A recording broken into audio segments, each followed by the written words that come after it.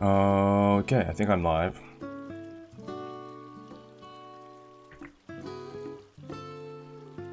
Let's go. Hello, how are you doing? Thank you for joining. Hello, hello, hello. Just a second. Place things up here.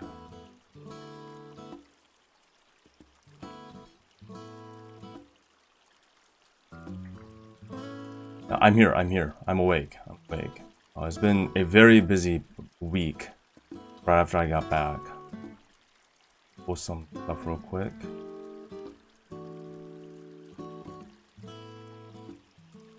Let me get this up and running too. There we go.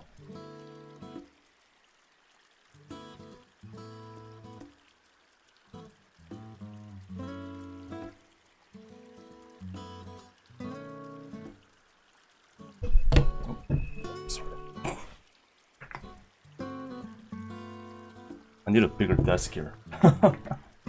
So many stuff going on.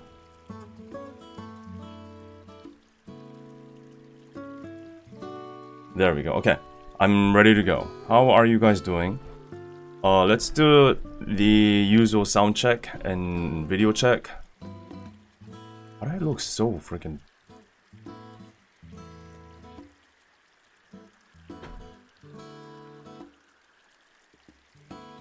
a bit better.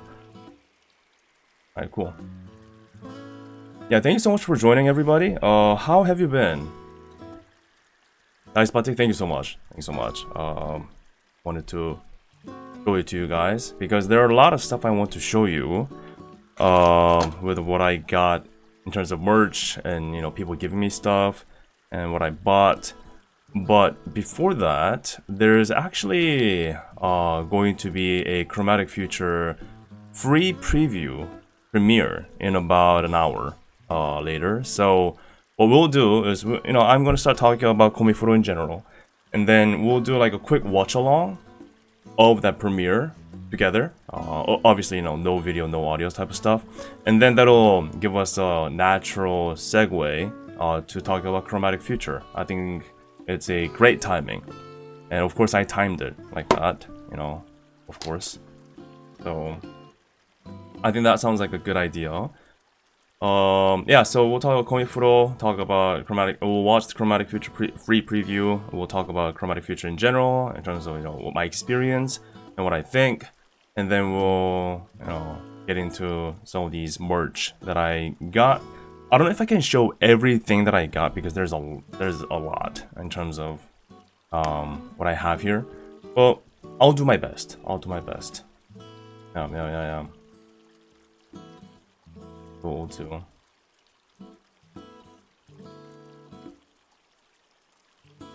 Yeah, but thank you so much for joining, everybody. I really appreciate it. And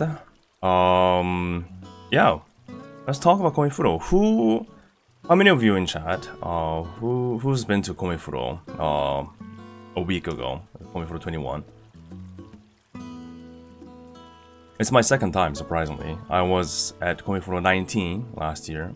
Then this time, Comifuro 21. So it was an experience. Quite an experience. So we can start with that. I think.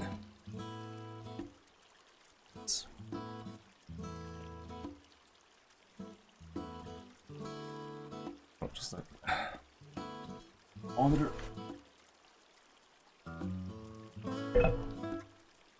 Yeah. Let's see. Nice batik, thank you so much. Yeah, I'm glad that you guys are liking the batik. I got it at the local Aeon Mall. What was it? I think it's a Japanese mall type of style of place. But thankfully, I walked in and thankfully there was a pretty good one. So yeah, pretty happy.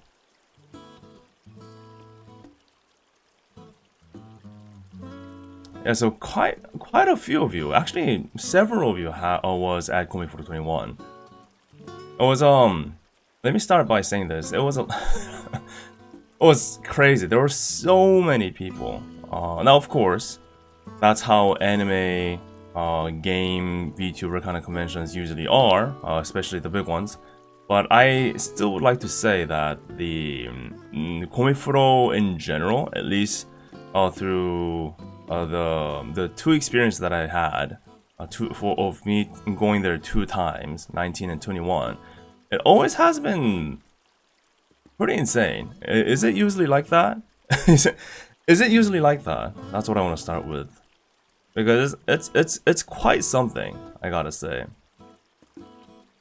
It's quite an experience. Quite an experience.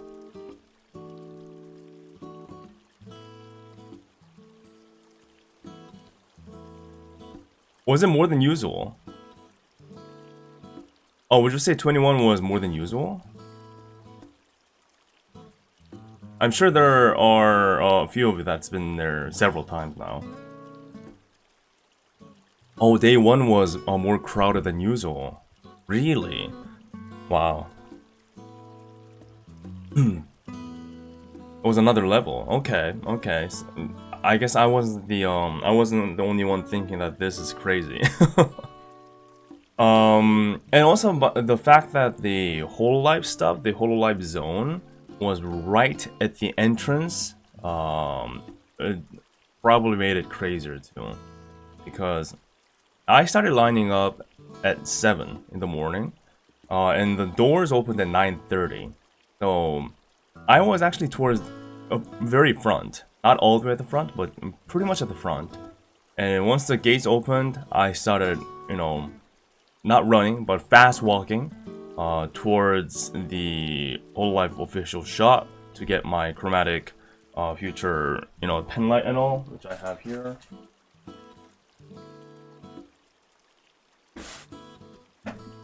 Yeah. Yeah, so this is it. This. And I think they changed the system with their pen lights. You know, you probably know if you have a pen light, like a hololive pen light from the past. But usually what you have to do to turn it on, if I remember correctly, is to hold the one of the buttons, and then it turns on, then you cycle through the colors, right? But this time, it just works instantly. And they pretty much have an off mode. You know, so you got like different colors and you cycle through, right? And once you go through a cycle, there's an off mode. So that's how you turn it off, rather than holding the button, waiting for it to come up and turn on. So that's I don't know if they did that in the past, but that's what I noticed with this one. So yeah, I guess it is better. Although I did find myself turning it on by accident sometimes. So I don't know if it. Well, I mean, this is more. You know, this is handy for sure if you're trying to like, you know, let's go like right away. Basically, a tactical move with the pen light. Like, it's on. It's off. But you can push it by accident sometimes. So I don't know. You know, pick your poison. That is that.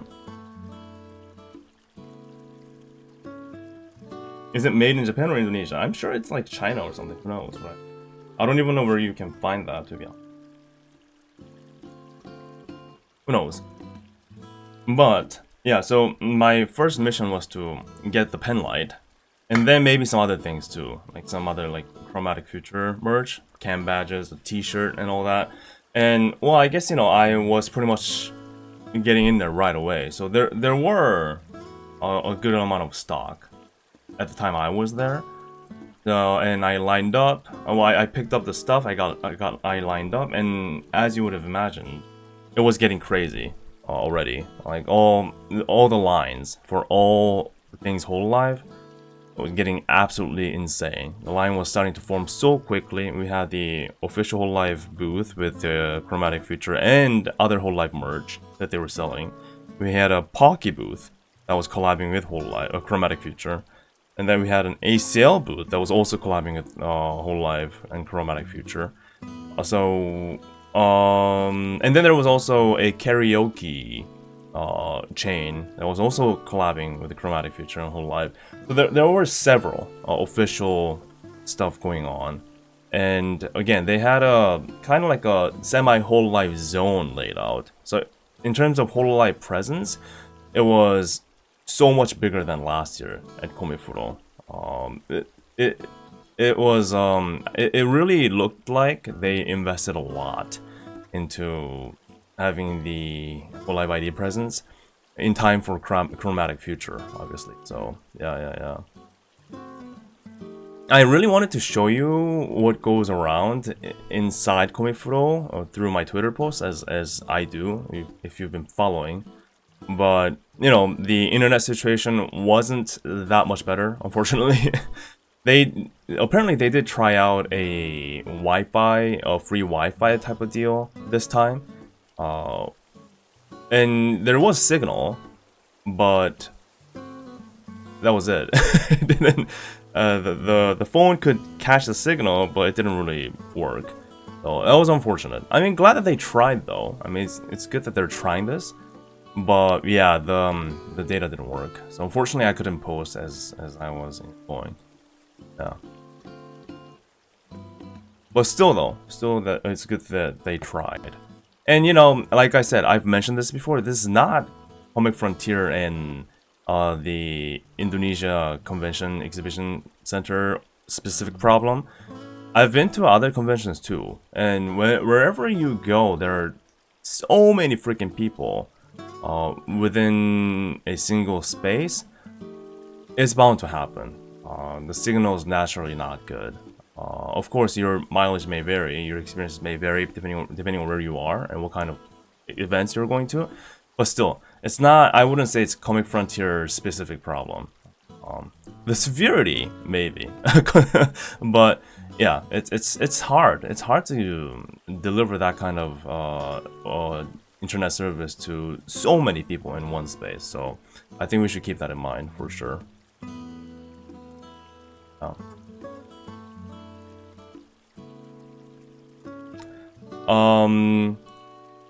And again, your experiences may vary depending on where you are, or some people might have had a better experience than I did. So don't listen to me or like I don't represent the entirety of the crowd, right? Obviously, so that's that. And what else? What else? I think oh yeah, can we talk about the merch first? I think they did a great job with the merch selection and the availability. Well, at least when I was there, like super early, there were enough stock. But in chat, has anyone visited the hololive booth a bit later? If you did, how was the stock situation with the pen lights and the merge? Were you able to still get them? I hope so. I hope you were still able to get it. But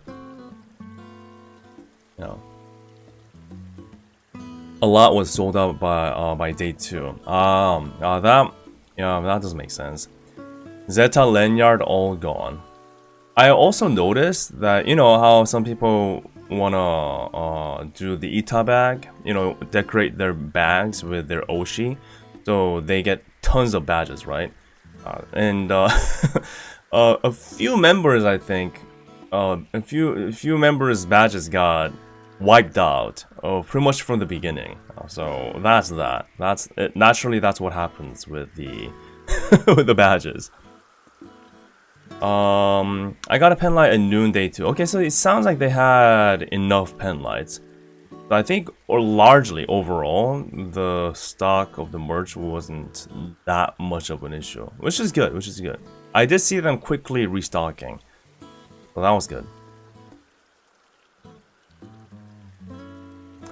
In Nice Batik, what Batik shop did you visit? It was a famous popular Batik shop called Aeon Mall. A mall. So it's a pretty cheap Batik, not like crazy. So basically what I could get my hands on. Thank you though. Thank you for the compliment. Only badge were gone, as I did see a lot of people stack them all in a grid in their Ita bag. Yeah, talking about this one, right? This one. I was able to get one, thankfully.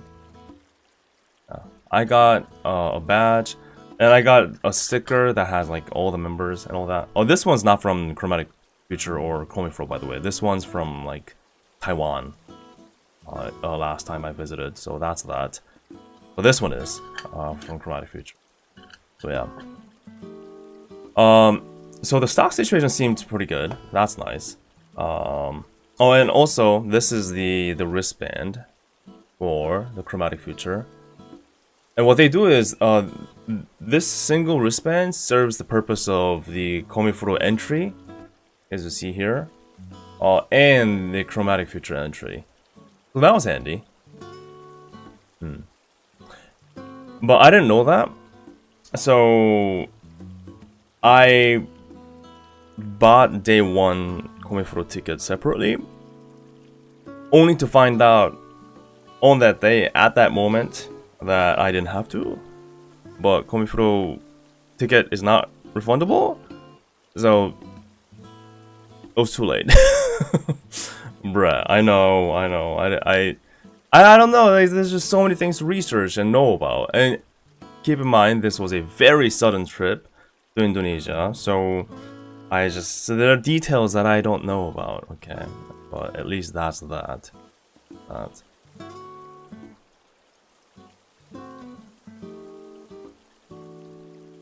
Yeah, oof. I know, oof. But it still looks cool though, doesn't it? And a VIP. It says VIP. It just means you get you get the seats at the front. Yeah, that's that. That's nice. And so I entered. I lined up. Oh, I picked up the merch. I lined up.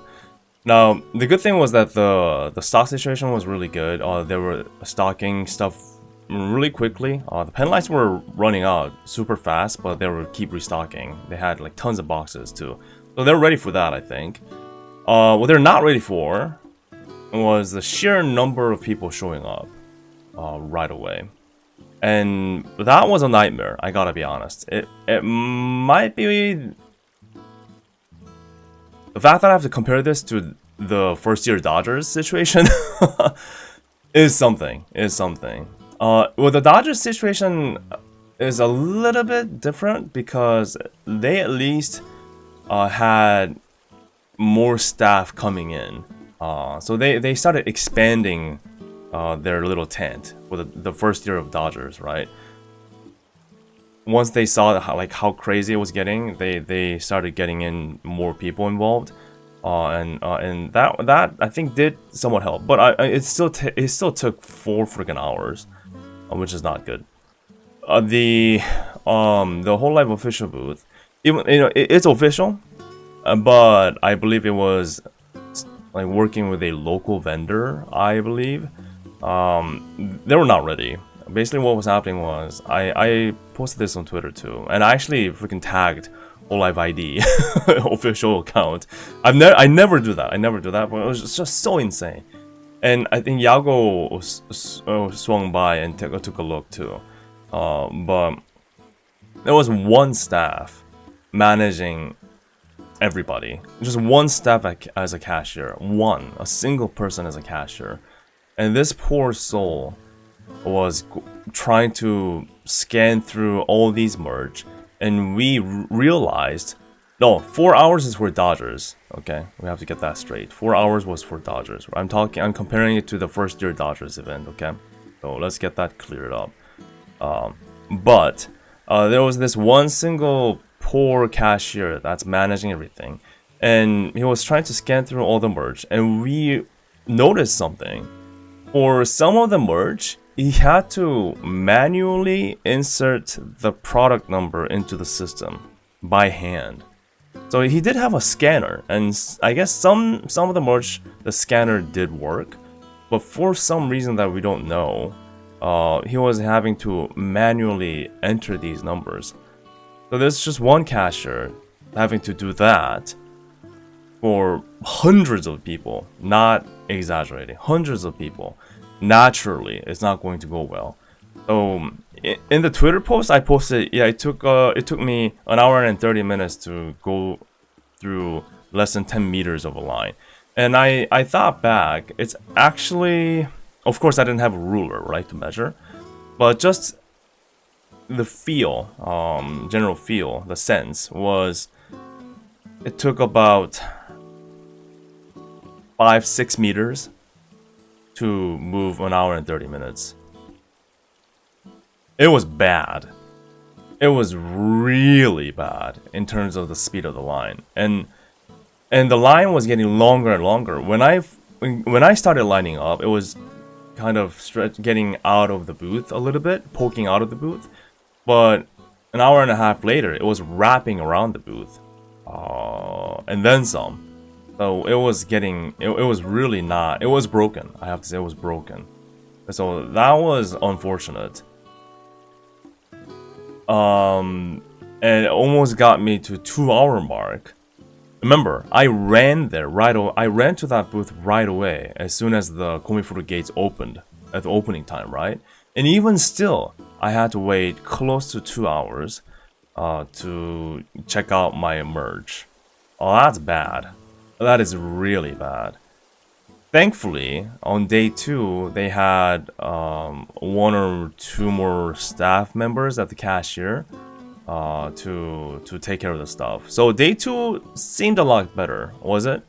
I need some comments in chat if it was better on day 2. It looked like it. So it did seem like they improved it on the next day. Oh, it became like 4 or 5 people. Okay, that's good. That's good. So at least they fixed it on the next day. But day 1 was brutal. It was absolutely, it was just not working. So I don't know what it was. An underestimation, probably underestimating. It tends to happen, as we know now, with anything hololive related. Even myself underestimates all the time. So, so it must have been underestimation for sure. Nice Batik, thank you so much, and welcome to the stream. And also there was a membership. Benjamin, thank you for your 3 months of membership. Thank you for your support and love your Grem as your profile picture. Thank you so much. Thank you. The recent Jijin Mori situation is crazy. Yeah. Who's telling the truth? Mori Calliope actually love League of Legends? Yo, I love League of Legends. That sounded like Mori Calliope to me. Yeah. Anyway. But it wasn't just the hololive booth. The ACL booth line speed was also pretty darn slow. But they had a lot of people working. So I think it was just getting overwhelmed. I think it seemed like everyone just didn't expect that much of a turnout for everything hololive. So let me put it this way. Overall, how you know how I told you that there was like a hololive zone, right? And there was also a stamp rally. So the stamp rally involves about five different activities, okay? So the one is the official hololive booth that sells the merch for Chromatic Future. 2 is the ACL. Actually, do I have the card here? I must have a card here that I can just show you. That must... I think I have it. I think. I do. I don't have an empty one. Oh, here it is. Got it. Okay, perfect. So this is the stamp rally, okay? It's the hololive Indonesia Fan Festival Comifuro 21. That's what they call it for the hololive zone event, right? Crazy, but I got all of them. I actually did it myself. Every single one of them. It was insane. So we have the hololive official merchandise booth here, right? We have the ACL Anime Collective Lab collaboration booth here. We have the Pocky and hololive booth here. We also have the karaoke Manekineko? Yeah, a hololive collaboration booth here. And lastly, we have another ACL one, but it's a ACL pop-up cafe, which is outside, just outside of Comifuro. And you know, they sold those like the meatball, Indonesian meatball style food, as well as some drinks that you could purchase. And then this is the final stamp where you say, I completed it. And you go back to the starting point, which is the hololive booth, where they give out Well, actually, the postcard, they were giving out at all booths. You could start anywhere, but this is where you have to go to the hololive booth to get a complete stamp check. So it's all complete, right? So there's about 5 different activities involved. 6 if you're counting the final stamp. Yeah, bakso, that's what it is. Armena, thank you so much for your super chat. Hi hwikky, glad you could go to Indonesia and you managed to meet a lot of my friends. Oh really? Please say it was a pleasure meeting. Although I met a lot of people, so I don't specifically know who you're talking about. But yeah, thank you so much. Thank you so much. Perhaps next year. Yeah, thank you for your support and thank you for saying hi to your friends too.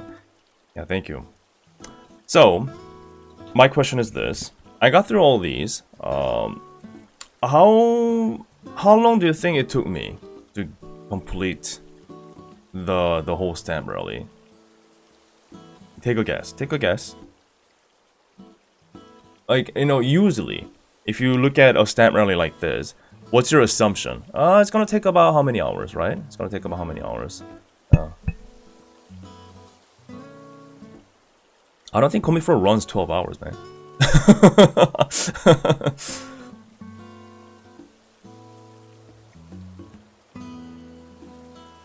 Yeah, so the logical, I guess, expectation. I'm asking for a logical expectation, and for me at least, it would be like an hour or 2 hours, maybe 3. It did take me over 5 hours, just to line up and get stuff and get stamps. Now the final stamp, I couldn't even do it on day 1, because I ran out of time. So I had to come back the next day to get the final stamp. Yeah. And that's 5 hours without checking anything else. I didn't on day 1, I was only able to check out just the hololive official stuff. Not even fan stuff. Just the official hololive stuff. These 5 of them. And it took me more than 5 hours. So on day 1, the only thing in the from among the entirety of Comic Frontier that involves not only the company booth but tons and tons of individual artists booth, right? I only had time to look at the whole life stuff. So I had to come back the next day to complete the stamp rally, as well as checking out at least some of these individual booths. So yeah, it was pretty much insane. Now, I did hear, as also someone's commenting in chat, day 2 was a lot more chill. But it was me trying to speed run through everything within one day, because you never know what's going to happen on the next day, right? If I would have time, if anything else would come up, I didn't want to miss it. But it took a long time. So that just goes to show that everything related to hololive that day was just packed to the brim. And things were a bit slow too. I think the fastest was the Poke booth. The karaoke one. The karaoke one didn't have like a crazy line. The Poke one, they were pretty fast with it. So, but I think the old official hololive booth and the ACL one was struggling, really struggling. The ACL one especially was like a battle zone in the cashier area. They had a lot of people working actually. So good for them. But they were battling it out. It was a war zone inside. They were like, shirt and all these merch, they're just piling on top of each other. There was a staff and the shirts and the staff on top of each other, just piling on. It was insane. It was insane for them. So I hope the staff made it through. It wasn't a I hope they weren't traumatized by that day. So that was that.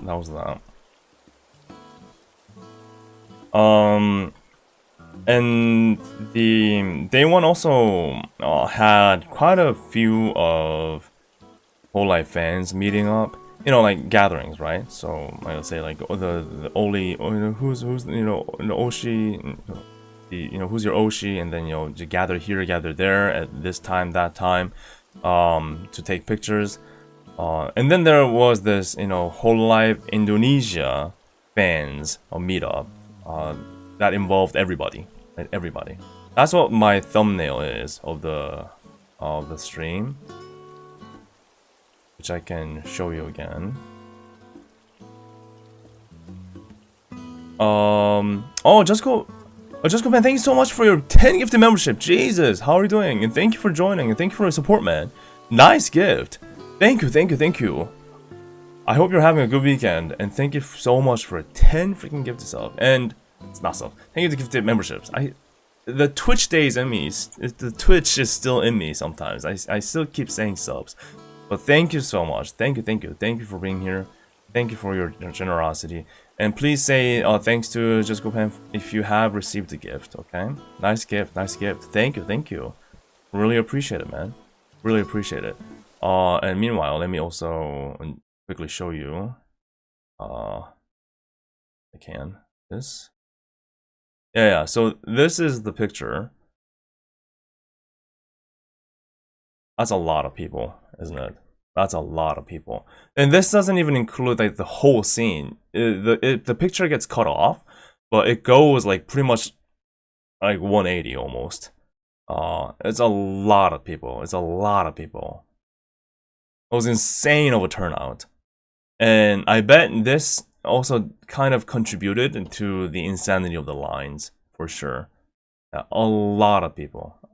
So many people. And everyone represented. Everyone showed up. Every single one of them showed up to really represent their Oshis. And this must have been, I think this is the biggest hololive Indonesia presence I have ever witnessed anywhere. You know, because I'm in Indonesia, naturally. But still, it's not easy to show up like this.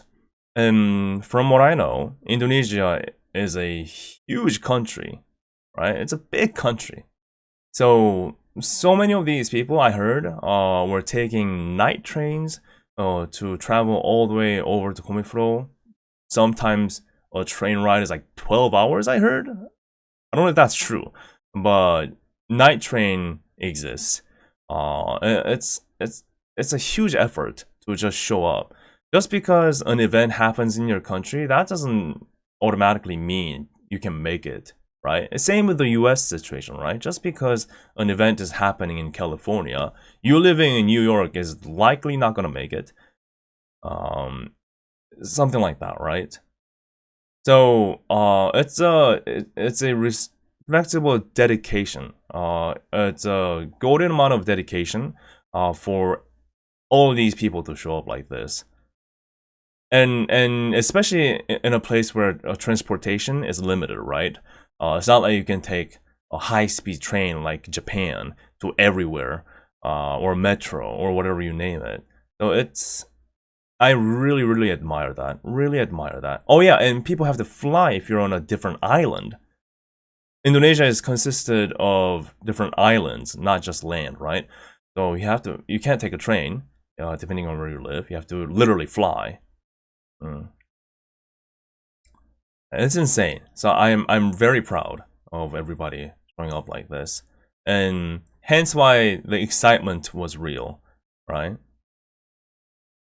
Yeah, and I'm not, and this doesn't even include the talk about the money involved, how much it takes to just get here. Of course, the concert, the Comifuro, the merch you're buying, the food you're eating, the hotel you're staying. And these stuff that you're making, creating, like the standees or the fans, or the flags, or the figurines, whatever you name it. It's crazy. It's crazy. So I gotta give it to you guys, hololive ID, for really showing up and representing. So yeah, good job on that. You should be really proud of this. Like, really, you can't. It's hard to get this amount of a turnout for any event, to be honest. It's not easy. Because we're used to seeing pictures of or videos of, oh my god, so many people, right? But as a person that's been traveling around quite a few of events at this point, it's not easy to have this kind of turnout. So yeah, good job, guys. Good job. Voted. So that's good. So that was that with the turnout of like so many people. So it was very exciting, and people were very excited. and people are so giving out so many things to exchanging merch, and taking pictures and videos and cheering left and right. So many things going on. So it was really good. It was really good. Oh yeah, it was really hot though. Thankfully, the weather was working to our favor. I gotta say, it was the situation with the weather was thankfully a lot more forgiving because Kobo was working some magic, right? She was she thankfully postponed the rain. There were, I mean, thunderstorms happening all the time in Indonesia during this season, but thankfully during the day there was a slight overcast. It was a little bit cloudy, blocking out the sun, and it didn't rain until like the concert time, and even that didn't last too long. So yeah, thank you Kobo, for saving us. Mercy. I didn't have to use my umbrella and my raincoat. Not even once. So that was a blessing from Kobo, I gotta say. Which, I'll show you more pictures. Blessing, right? Like here. So that was good. That was good. His question is, how much did you spend? Quite a lot, I think. Quite a lot. A few $100s for sure, I think. Overall. And I'm talking about the trip overall, right? The merch, I still think a few $100s. But it was still pretty good. Yeah. But during the fan gathering though, it did get pretty hot. So my camera actually overheated. It rarely happens. The DJI action cam that I have, it's really good at managing heat compared to like a GoPro. So I've never seen it shut down after I bought it. Not here though. Not here. And it was slightly cloudy, blocking the sun, but the sheer amount of humidity and the people and just the temperature overall got my camera overheated, and it actually shut off for the first time ever. I've never seen that happening. And I was also overheating too. So if you look at my sorry if you're eating, but where's my here? There it is. So if you look at my pic here, oh boy. Hey, actually, oh boy. This was the aftermath of day one. Not even making it to the Chromatic Future. This was after day one, but before the Chromatic Future concert, okay? So I quickly made it back to the hotel because I wanted to take a quick shower before the concert and change into something not filthy like this. But this was a situation. Mein Gott. Yeah. Now you could clearly see where my sling bag was, right? And my backpack strap. It was bad. It was bad.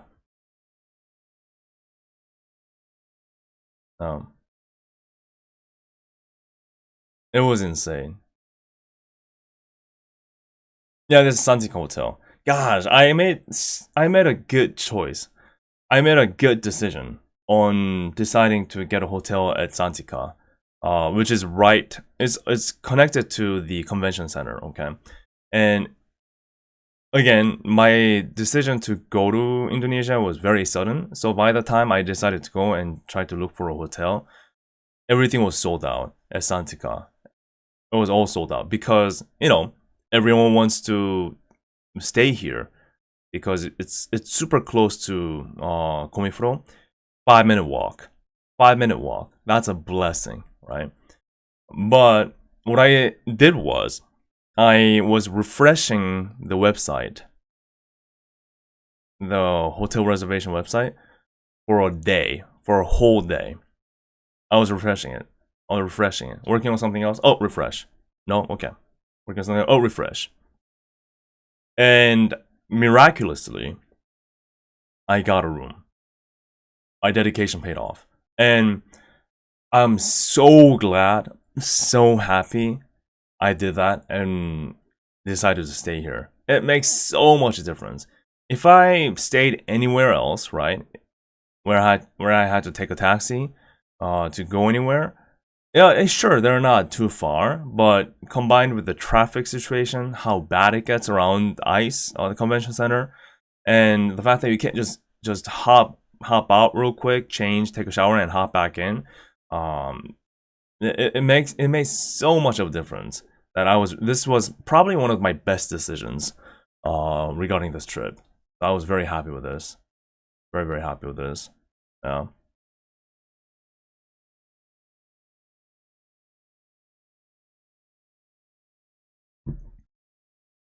And compared to other like big hotels, the price wasn't that different. So now, of course, if you were getting more of a motel type of deal, sure, there is a price difference for sure. But I honestly think this was worth it, really, because I feel like I didn't get sick thanks to this. It was that good. Oh, thank you, Jojo Play, for your 10 months of membership. Really appreciate it. Thank you for being here. Thank you for your support, man. Thank you. Yeah. And there are a few more pictures here. This was the situation of the opening time. People were all just lining up here, and then outside too, obviously. And people were counting down, and then bam, that's how it opens. Is that cool?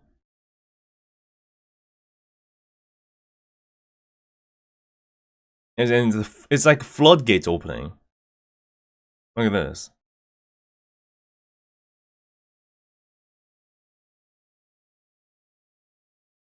Yeah, right at the opening time. So I wasn't kidding when I said I got in right at the opening time. I was literally there.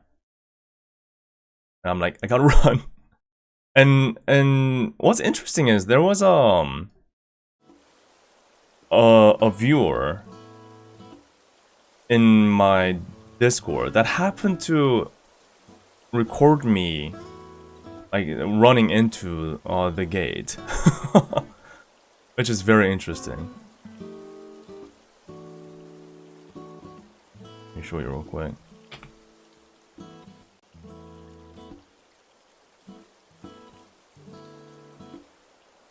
A total coincidence, I think. Okay, so this is the gate opens, right? Flooding in. Oh, do you see what that is? Like, I don't know if you can see that. And the chat in my Discord, they were impressed by my footwork. Look at this. Look at this pro footwork here. I thought that was hilarious.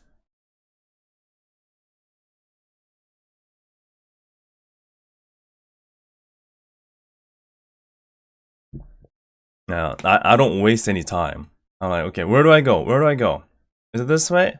No, not here. And I just duck under this P head, the producer. Whew, and I'm gone. I'm gone. I was this fast, and still it took me that long. So yeah, so I hope you're impressed by my footwork there. That was good. Yeah, hololive first. I'm like, hololive first, hololive first. So that's how busy and crazy it got here. And oh yeah, a Yago spotting, a quick Yago spotting here. There were other better pictures, I think, of Yago spotting, but I only could get the back of his head from far away. No. I think it was taking a look at like pretty much the whole thing, the entirety of it. No. And people were following him. He was being escorted by other people for a good reason, and there were all these hololive fans kind of like following him with the phone. So I thought that was pretty fun. But yes, there were a lot of people. Yeah. Yeah, and it seemed like he also had like a holiday shirt. I wouldn't call it batik, right? I don't think that's quite batik style. It's more like a Hawaiian shirt in my eyes. But still, he was like ready for that summer heat. And mind you, Japan, Korea, both it's winter time now. So it's pretty darn cold here. The temperature difference is insane. Hmm.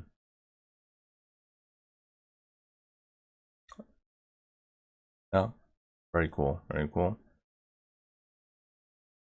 And this was the line situation that I was like, tagging a whole live idea about. Again, this is just one poor guy managing everything. And all these people and behind me. It's pretty insane. But thankfully I survived. Yeah. Oh, yeah, I'm sure if it wasn't for the escorts, I'm sure less people noticed that it was him, probably, right? Yeah. I survived this. Oh, this was the Pocky booth, a real quick shot of, people lining up here. And so the story of this is interesting. Okay, we have about 5 minutes until the premiere. I'll make a quick talk about the Pocky. So Pocky had like 3 different sets of, was it 3 different sets? A few different sets of like what you can get. So it was kind of like you get one Pocky and you get one, the Pocky collaboration card, which I'll show you in a minute. Oh no, I'm not sure. I can show you right now. Yeah, so this is the Pocky hololive chromatic future card. So this is a gacha. It's like a random pool. So you get a red envelope, and you open it, and you get a random set of ID members. So that's how you do it. You get a Pocky, you get a card, and you also get like a photo booth opportunity to take pictures with your ID members, kind of deal. And I got quite a few of them, which I'll talk about a little bit later after the watch along. But thankfully, many of the viewers and subscribers that came across me gave me quite a lot of cards, so I really appreciate that. One of the things I want to find out today is if I was able to get everybody to all collect, right? So we'll have to see. Now we have Zeta here, right? Zeta. Where's her ears? What? Is this Zeta? Is this actually Zeta? It's so funny because I'm so used to seeing her with her ears, right? The hairstyle, the ear-like hairstyles. When I first saw this Zeta, I'm like, who un-Zeta Zeta? Who did it? How dare? And then I found out, oh, it's actually her special style for Chromatic Future. I'm like, okay, it's all good, all good. No. No. A split second. I wasn't aware. Split second. Oh. Somebody unzetted her. Sad times. Okay. So, I'll go back to the Pocky talk because I have a few things to talk about with my Pocky talk. But, let's quickly change to the Chromatic Future concert free preview watch along. I have the link of the premiere down in the description below right now. So we'll do a no audio, no video watch along. Oops. As soon as I say that. Go. There you go. Yeah. So we'll do a no audio, no thingamajig watch along real quick. Yeah. So yeah, let's do that real quick. Because I think this is also a good segue to like Chromatic Future talk, right? I want to watch that together. Yeah. So go. We have 60 seconds. 60 seconds. I'm sure it's like, probably 15 minutes or so. That's how long free previews usually are, I think. Somewhere around that line. Yeah. I'm actually glad that they were this quick on releasing the free preview, right? So originally people were like, it's going to take a few months until they put out something. Thankfully, they were a lot quicker. So that's good. That's good. Yeah, gather in to the watch along real quick. The link is in the description. And there's also like a whole watch along happening at within Holo Earth, right? Which you have to pay, I think. Yeah. But what we're doing right now is just a free preview watch along. And the link is down in the description below, right down under us, under my stream, okay? So you can get there. Yeah. It's not the whole thing though. Again, this is a free partial. They're only going to show part of it, like any other whole life concerts that they do.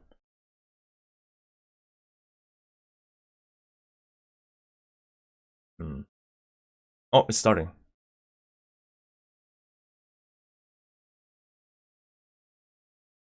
Countdown. 1 minute countdown. Nice. Yep. So we'll watch this quickly, and then we'll get back to my ID trip talk and chromatic future thoughts. And of course, if you want to watch the whole thing in Holo Earth, you're welcome to, for sure. I'm watching from Holo Earth, my laptop's screaming. I assume there are many people gathering in Holo Earth already. Yeah, I wonder how how the server is gonna survive. Hopefully it's smooth for all of you. Speed it up? No, I never do that. I like the experience of waiting with everyone else and enjoying sharing the moment of watching it together. I don't want to skip ahead just because I can't wait a minute or something. But people actually do that though, which is crazy to me.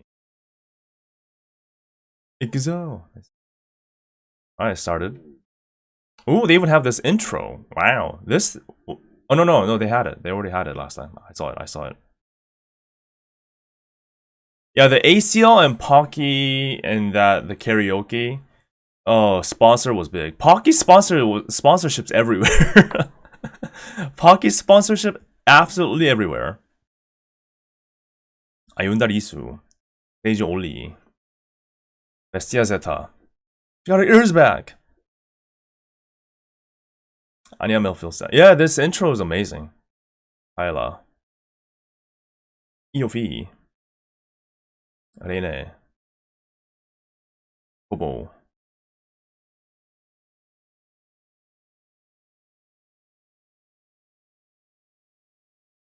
And then it goes into the 3D stage.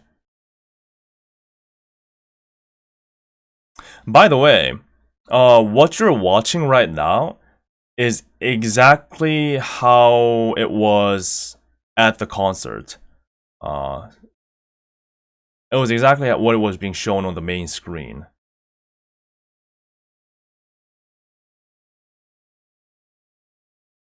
Yeah, their animation quality is amazing. Especially that Kobo's freaking hair. I was saying, a modeler died making that hair come to life.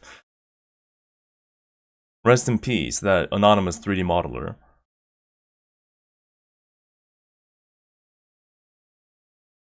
Yeah, so this is confirmed now. hololive confirmed it. This is actually Unreal Engine 5. And they've talked about utilizing Unreal Engine 5 for their future stuff. And this seems like one of the major shift into it.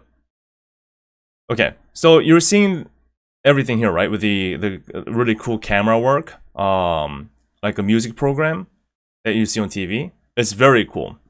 But keep in mind that this is actually what was being shown during the concert in Chromatic Future on the main screen.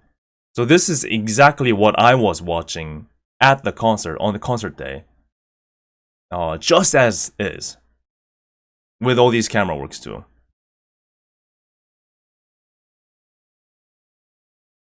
Oh yeah, and we can actually hear them sing.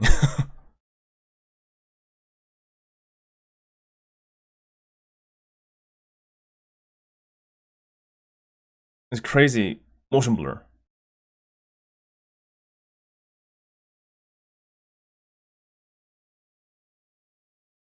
And we have 3D crowd here. Yeah. What a cool intro. What a crazy intro. I love it. They did a good kind of transition from the intro animation into the first stage kind of performance here.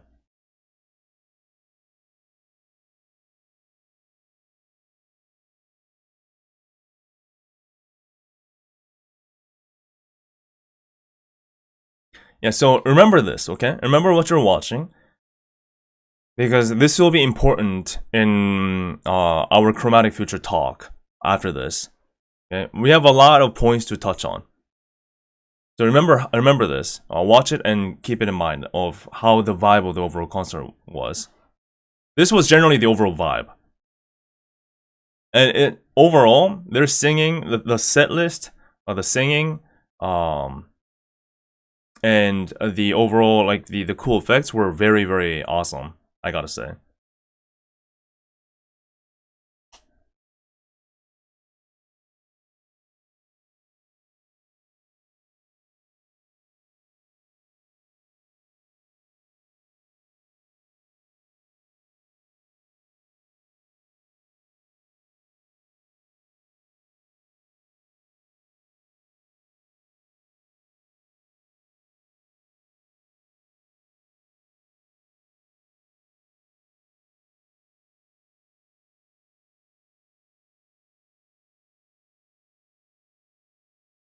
Hmm.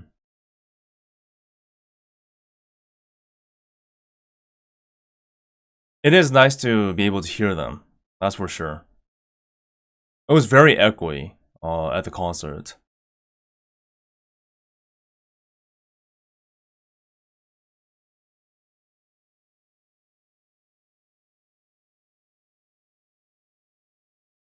Oh, is there a subs? Really? I don't see it on my side. Oh, for some reason it's not showing up for me.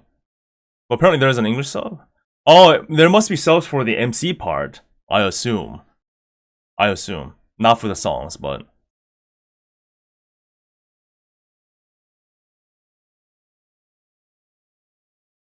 yeah, I assume they have it for the MC part.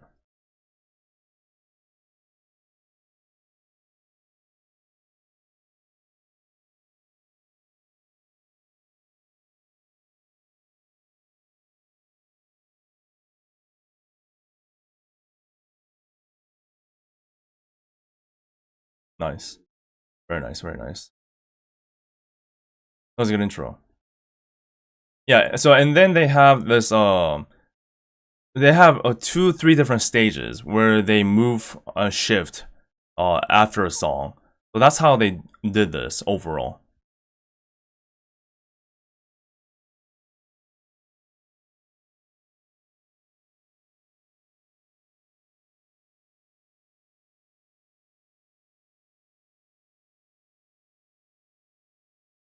God, is so tall. Jeez, that's her. Yeah, keep paying attention to the overall setup of the concert, because this will be in the test, okay? Right after this.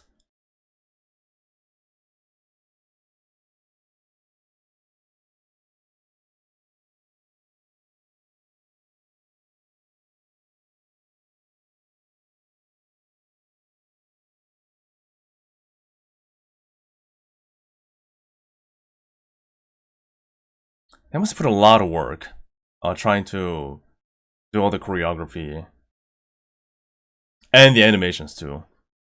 That's a lot of camera work and effects.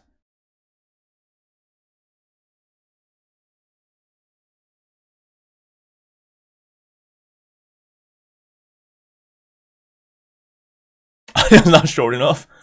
She's gonna visit your house one day, and your life will end.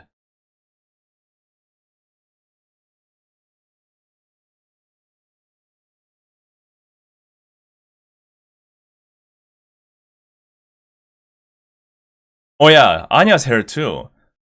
Another 3D modeler died, bringing that to life.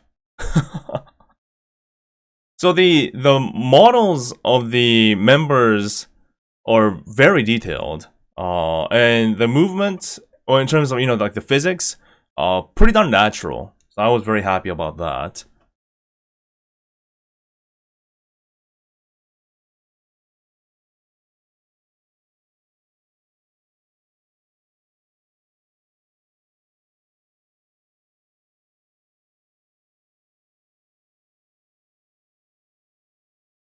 What did you say just now? Comifuro what?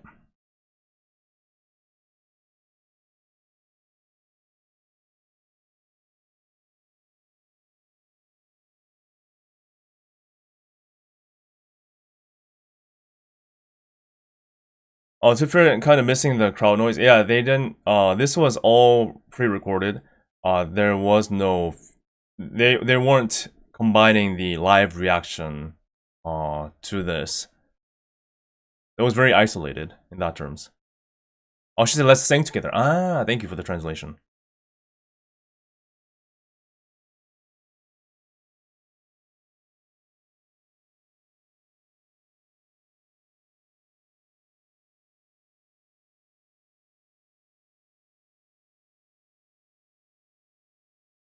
Nice high pitch.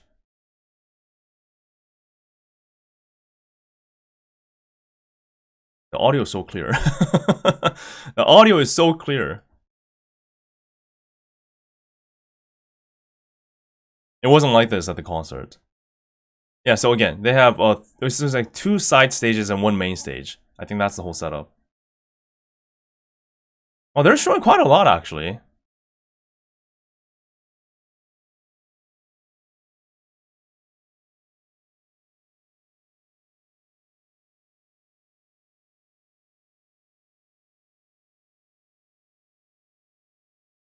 Yeah, watch Kobo's hair. Look at Kobo's hair. Look how insane that is. I'm surprised it didn't. The model just doesn't straight up crash.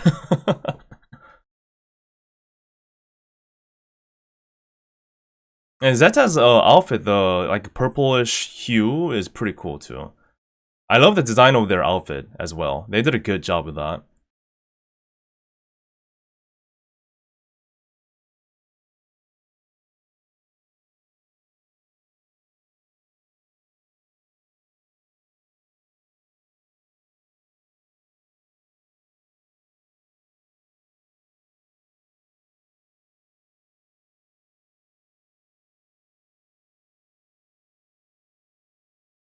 Ah.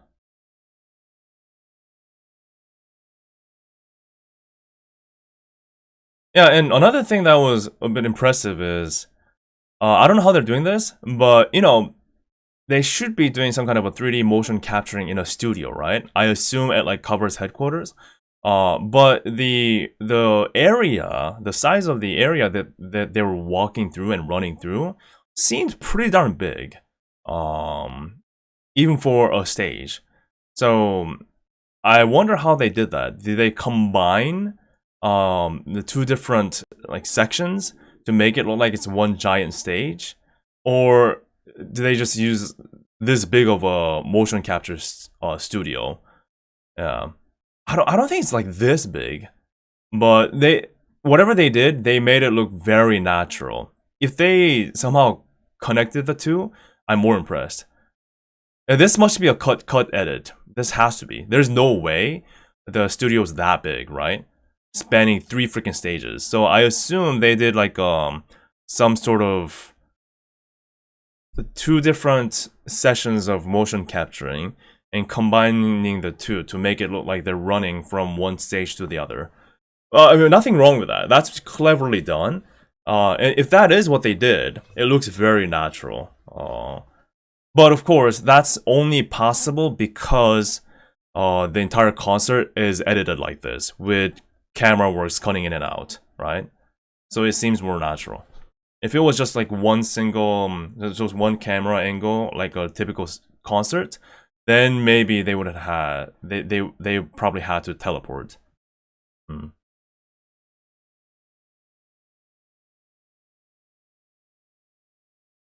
Yeah, I've seen the studio tour. I've seen the studio tour, but still, just the studio size alone, isn't what's important here. It's like there's one thing is the studio size itself. The other thing is the actual motion capture area. That's different from the physical size of the studio, which we'll never know. But here's the MC part.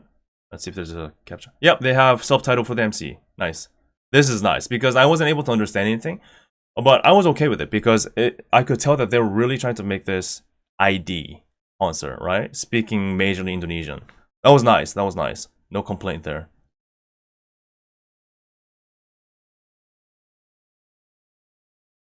Fifth anniversary, which is crazy.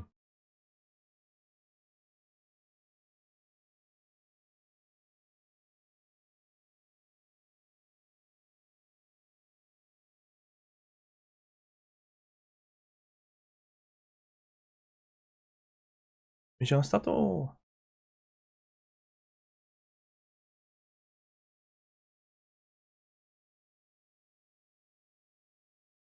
Yeah. Yeah, the sub is a blessing.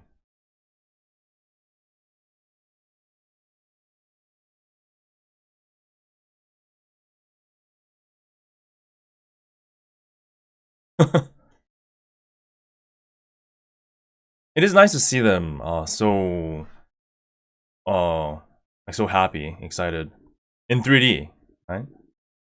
I really appreciate a good 3D because you really get to see the personality better than just a typical sit down stream.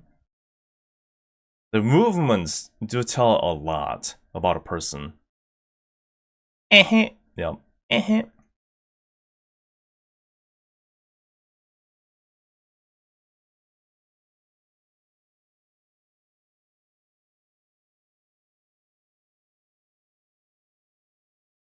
Yeah, so they did 3 songs, I think, and then to the MC part, which is a good amount. Yeah, see, they another impressive thing was they weren't afraid of like really showcasing the motion capturing. And there are many instances where they zoomed in a lot to show the models or their movements. They're very active in terms of the movement.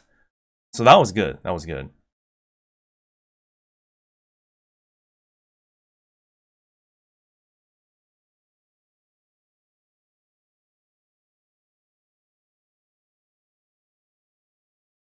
Romantic future.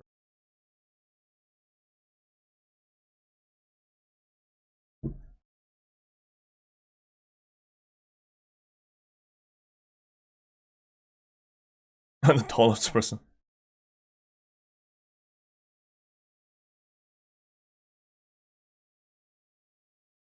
Colorful future. Mm-hmm.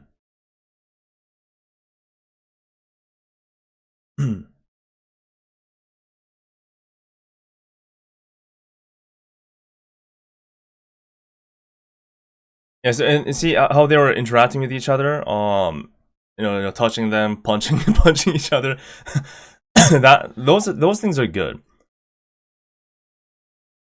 It seemed very natural too.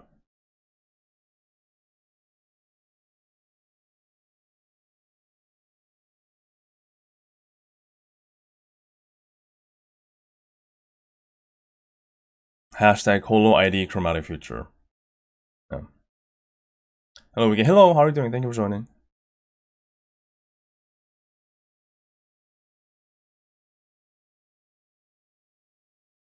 That's right.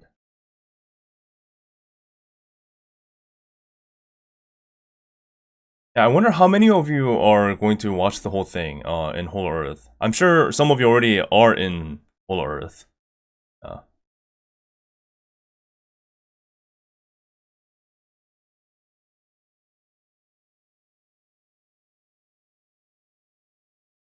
Sisters. See, them interacting with each other with movements, it feels very natural. Now, of course, previous whole live concerts have done that before, obviously. But in terms of actually, multiple people actually kind of, acting and interacting with each other does seem a bit more natural in my eyes here.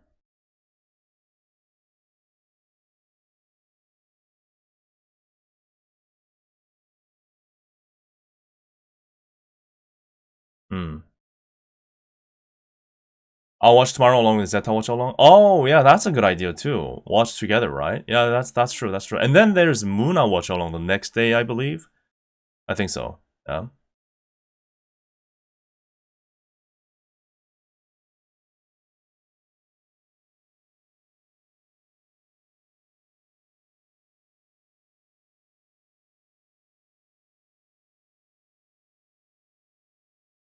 Yeah, you have to thank the sponsors and the fans. Sponsors is big. Like you really have to have sponsors for these to happen.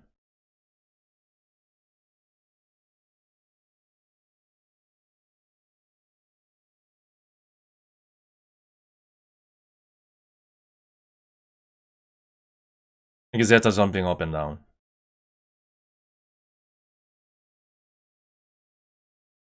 New model. Yeah, new model. See, they're showing off the model, like I said. Look at this, look at this. So that's very natural. Very natural.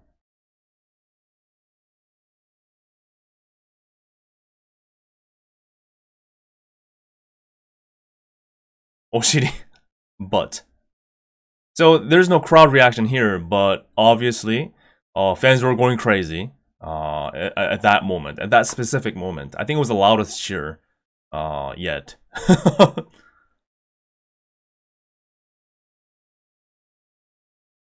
See how natural these interactions are? There's no obvious crashes or entanglements within the model. And nothing crashes. It's very natural.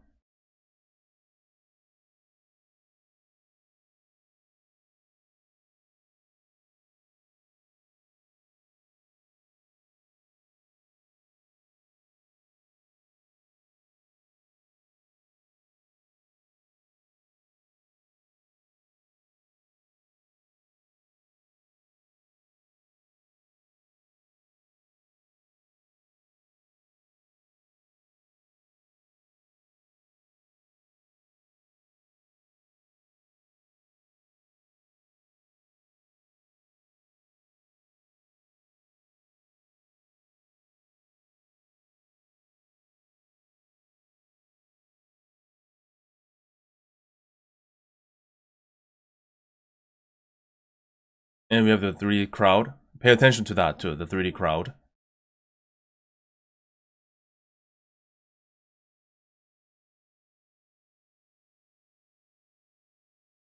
Not gonna lie, it feels a bit empty without the crowd noises in the background. Yeah, we'll definitely get to that. Definitely get to that. Crowd is a huge part of my talk.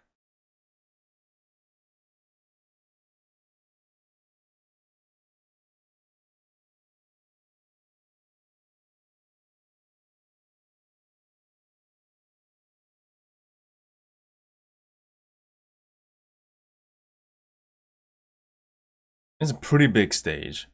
3D stage.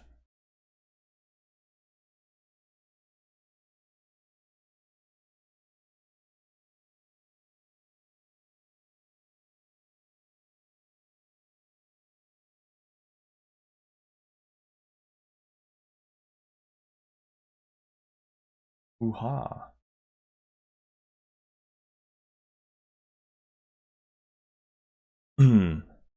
When I was zooming, I remember the last time I saw JP concert camera POV zoom while the camera has the live feed.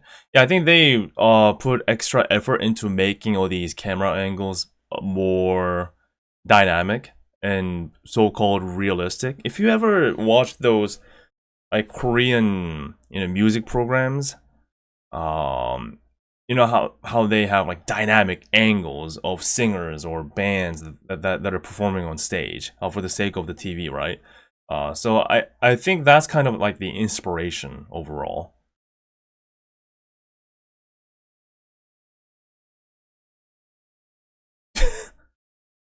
That freaking sound was, and of course they do that, the aura farming.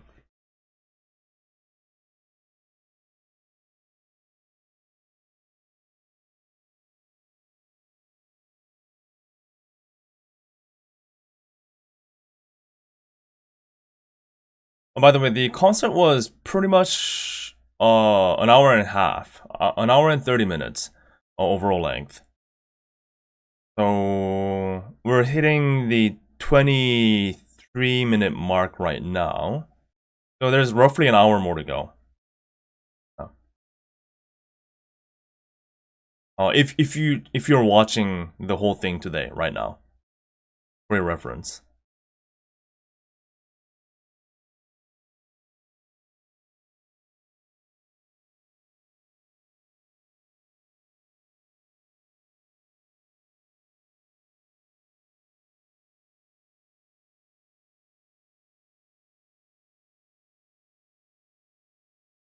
They're talking about the effects of the concert.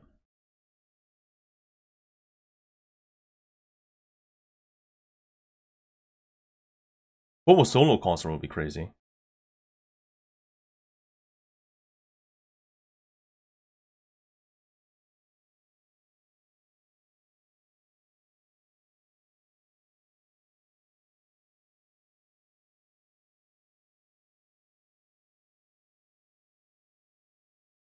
Yeah, also pay attention to the length of the MC section too.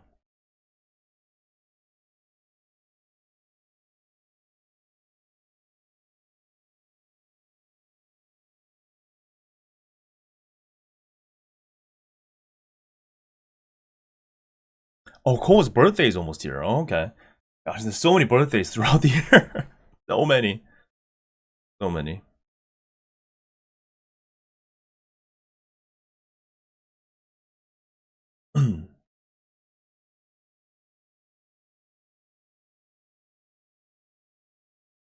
Keep living as a commendable adult, says Kobo. No hate, Kobo, but kind of fun. Ironic. Lamau.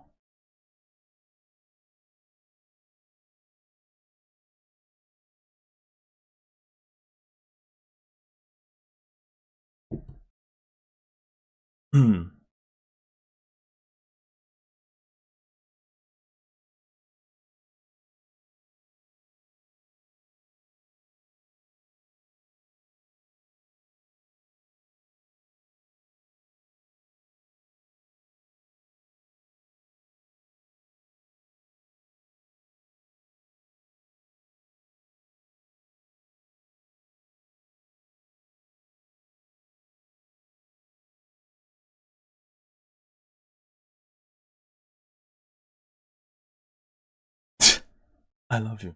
See, this is where the fans were screaming like crazy too. And her pose too. See, her these like playful movements were really translating well into 3D. Oh, did you say 사랑해요, 고마워요? I didn't even realize she said that at the concert. Again, the audio situation was bad, so I couldn't really tell. Obviously they were speaking Indonesian, so I couldn't tell anything. But I didn't catch that part. I just found out that she said that. 사랑해요, 고마워요, 감사합니다.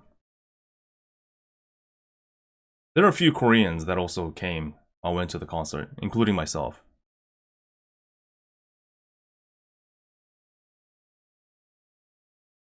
아야!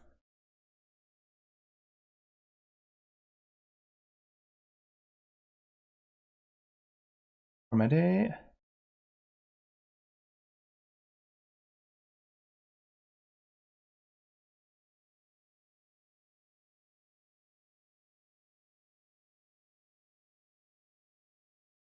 Hello.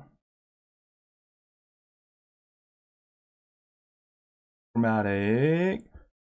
Future! Got my pen right here. Woo!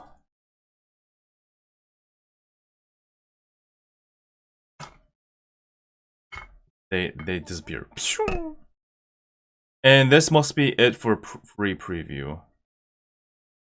Or not? Wait, really? Okay, that's surprising. Wow, the free preview is long. Oh, this I didn't expect. Okay, we're not over yet. Not over yet. It must be 4 songs then. Okay. This is more than I expected. Are they gonna show like half of the concert or something? We're at pretty much 30-minute mark now. Oh, Risu's singing.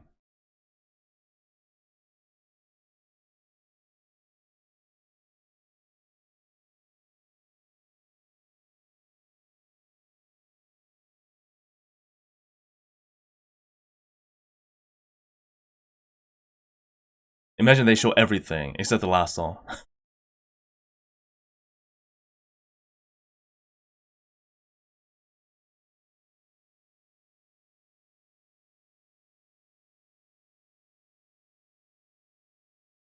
Oh, and notice the fog effect on the stage? They're showing that off a lot, actually.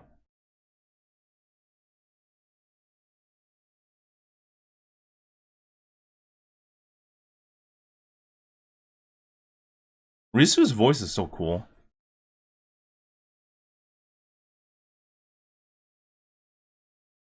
Also, pay attention to the overall, like, the frame rate too.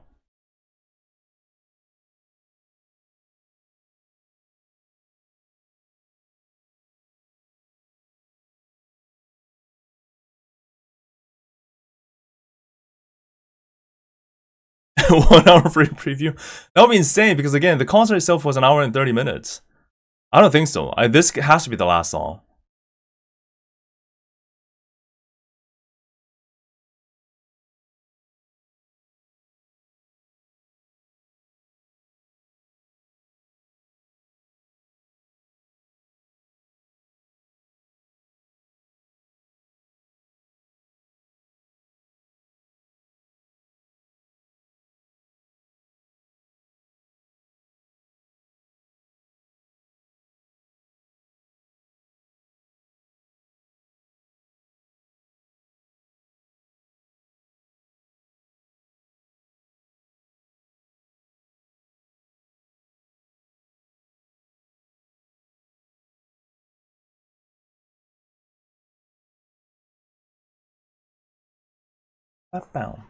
Oh. Fade out. Yeah, that sounds about right. We'll see though. We'll see how long they do this. But I mean, more the better, obviously.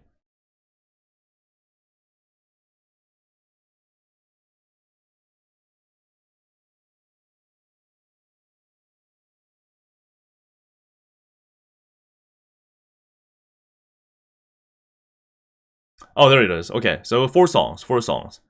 That's good. So a little over 30 minutes. A little over 30 minutes. That's a good amount though. That is a good amount. Yeah.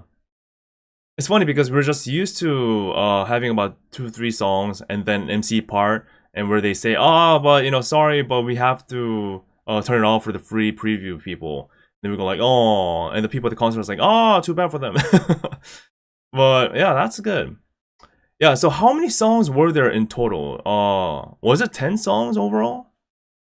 Is that confirmed? I wasn't able to count actually how many songs there were. Yeah, so that's the vibe. Yeah, everyone else that's gonna go off to watching the rest of the concert, please have a fun time. It's gonna be at in Holo Earth, but it is paid. You have to pay for it. From what I heard. So that's that. Yeah. Cool. Okay, so I have a few things to talk about. I actually, you know what? So the concert was very different from all the past hololive concerts that I've ever watched up until this point. So like during the concert, I had so many things that were so many things going through my head. I was actually taking notes on my phone on like what I'm feeling, what parts I noticed, what parts I should talk about on stream later on. So I have many different opinions and thoughts about Chromatic future. So anyone that's in chat right now, I hope you're interested in what I would like to say, and yeah, and other people who wants to watch the rest of the concert, you can do so by going to Holo Earth apparently and pay for it to watch the whole thing. Or you can do that tomorrow or the day after tomorrow with Zeta or Muna's watch along. But yeah, for those of you that are still here, yeah, let's do that. Even have my phone here with the notes. Let's see.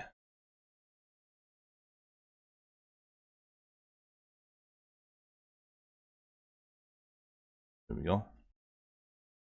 Good. And also, there was gosh, I feel a bit bad about this. I feel so stupid that I missed it. But the last song, right, that they revealed for the first time during the concert, they allowed the fans to record the last song performance. Now, of course, they said that in Indonesian, which I didn't understand, so I didn't know about it, so I didn't record it. The last song. I felt so bad. I thought, oh, freaking, I should have learned how to speak Indonesian before going. And again, I have no problem of the whole concert being in Indonesian. That's the whole purpose. That should be the whole point, right? Of an Indonesian or local concert. So I was very happy that they stuck with it, speaking Indonesian. I didn't understand I don't understand though. And since I was towards the very front, I didn't see people recording like with their phones and behind me. I didn't look around, so yeah, I have to ask around people who has recorded, and thankfully I was able to receive one footage from a fellow fan that shared the video with me. So I'm going to kind of show you all that too, since it was, you know, they allowed the whole thing to be recorded, the last song to be recorded. At least I have someone's footage, but I feel so bad though. I feel so bad. Yeah. That one time hololive lets you record a concert, I missed it. Yeah.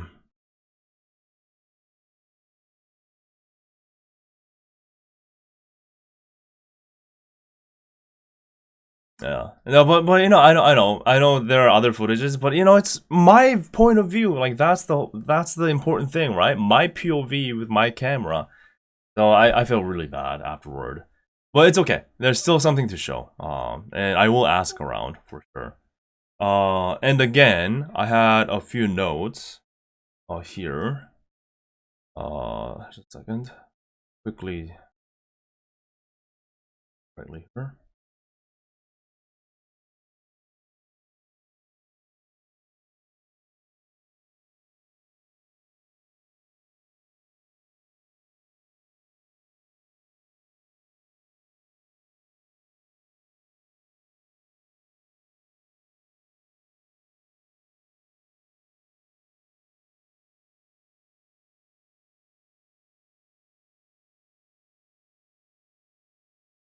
Camera was a bit acting up. Okay. Let's see. So, oh yeah. So I have, I don't know if you can see it, but I have quite a stuff. So all of this I wrote during the concert. I've never done this before. But I just didn't want to forget what was going through my mind at the time. So I made sure to take notes on this. And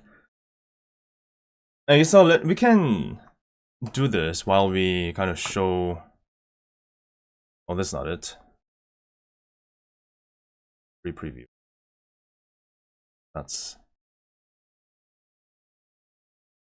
add.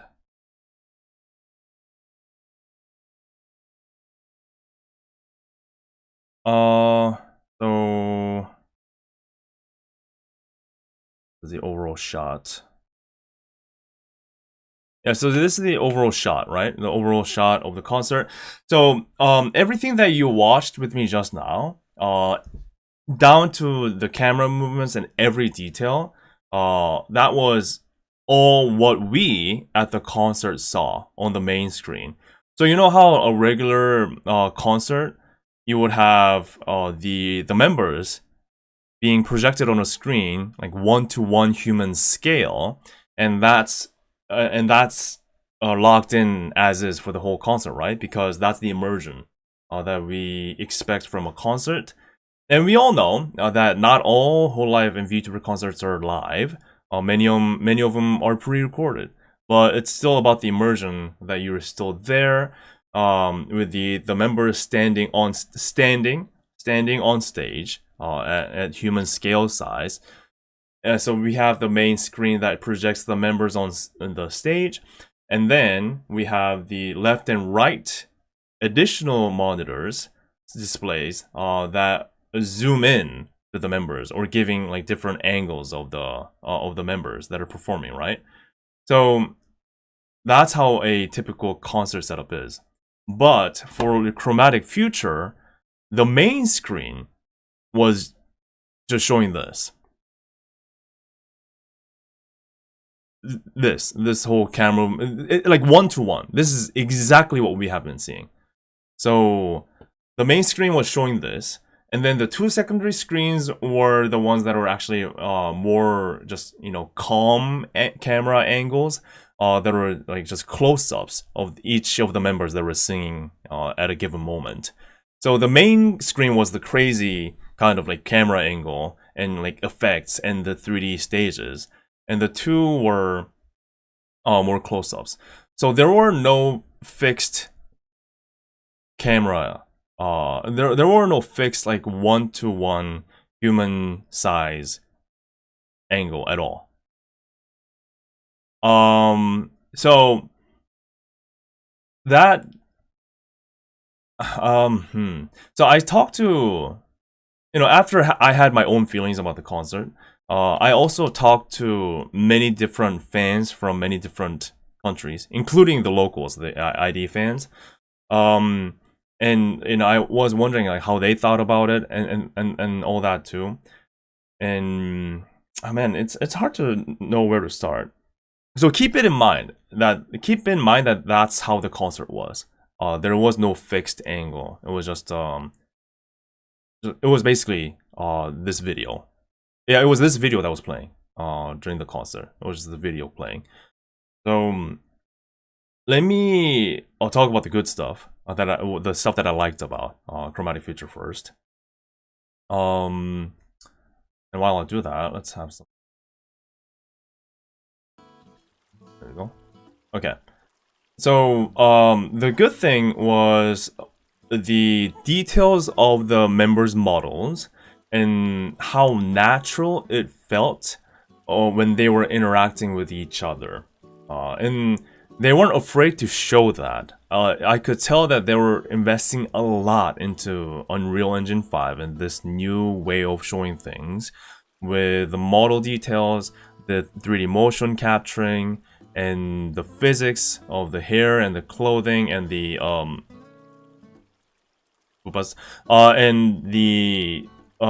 overall the stage lighting, the setup, and basically everything in regards to 3D, right? 3D, and you could tell that they were like really trying to showcase everything that they could with it.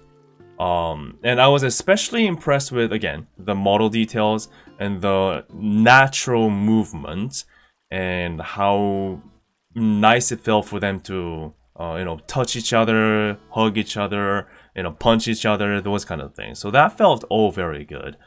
And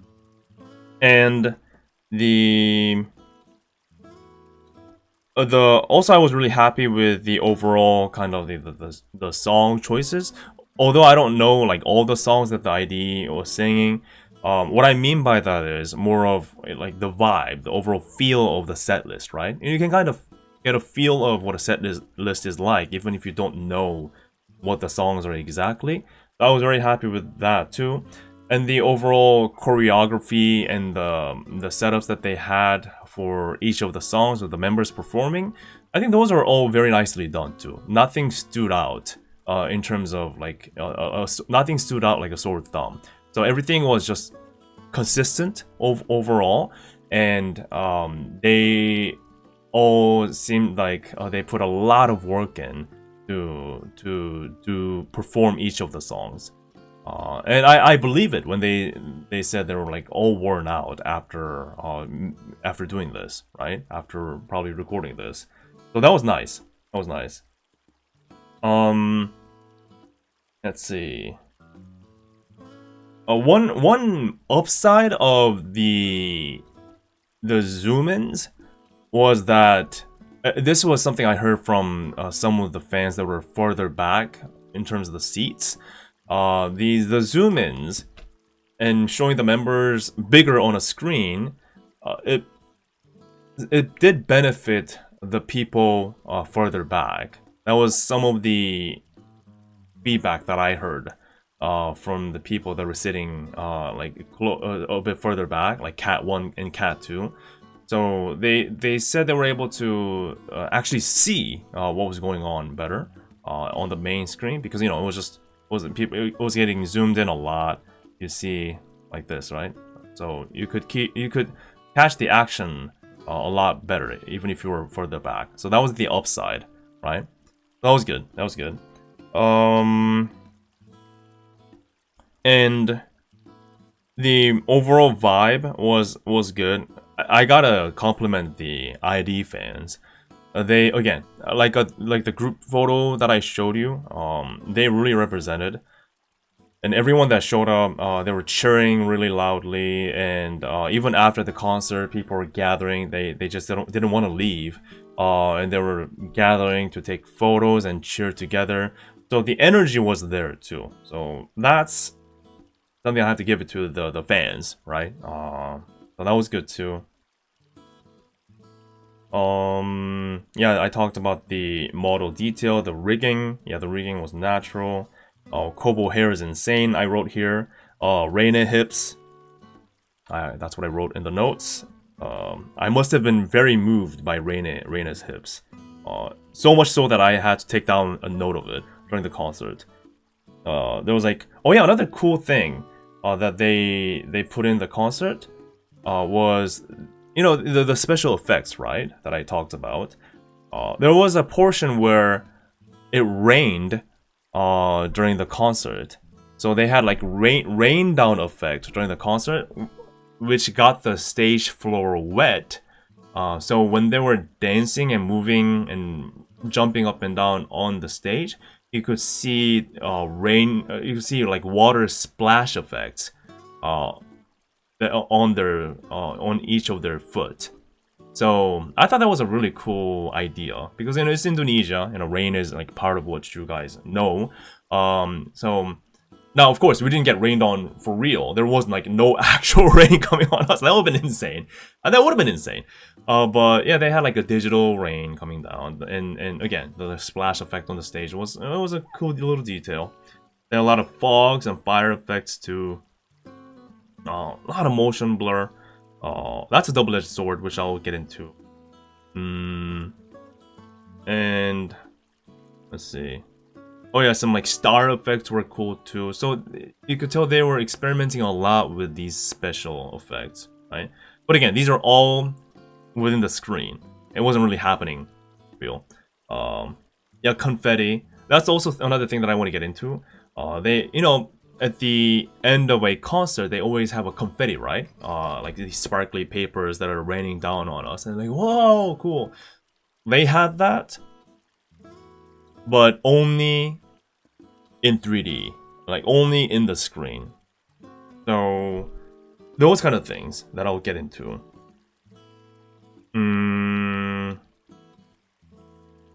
What else did I write?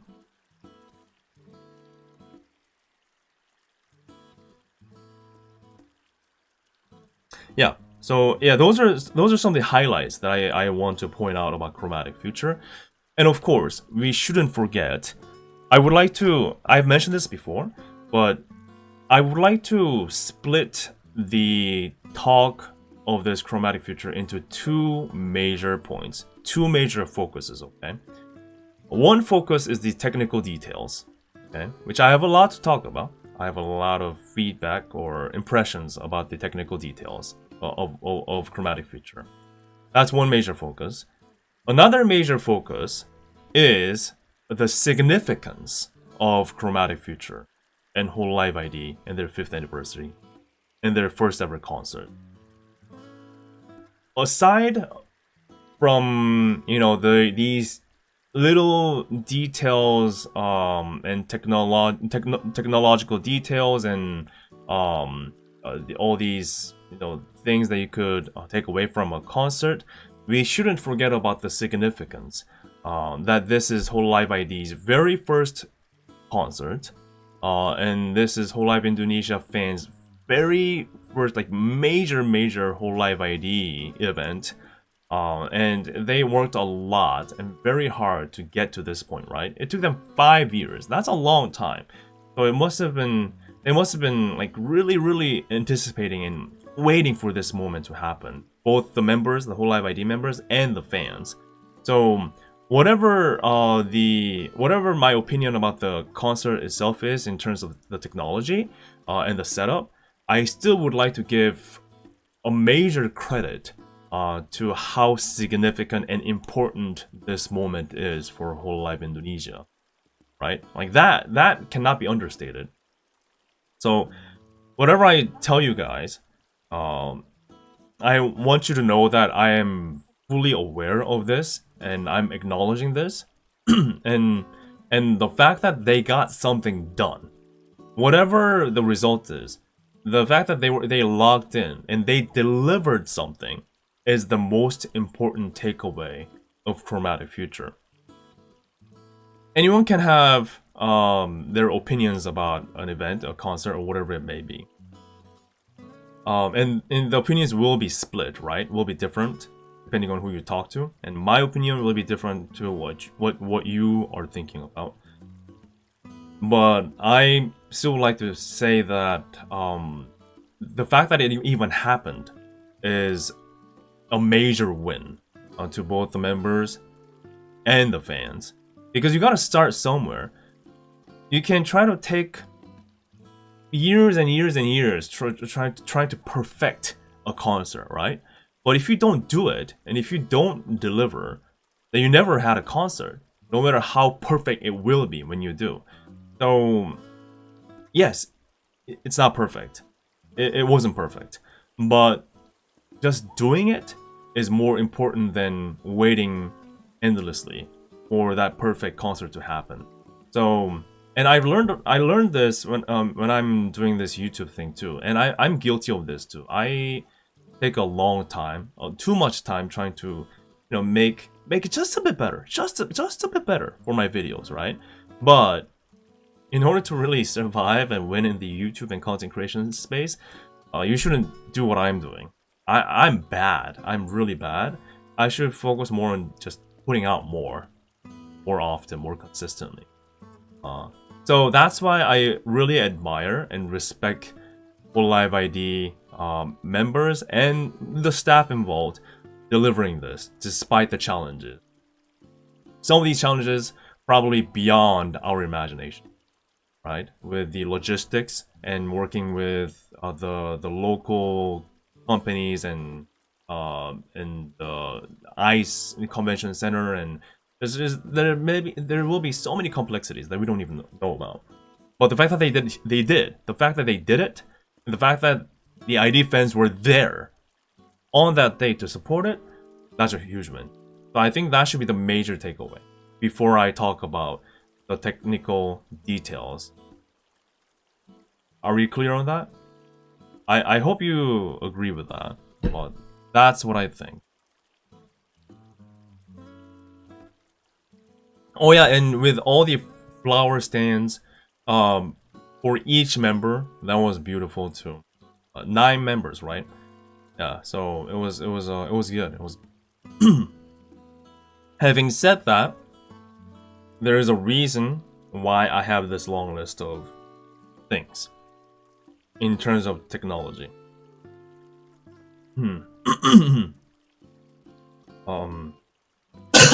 Excuse me. Oh my god, my throat.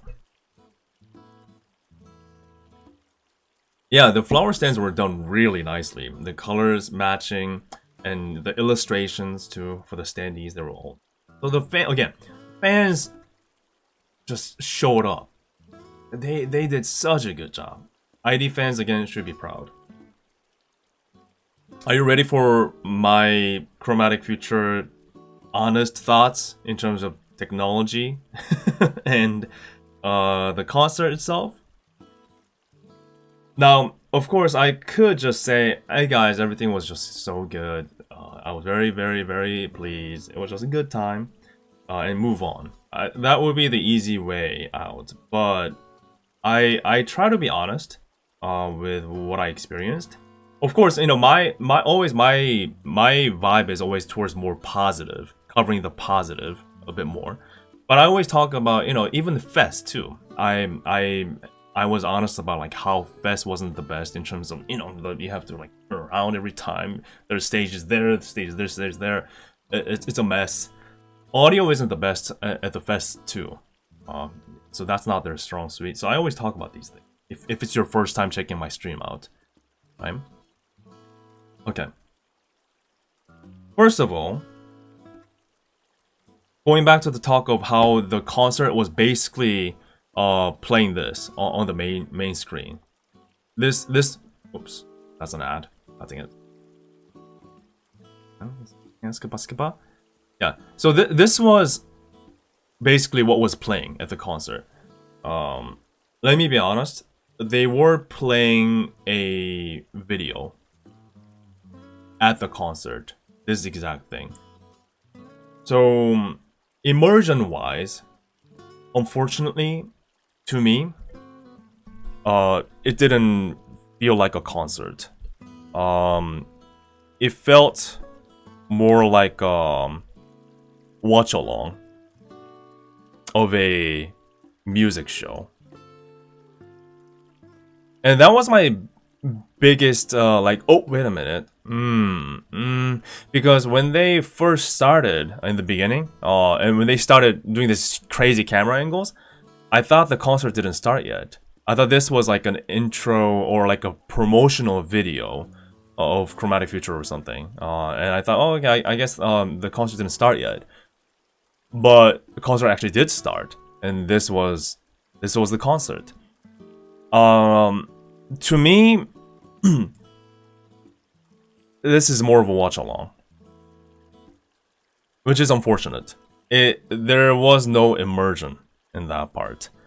Now again, the fan energy and everyone watching it together and cheering together, that's amazing. That's great. That's always something that you live for.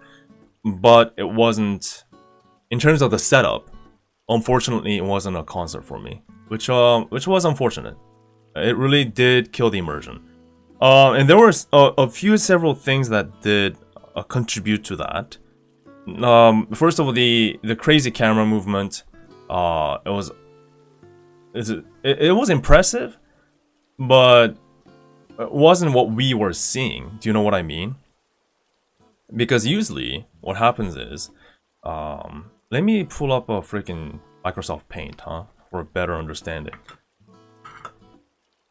So usually, you have this, and then you have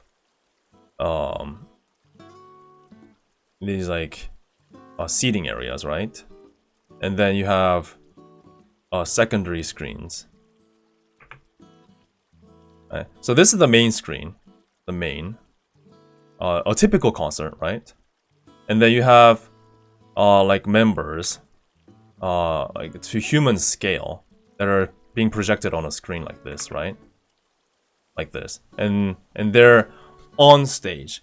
Now we all know that many of them are pre-recorded, and even like hololive events in Japan, they can be pre-recorded. And we know that, but we still let it by because it's good enough for the immersion. And then they have real spotlights, and these setups, and sometimes they would have like a live band here, but that's optional. Not all concerts do that. Not even English. hololive English does that. And then you have within the screen, you have like digital spotlights to make it look like this one thing is just one real setup. So we got real spotlights, and then within the screen you have digital stage decorations, and then we have members projecting. And here we have secondary screens where it's a close-up, right? It's a close-up. So people further back can look at their Oshis closer and admire the details. But this one-to-one scale, right? This scale stays like this for the entirety of a concert, because that's what a concert is. That's what a concert is. Now, in terms of the ID Chromatic Future concert. Gosh, freaking ads. Hello. Yes. So like this is what you expect normally. Like front view, just them standing from far away. But basically, like these crazy angles. This was what was going on here for Chromatic Future. Like that was the difference. See what I mean? So that's why it felt more like a watch along rather than a concert in this case. And Unreal Engine 5. That's a huge talk here. It seems like they're betting a lot into Unreal Engine 5 and the technology, and I'm sure it's more efficient to work with because Unreal Engine 5 is a standard in the gaming industry as well as many 3D industries, 3D kind of animation industries too. So it's easier to get resources for, and it's also easier to hire people.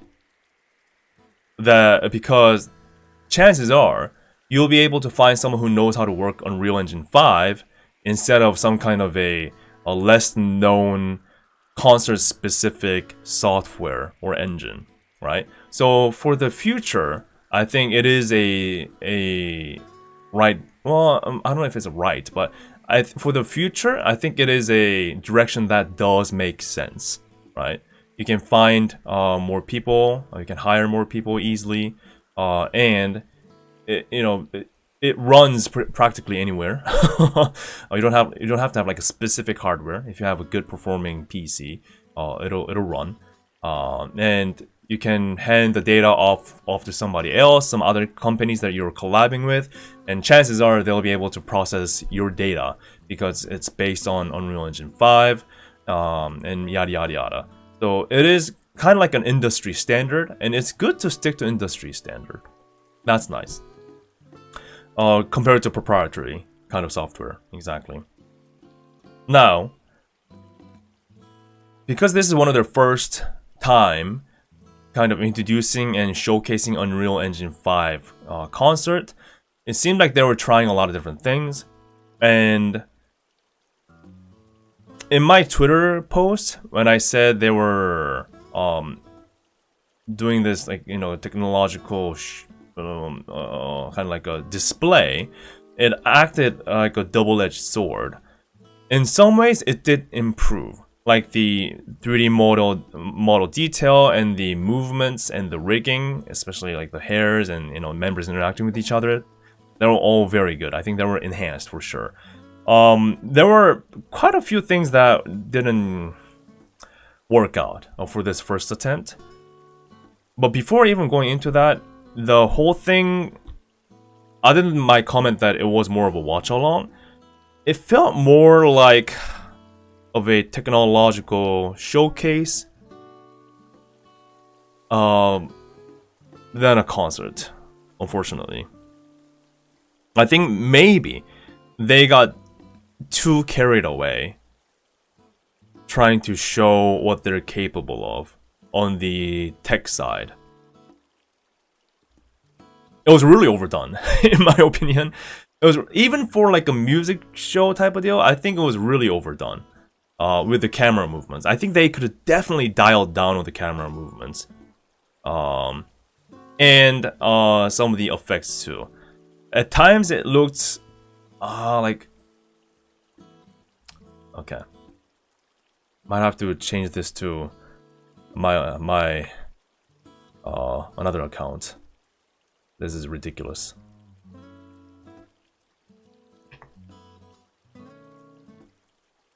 Okay, I have premium here. That's why.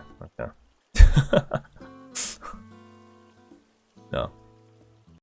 So this is impressive. This is very impressive. Oh, well, man, there's a lot going on. There's a lot going on. It's to the point where it's a video gamey, I gotta say. And this, of course, comes down to personal preference, obviously, right? Oops. Yeah, so I think it's amazing, but there's a lot going on. And the problem is that it's not just that it's oh my god, there's too much going on visually. You could feel that whatever hardware they were running this on couldn't keep up. So notice, specifically pay attention to this moment, okay? And pay attention to the frame rate. That's pretty smooth, right? Oh, okay. So there were many cases where frame rates were all over the place.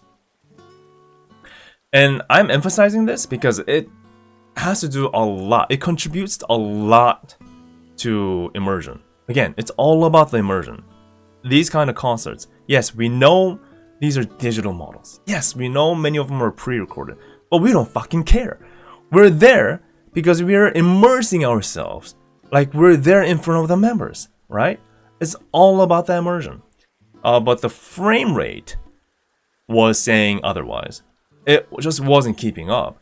There are instances where it felt like 60 FPS. There were cases where it felt like 15 FPS. The problem was it wasn't consistent. It was all over the place. And that I was personally like more disappointed in, because Unreal Engine 5, sure, it's fine. They can use it. But the usual process with these kind of 3D rendered video is that you have the engine and you model it, right? And you animate it and you put all these effects in and you render it into a final video. And that's what we watch. That's what they play.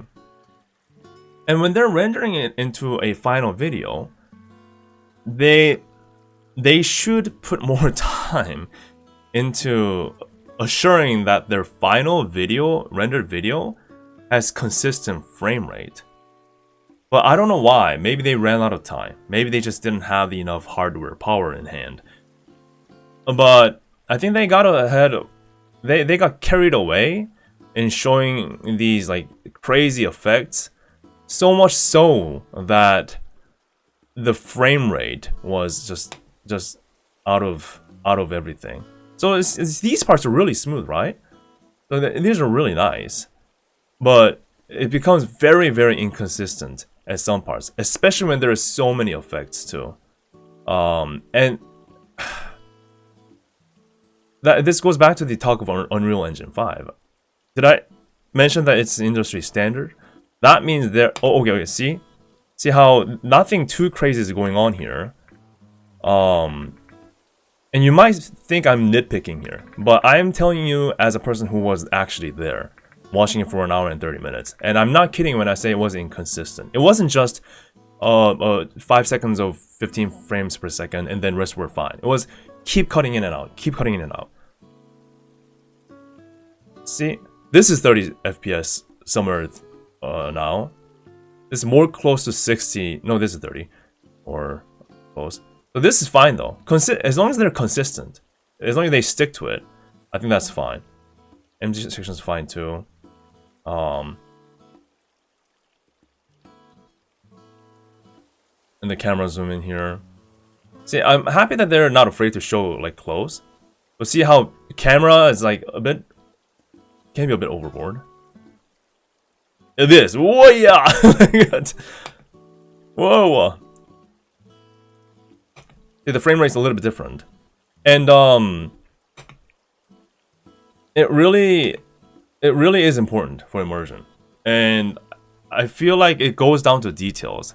Yes, it might not be something you can notice at the time for most of the people, but I'm a person who believes that it really comes down to details, and it's a sort of detail that could have been prevented.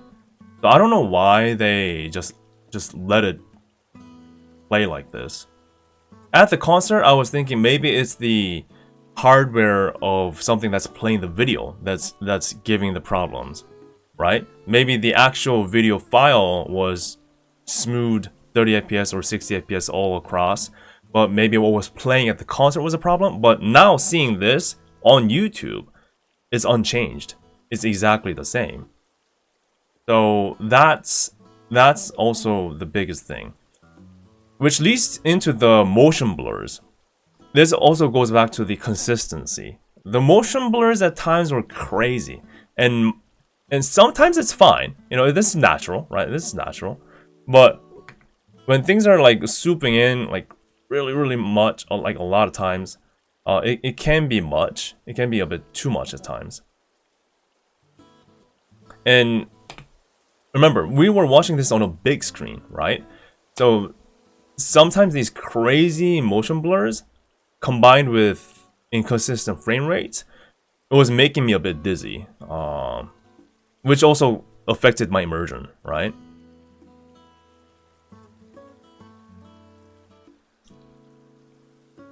Yeah. Again, the performance itself was good. Like I don't have problems with the actual choreos and the singing.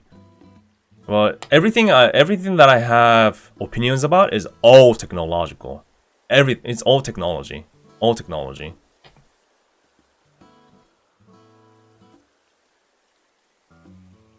Yeah, that's cool. So the motion blur here is pretty strong, but it's fine. It's zoomed in.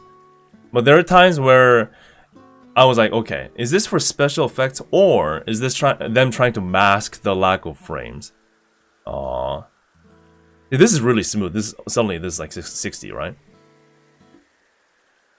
This is a crazy camera angle. That's unrealistic. To a point, that's unrealistic. There's no camera in the world that can do this. So that's why some people are saying it's a bit video gamey, like video game cutscene. From this cut to this cut, no camera in the world can do that. So this also adds to the immersion. I think the big overarching theme here is the immersion here, right?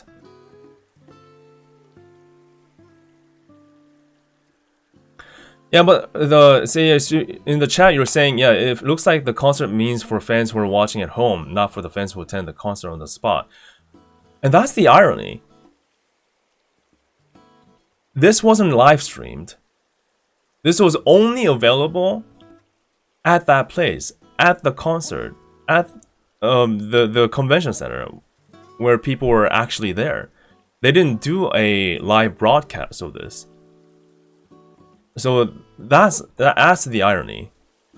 But that baffled me more because, you know, when we heard that they were not going to do a live stream of Chromatic Future, we were guessing like, oh, it must be due to the internet issue, how internet's lacking there, or you know, it's too complex to combine the live MC to to do the concert and live broadcast. Maybe that's why they weren't doing it. But after watching and finding out that it was basically just a pre-rendered, pre-recorded video file that was just playing at the concert, I'm like, they could have just played this exact thing from Japan and live streamed it, right? It's just one single video file basically that they could have played from Japan, where they have a better internet at the same time where this concert was going on, and just call it live streamed. Although maybe they just wanted to make this a more of a special occasion. But I mean, they live streamed Sisei Budokan concert. That's plenty special. So that really got me scratching my head. So it wasn't due to the internet problem then. Yeah. So that was also baffling too. It's a crazy camera angle. Again, but this also could be personal preference. Crazy camera angles, sure, fine. But it does affect the immersion, for sure.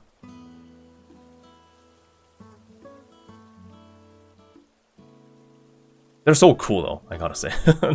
They're so cool in terms of the members themselves are so cool. They put so much work in this. Yeah. But again, it's not the internet problem then. It's just that they just decided not to do it. Again, they had the video file, and no one can tell because there's no crowd live reaction recorded into this anyway, right?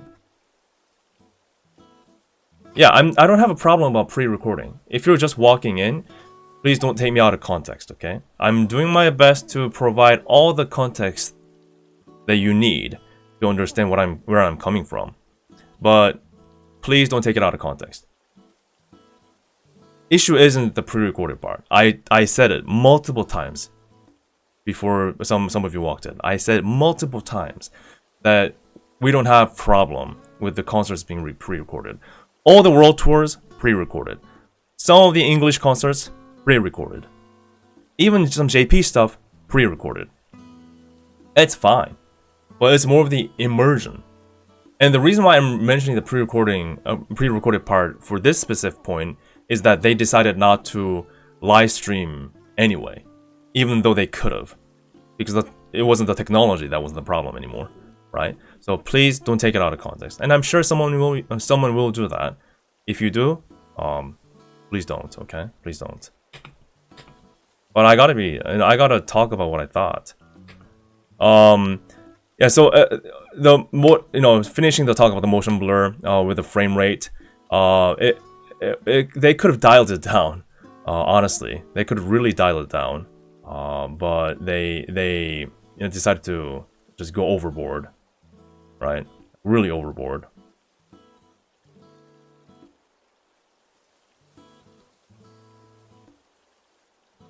A lot of action going on. Yeah, so that was another thing, and I can get like even more detailed, like even nitpicky. It's less pronounced here, but the screen that we were watching through wasn't the best at the spot. So right now everything looks pretty nice, right? In terms of image quality, but what we watched at the concert wasn't this crisp or this nice in terms of the color. And the big displays, how they do this is they tile display panels and make it into one gigantic screen, right? But because many of these shots were zoomed in like this, so imagine you're watching this specific shot but on a big screen, but the displays weren't that great. So I could actually tell the tile lines, and it was more pronounced because we had more zoomed in shots with like one color tone here, right? So because of the camera shots and the detail shots, it was actually working in a negative way and pronouncing the screen tiles even more. Now if it was just like a far away shot, right? Let's say this was it, right? Let's say this was basically the whole concert. Then, it would have been less noticeable. But yeah, the displays weren't that good. And combined with the zoom-ins, constant zoom-ins, and these crazy motions, it really didn't do the concert justice with how not great the screen was. So that's another thing. And I don't know if it was because of the screen, but it had crazy jagged lines on some of the parts. It's not noticeable at all here, but at the concert, they definitely had problem with anti-aliasing, if you know what that is. They had trouble smoothing out the lines. See, it's all fine here. It's totally acceptable here, right? But at the concert, it was very pronounced. Very pronounced. So that's that too. Yeah. Again, it's the immersion. Yeah. So that's that. It looks nice watching it like this overall, but but this is what we're playing on the big screen. So that's that. What are let's see.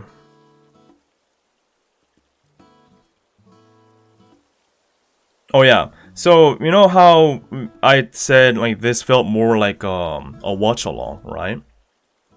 And interesting thing that I noticed when I was there, during the MC part, usually what happens at an MC part at a live concert is people pay attention to it, right? People pay attention to it. They try to listen to what this member is saying. They try to interact with them, cheer along. And it's more of a back and forth kind of an interaction during the MC parts, right?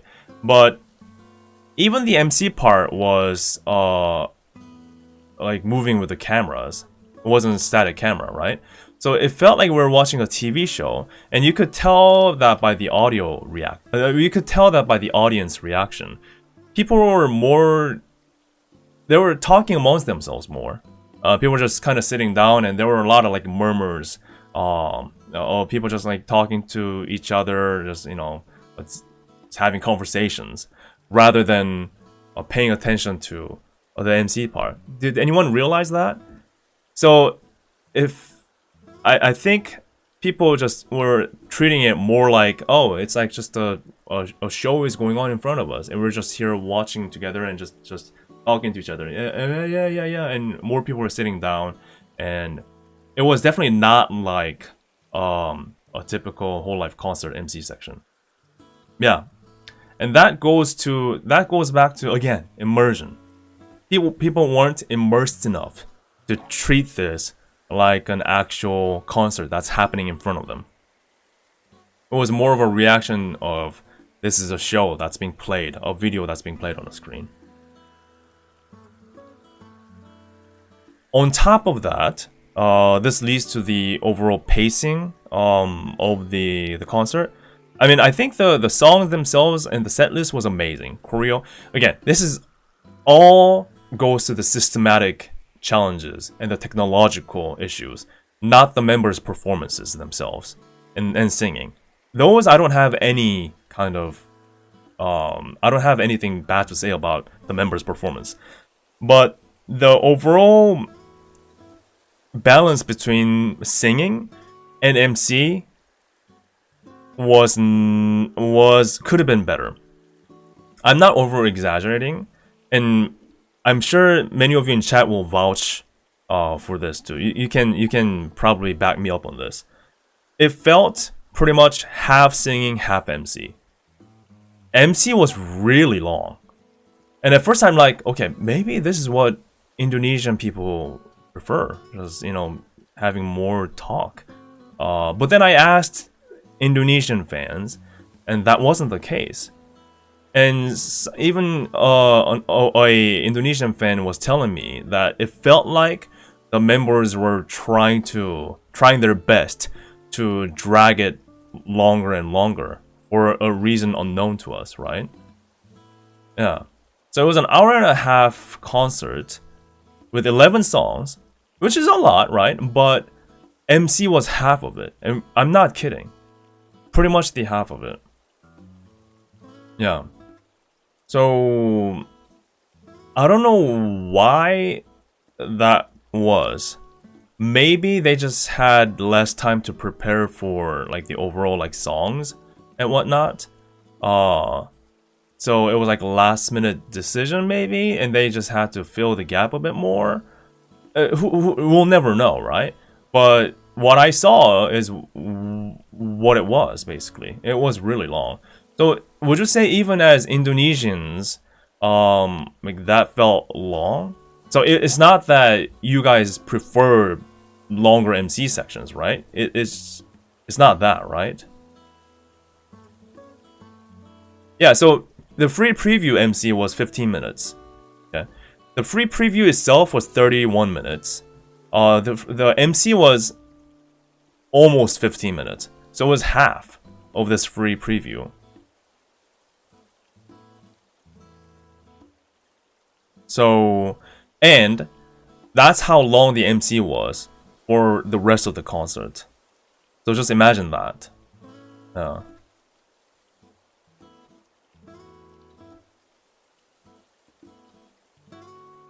Yeah.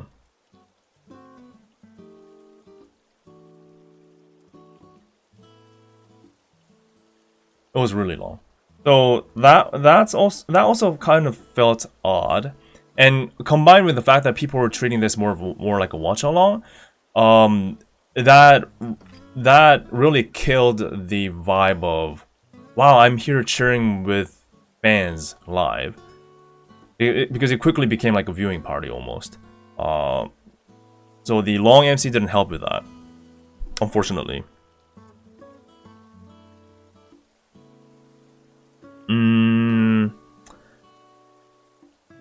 Now, everything that I said, or technological, right? But this point that I have, these things, I'm sure I'm willing to kind of accept. This is their first time trying the engine as well as a full-fledged ID concert. So there are bound to be trial and errors. So they must be experimenting with things that are working and not working. They're trying to test the waters too. That's also probably why they kept the size of the concert small. So people are speculating, I see Hall could fit like thousands of people. It'll fill in like 10,000 people. The reality was they kept it super limited. So they didn't even use half of the hall. It was very empty. And sure, they usually do this with all concerts. They try to underestimate, or they try to make it small. It's probably better for them to sell out than have leftovers. But it was a lot smaller than I expected, which is unfortunate because there were so many of you that couldn't get a ticket, right? It sold out so quickly. So I find that unfortunate too. But sure, that's again first time trial. I'm willing to let that by. But there's this, even though I can try to just let all these details, technological details slip by, there's this one thing that I will not back down on. There's this one thing that I will hold my ground on. This, I really wish not to see in the future anymore. And this is technological. This is also a decision in terms of showing a concert. And surprisingly, it's not the audio. I was going into that. Surprisingly, it's not the audio. And this is because I'm used to seeing concerts at a convention center, and convention centers are not built for concerts. So audios are usually shitty. And this is the same for fest at Makwari Messe. But yes, you guys are right. Every single person I talked to after the concert, they had different opinions about Chromatic Future, but every single one of them said the same thing. Audio was the problem. Audio was the problem. And it was. Like I said, it's not Chromatic Future's unique problem though.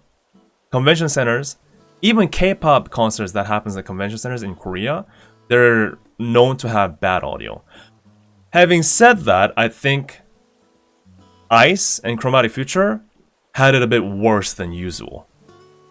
And this is baffling because I was in Indonesia last year for the SOAR World Tour SOAR concert, right? Which happened at another convention center in Jakarta. And their audio was a lot better. And how they did it was they set up these massive black curtains that minimizes sound from bouncing off the walls and the ceiling. So surely they have the technology available in Indonesia to combat that, and yet they decided not to. I mean, if they didn't have the tech from the beginning, like in the country at all, then I'm like, okay, sure, they gotta work with what they have. But they had a way to fix it, but they didn't. So even though I mentioned that it's a shared issue with all convention center concerts, me along with all the fans that I talked to agreed that audio was still a massive issue. So much so that even Indonesian fans couldn't really understand the Indonesian language that these members were speaking. It was bad. The audio was bad. It was really bad. And the fact that they could have fixed it, but didn't, is the issue. To me, at least. Right? They could do it better, but they didn't. And audio, I mean, my god. Sure, they could screw up so many things about a concert. Sure. But audio should be the priority, right? I mean, it's a music concert. So every single person I talked to wasn't happy about that. Now, surprisingly, the audio isn't my biggest problem. My biggest problem.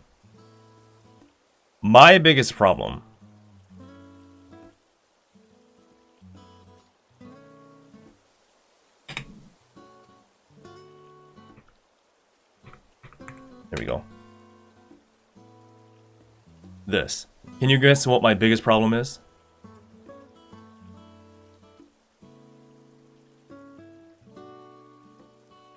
The 3D NPC crowd. This is the biggest problem that I had about this concert. The biggest.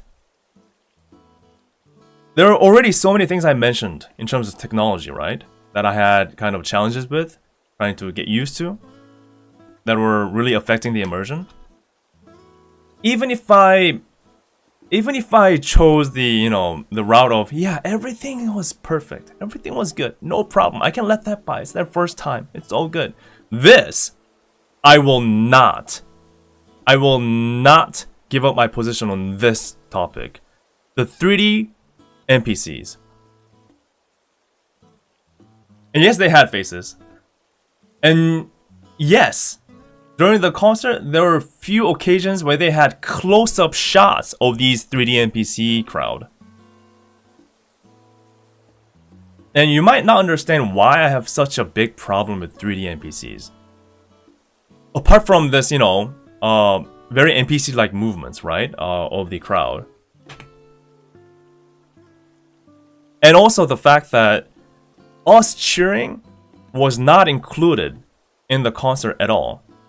Because like I said, I was so moved how energetic the ID fans were, but none of their cheering made it into the freaking concert.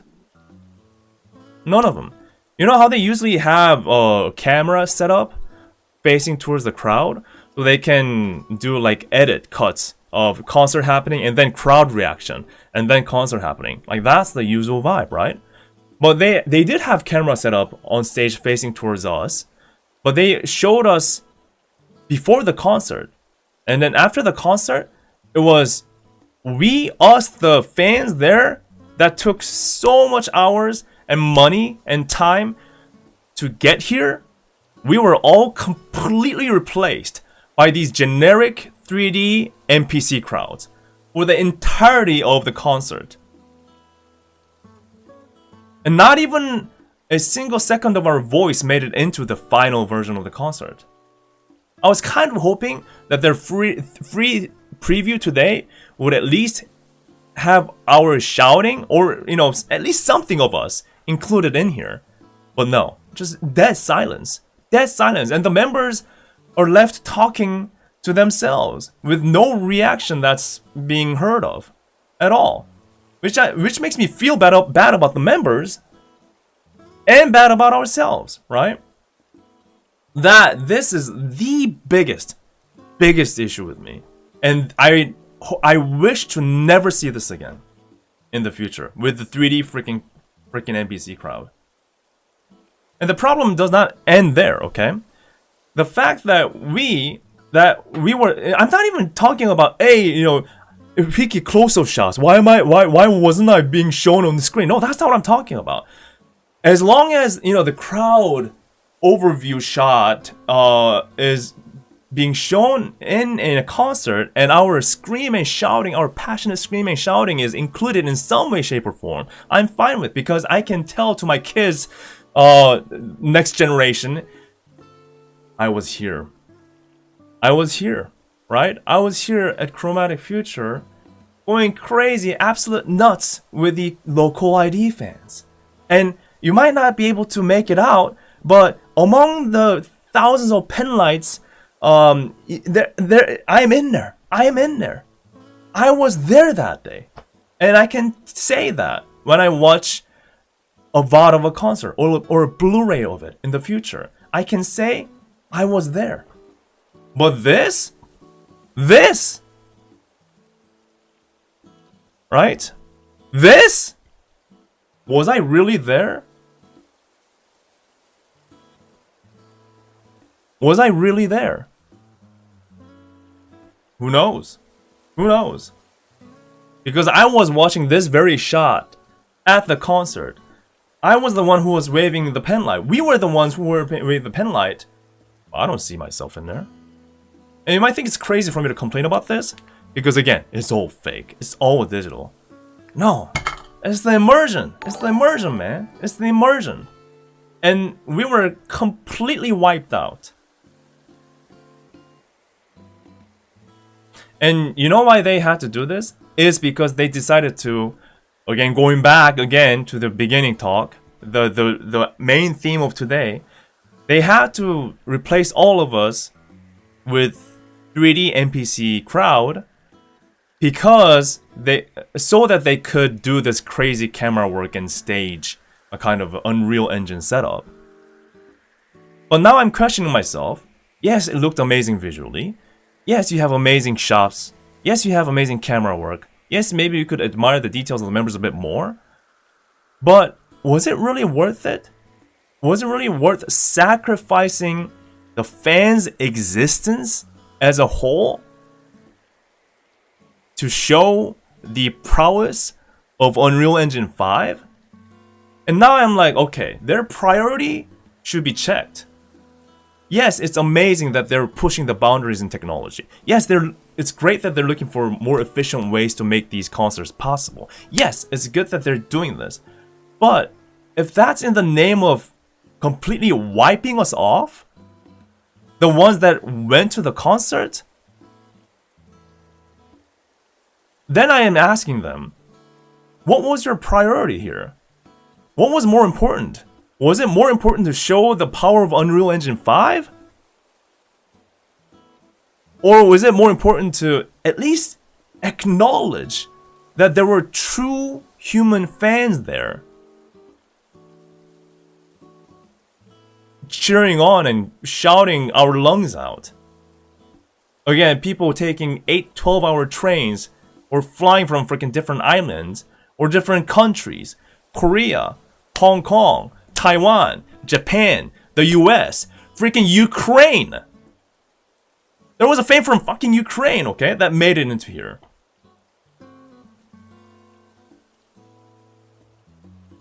How do we know? How do we know if they're real fans here? And that triggers me more because the ID members are not getting what they deserve. Because this is the only proof that the Chromatic Future happened, right? But someone in the future that just walks in along to this free preview will say, oh, it must be some kind of a video game or some kind of just a live stream stuff that they did. No one will know this was a real concert. No one. But wasn't that the whole point? That this was HoloID's first real inhuman concert? Wasn't that the whole fucking point?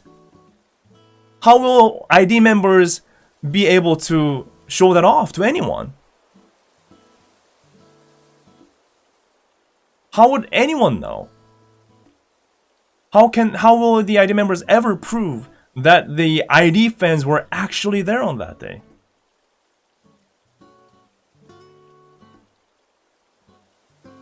And again, this goes back to their decision to make this a music show rather than an actual concert, because they're stuck with putting something into this crowd area, right? And there's definitely no technology right now to seamlessly combine this crazy ass camera movement music show with live audience, because it's not one-to-one, right? The reality is that it's just one screen and just one stage and us just sitting here. So they just made a decision to go full, pre-recorded route. And, I tried to understand this decision by thinking, okay, maybe, again, everyone knows that many of these are pre-recorded, and maybe there are technological limitations. So maybe Cover decided, rather than us half-baking it, let's just go all in. Not towards the live aspect, but towards the pre-recorded aspect. Maybe they thought, you know what? Rather than just trying to act like this is a live concert, even though it's pre-recorded, let's just not act at all. Let's just go pre-recorded, 100% all the way. Maybe that was the decision process.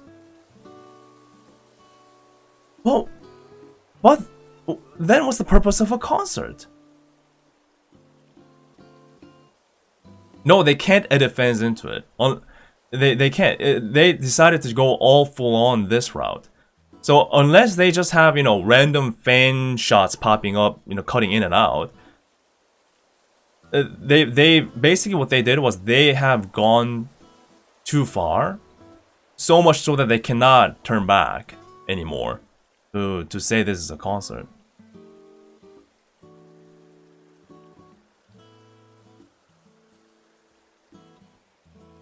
But I just have a huge issue with just 3D crowd in general at all. Like, call me crazy. I'm going to be honest here. I was there, right? But as soon as I saw these 3D NPC crowd pop up, I almost felt hurt. And again, I don't even have to have my face show up on display, okay? That's not even the issue here.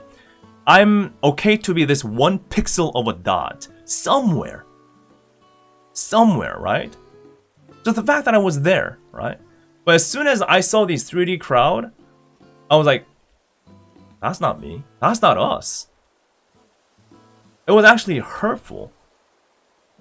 It defeats the entirety of a concert, the significance of a concert. Didn't I tell you that today's talk is based on two major focuses? One is technological details, and the other, the significance. But what good is the significance of very first hololive ID concert if this technological details killing this? That's why I split this into two different focuses. Now they're fighting each other. The technology and the significance are fighting with each other. And that's why I can't help but to ask Cover, what's more important to you? What is your priority here now? Is it more important to show the technology? The fancy 3D effects? The 3D fogs, the 3D stars, the 3D rain? The 3D lasers, and the 3D crowd? Is that more important than the significance? Even if this kills the significance, the historic significance. Is this more important? It looked like it. It looked like this was more important to them, at least on that day. So I was so like, everything else, again, I could let it by, okay? Because this is their first time. Again, them just doing it, sure, that's what's important. But as the 3D NPC crowd, I will not back down on. That I really hope to not see ever again. And you know what's funny? I still have more to talk about the 3D crowd. Apart the 3D crowd, just to save the resources, they're all like, low frame generic motions. I'm sure there are many modelers who did their best to make them realistic. But what I'm saying is the approach from the beginning, the direction from the beginning is wrong. Right? They shouldn't even have attempted at this, right? If this was like a internet online only concert, the stuff that we see like birthday concerts, anniversary concerts, then yeah, we see the crowd, the 3D crowd reactions all the time, right? But this was an actual live concert, so there's a huge difference. The biggest problem, I'm saying biggest all the time, is the 3D crowd. And the fact that when I saw them, and that wasn't us, really hurt me. But you know what triggered me the most? How many of you have been to a concert or have watched a concert, and the concert ends? The concert ends, the last song plays, and the lights die out. Pitch black. Pitch black. Only thing you can see is the beautiful waves of the pen lights. What do? Do you just stand up and leave? No. You start cheering what? For the encores, right? Encore! Encore! And for those of you that were there at the concert, you know how desperate we are. You know how desperate we are for another song. We're desperate. We're passionate. We mean it when we freaking say encore, encore. And this is by the end of the concert, our throats are already dead. We don't have any more voices, and yet we squeeze out just a bit of more voice into shouting out encore, encore, hoping that our beloved Oshis would pop up on stage again and let us hear their beautiful singing just once more, right? Everything, we depend our lives on the encore. You know what these freaking 3D NPC crowd did? They made the effort to, edit in like a fade encore cheer, okay? Sure, that's fine. They shouted encore for about 10 seconds. And then, oh, we have an encore. 10 seconds? I already have a problem that you 3D crowd ain't us. And you give up 10 seconds in? You know what we do, the real fans? We freaking go encore 5, 10, 15 minutes, sometimes 20 minutes. And we won't stop until we get our Oshis back on stage. 10 seconds! And at that point, I'm like, I know these are 3D polygons, but they don't deserve to be modeled as us, the crowds.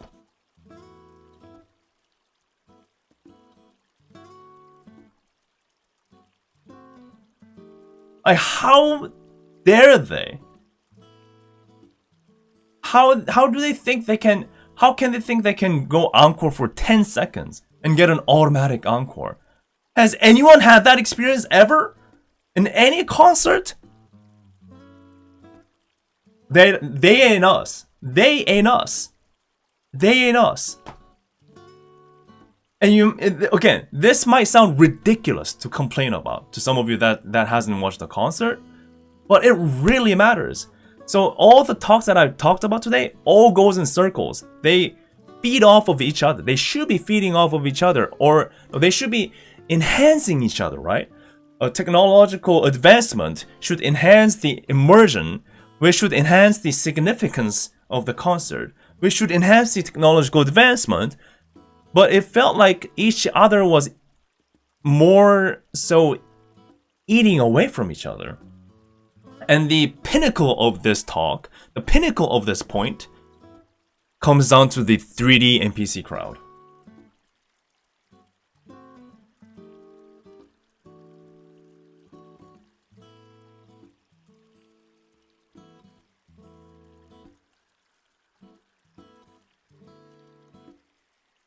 That was my biggest problem.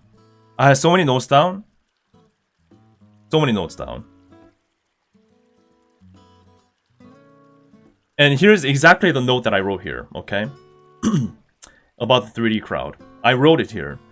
The 3D crowd NPCs dictated how we should react at the concert. So the encore, right? Yes. And you know, during the MC part, a member would make a comment, like a funny comment, and we would cheer, right? Haha, funny, or yeah, exciting. But what they would do is they would show the 3D NPC crowd cheering and dying down. So what happened was, all of us there on the day, people followed the 3D NPC crowd's timing on when they're waving the pen light and when they put it down.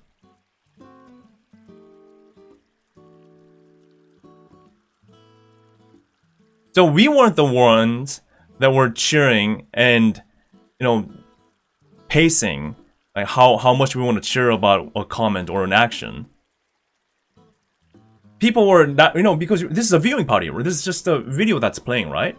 We're like, whoa, and then the NPC crowds put their pen light down, and there were like zoomed in shots too sometimes. And then I could realize people were putting it down out of just natural reaction.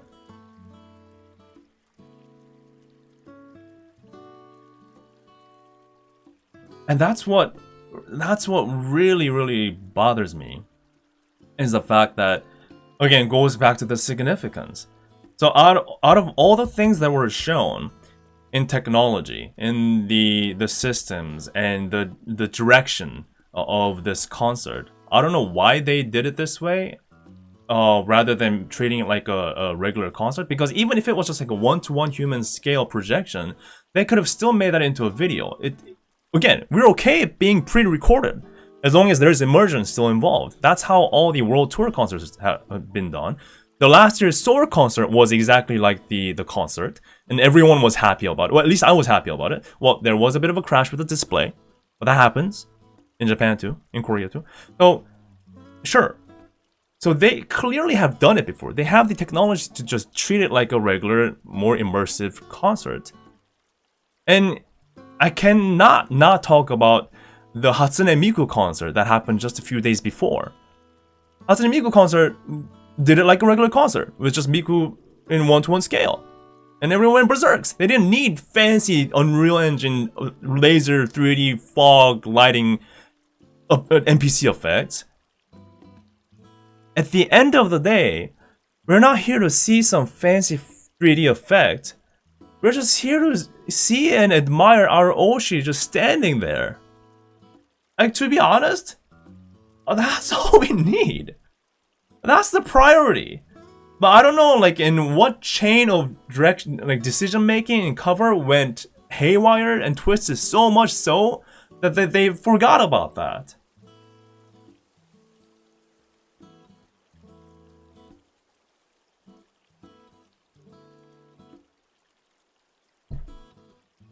Even if the background was pitch black for the entirety of the time, I guarantee you, no one would have bet an eye.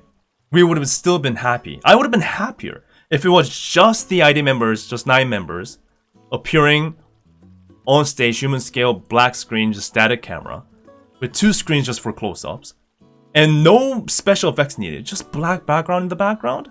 I would have been perfectly fine.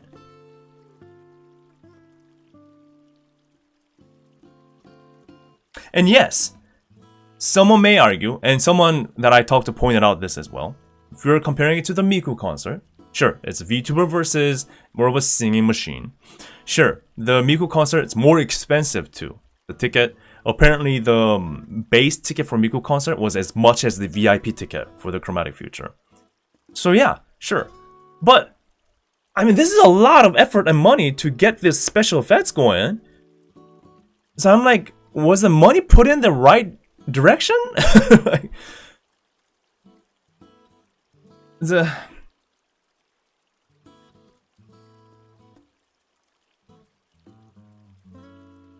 I really hope they look at this concert again, review it, and just think about their priorities again, of what makes a concert, and why people sacrifice so much in their lives to make it to one.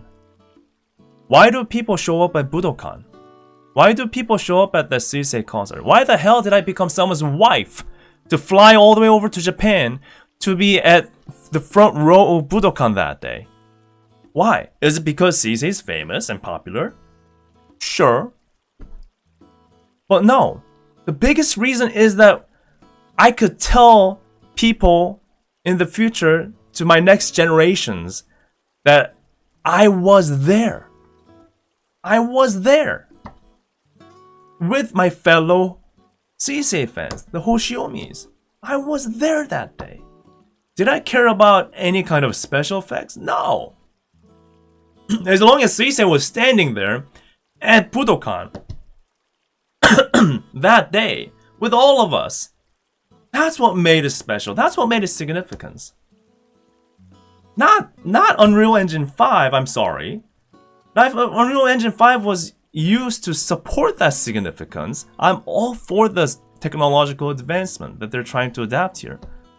But if it's taking it away from the significance, so much so that no one will ever know that all of us ID fans made the sacrifices to get there that day, then what's the point anymore?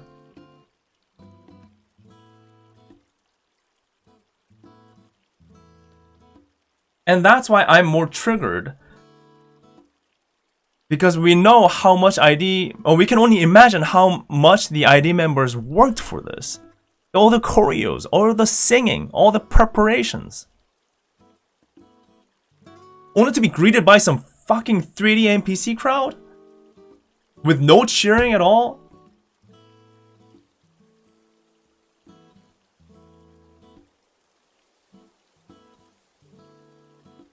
This is my honest thought. I still think there are many good things about it. And again, two different focuses. If we focus on the significance, the fact that it happened at all, yes, it's important. Cannot be understated. We must acknowledge it. So in that sense, it was very, very, very nice. And after the concert, with my kind of head a bit confused on what to make out of this, when I saw all the ID fans coming together to like really cheer and shout excitedly after the concert, being happy about it, I was like, you know what? Maybe the important thing is the fact that it just happened at all. So that's why I decided to kind of, sit on this thought rather than reacting to it on Twitter right away. I thought maybe there's more to it than what I'm thinking right now, because you also have to keep in mind that this is such a multiple layered conversation, and also have to keep in mind that I, by this point, have experienced many different concerts, right? So I'm fortunate, but majority of the ID fans that have made it that way, it's their first concert. So to them, just the fact that they have an excuse to gather around and see fellow ID fans and celebrate together, maybe that alone is enough for them, which is fine. And I'm like, you know what? Maybe I should be looking at this in a different perspective for some of these. But at the same time, I'm like, these fans deserve better. As a person who have experiences with other concerts, other hololive concerts, and other concerts too, I've been to other concerts too, I'm like, these ID fans, they should have been acknowledged. Their presence should have been acknowledged within the concert in some way, shape, or form. That's why I was so mixed with my feelings. On the one side, I was so happy and excited for them, and happy for them. On the other side, I'm like, they deserve better. The members and the fans deserve better, because I've seen what they can do and what it could be, but I can't be a party pooper, obviously. So when I was going around, I said, yeah, it was good. Yeah, I have my thoughts, but I was just celebrating with them. I wasn't going to be a party pooper. I'm like, you guys don't know what you're missing out. I wasn't going to do that at the concert, right? I'm only doing this at my own home on my own stream. But I was so mixed. The members deserve better. They need more acknowledgement that they were actually standing there that day. The fans, all these fans that are there to celebrate their Oshis and the 5th year anniversary of ID, the significance of it, only to be replaced entirely by 3D NPC crowd and no immersion. It was more of a watch along. Yeah.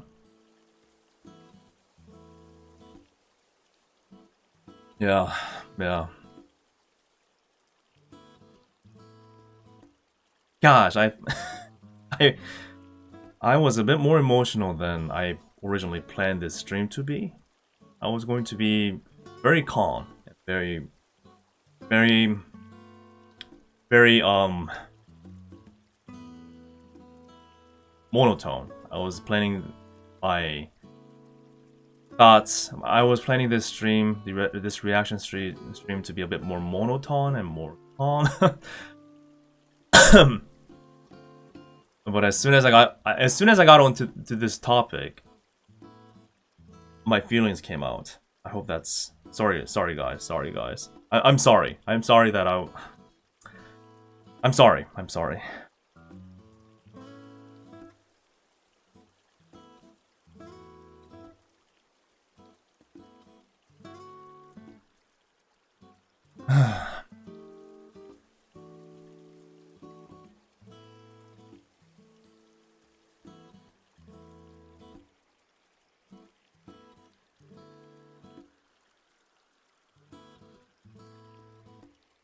I hope they look back.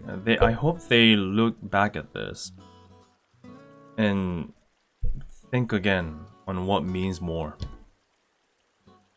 Really. Like really.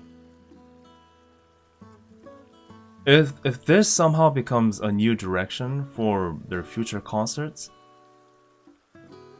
then I really can't support it. I really can't. If there is no immersion, if there is no us in it, again, a tool should be utilized to enhance the prime focus of what makes something great. Why we die for this whole life thing, right? Why? Yes, people call us stupid for cheering for a 3D, 2D images. Yes, people mock us for going berserk at a concert which is clearly pre-recorded. But do we ever fucking care about what they said? No. Because all that mattered was the fact that we were there that day. That we showed up and we represented. That's all that mattered. So even during a concert like All For One at New York City recently, even when the MC section crashed, Oli's body all contorted like crazy and the screen shut down, we were actually smiling about it. Because we still knew that we were there, watching that crash. We were part of the reaction. The crowd reaction was in there, into the VOD. Or maybe they will edit that out probably for the Blu-ray, but I hope not. Please keep that in, please. That's what makes it authentic. Okay? Maybe it's not a good thing to show to investors, but are we also the investors? Are we not? Are we investing our time and money into this? Please keep that in there, please. And also the fact that the MC was proven to be live for All For One because of that crash, because Shody and was like, hello? Are you guys still there? But that's what we live and die for, right? Like that's where all the meanings come down to.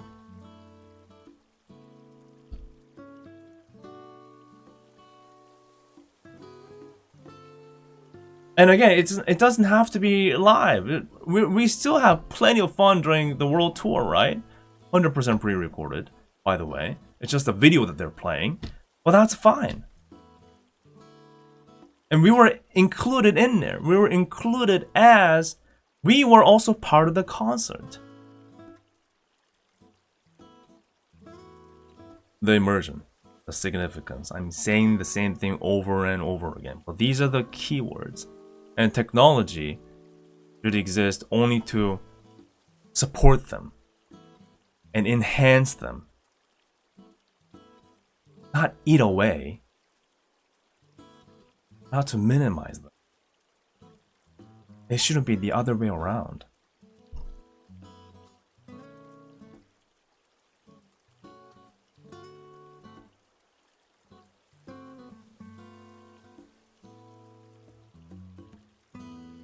That's why I said audio wasn't even the biggest problem.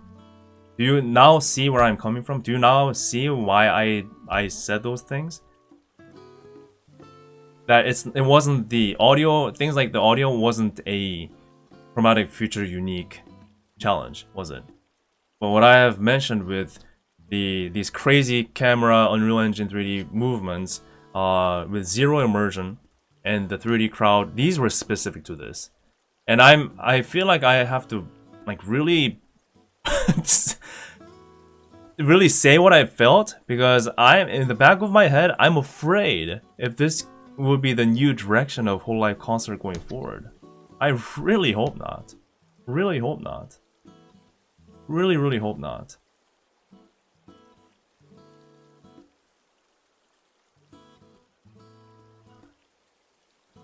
Yeah.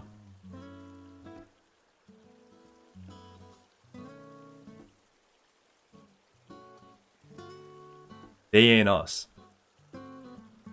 Those NPCs, they ain't us. They're not. They're not. They're not. Alright, anything I missed on the notes? I wasn't kidding when I said I freaking wrote these down, okay?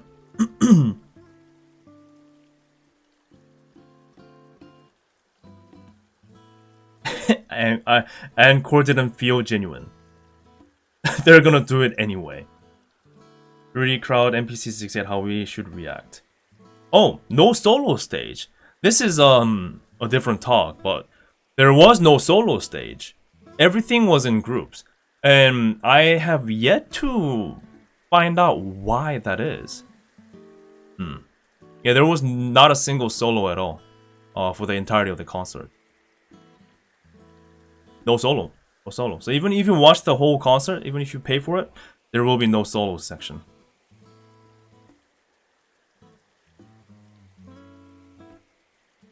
No.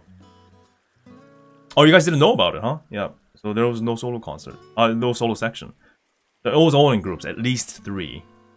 No duo either, I think. Was there a duo? No, there... okay, don't quote me on that one. But there was no solo, for sure.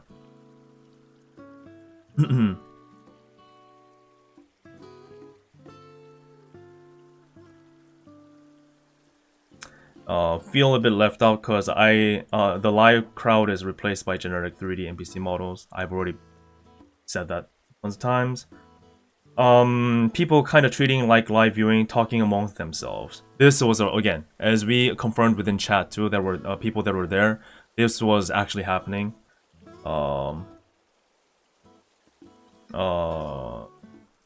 Tech demo.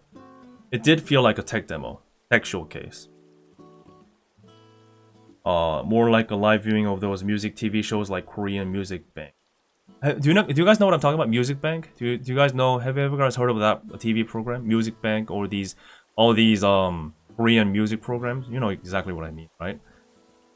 I mean, they're great for TV shows, okay? And again, this as a VOD, amazing, cool, awesome. Other than the 3D NPCs, this overall setup, this is basically just made to be played as a VOD, basically from the get-go, right? So that's fine. But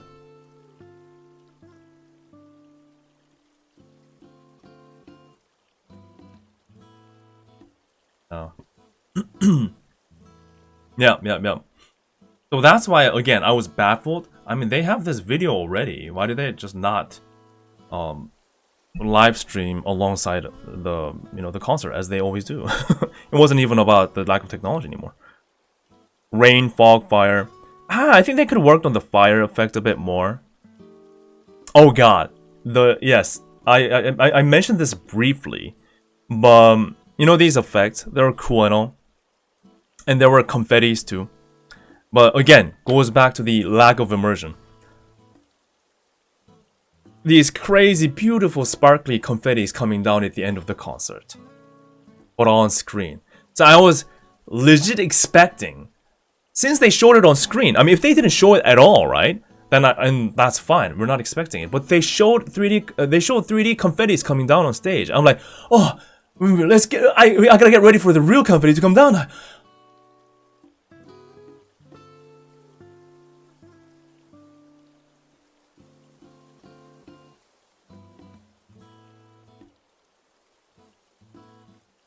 Okay. All right, just on the screen, eh? Yeah. Oh gosh, I feel like I have such confettis on my head. Oh, like how I usually do at concerts. Oh, God, can you pick this one off of my hair? Oh man, so silly, right? But this is part of the fun. Yeah, I know. Oh jeez, it's gonna just come out when I take a shower tonight. But I'm happy because I got a souvenir confetti.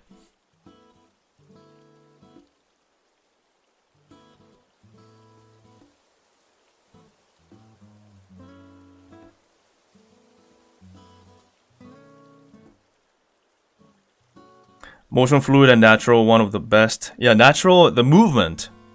Motion is fluid and natural. It's one of the best. So that was my compliment towards the actual movement of the members. Anti-aliasing was a problem on the day. A lot of jagged lines on the edges. Not so much viewable here. They might have fixed it, or it was the screen's fault. Not afraid to do close-up, which means they were pretty darn confident to showcase the details of the models, which is nice, and I like that too. Model detail and rigging good. Kobo hair insane. Reine hips. Gosh, I must have been so moved by Reine's hips for me to write this down at the concert. Range, star special effect, cool. Yeah. Frame drops usually 30 FPS, can get as low as 15. It looks like it. They're probably trying to hide that motion blur. They're probably trying to hide that with motion blur, the lack of frames. Hardware can't keep up, but it seems like it was an issue from the rendering phase. The video file itself had dropping frames. Pacing, MC was long. Maybe this is how ID audience like it. It turns out that wasn't the case. And so I was like, maybe rather than trying to half-bake the live feel, even though it's pre-recorded, maybe they decided to accept that they'll go all the way to that pre-recorded spectrum, treating it like a show. Rather than faking it, let's embrace the limitations of setup at the venue and fill it with technological flair on screen. Oh, here we go. This is a good take that I wrote. Rather than faking it, let's embrace the limitations of setup at the venue and fill it with technological flair on screen. I think this is a very good summary because the IRL setup at the venue was lacking. The audio setup was lacking. The screen wasn't the best. And just the overall was pretty barren, right? It was just a pretty barren setup. So let's make it up with digital flair on screen. Maybe that is what was happening. Big screen with big zooms and a lot of motion pronounces tiles of screens and motion sickness. There was a time it was getting pretty darn crazy. Encore didn't feel genuine. They're gonna do it anyway. No soul stage. Okay, yeah, those are the notes. So that's what I have to say. What do you think about my comments? You can be honest on what I said today, and please tell me of what you thought too. Okay. Yeah. Oh, by the way, all the memberships and the super chat that went by, thank you so much. I was like so into a bit of a rant here. I missed them. I do apologize. Thank you. Oh yeah, there was a smoke machine. Yeah, the smoke machine was more of a humidifier, I gotta say. Yeah, they did have a real kind of like, not even smoke, you know those like psh, right? Those kind of things like shooting up smoke machines that should be like super loud and crazy. It was more of a portable humidifier. I'm afraid. They tried, but.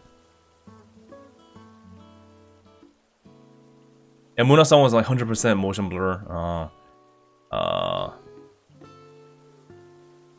our valid points, thank you.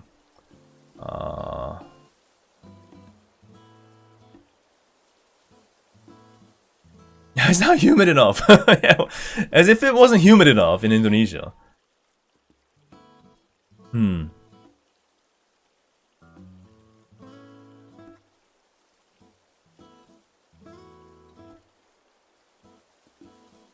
To be honest, when they had fog on the screen, I fully expected to have fog on the real life stage. Yeah, so those are the expectations, and that comes from the expectations of immersion, right?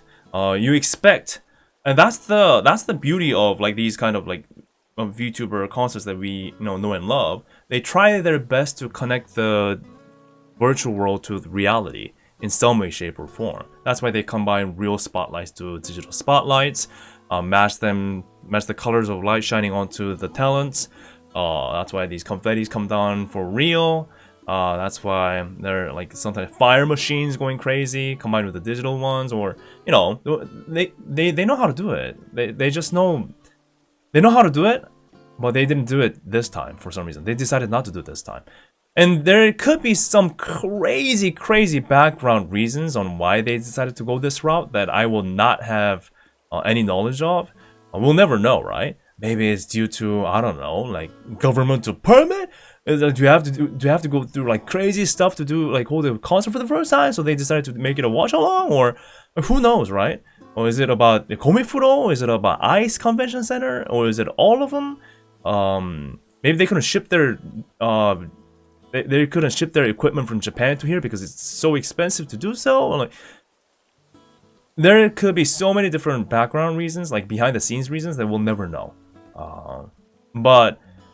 And yes, it's good to sympathize about those limitations as a fan. Be understanding about the group and company that we support, but at the same time, it's not our duty to sacrifice our own immersion because of these facts, right? I mean, after all, we're paying for this. So, okay, let me read through some comments here. Yeah, so Sakaki says, hopefully they send out the survey and they take the comments into consideration. Yeah, I really hope they send out surveys because they do that all the time for all the concerts. So there's no way they won't have a survey for Chromatic Future. They better have a survey for Chromatic Future because I might have an essay to write. I'll just freaking post the link to this stream or something. I don't know. So much potential as usual. I got screwed on. That's the thing. That's why I'm not going to criticize the staff specifically because again, I don't know what's going on behind the scenes, and it's easy to point fingers, but you have to know even if there were many things that could have been better, I still want to acknowledge that there's so much hard work put into this so much hard work put into this to make this happen. Any kind of an event, even like a 20-person fan meet, it still takes a crazy amount of organizing to do. So I still don't want to take away from the effort of everyone involved in cover, including the members and the staff. They must have done so much work into this. But I'm saying the amount of work, the hard work that they put into. Maybe it should have been directed better, is what I'm saying. Does that make sense? But I still want to fully acknowledge the hard work of everyone involved, because there's a lot of people involved, including local vendors too, probably. Let's see. Alamababi says, not a huge fan of how it's got different camera angles and stuff. Unlike past concerts, it's a fixed front stage angle. Feels like we're watching a concert film rather than actual concert. Yeah, that was my overarching argument too. It takes away from the immersion. And again, this must have been more work. This is more work than just setting up a fixed point of view, one-to-one human scale member shot on the main stage. So they actually did more work. People, there was even more grinding than maybe more than usual. But again, it's misdirected. It's misdirected, and they forgot about the priority. So it's not even about the tech limitation in this case. That's why I just okay. So Tandio says That's why I just straight out think the smoke machine is busted. So they don't sync with the one in the 3D. Smoke machine, oh man, I feel bad for it. Luxray Darkrai. Pretty much agree with your points. I was also there live. My initial issue were the audio. I didn't notice the rest that you pointed out because I was already immersed with the crowd and the vibe. I see. So this goes down to a bit of a like personal level of like what you notice and what you don't. I guess I'm more keen on these kind of details. But see, as I pointed out before, audio, unanimous issue that was being pointed out.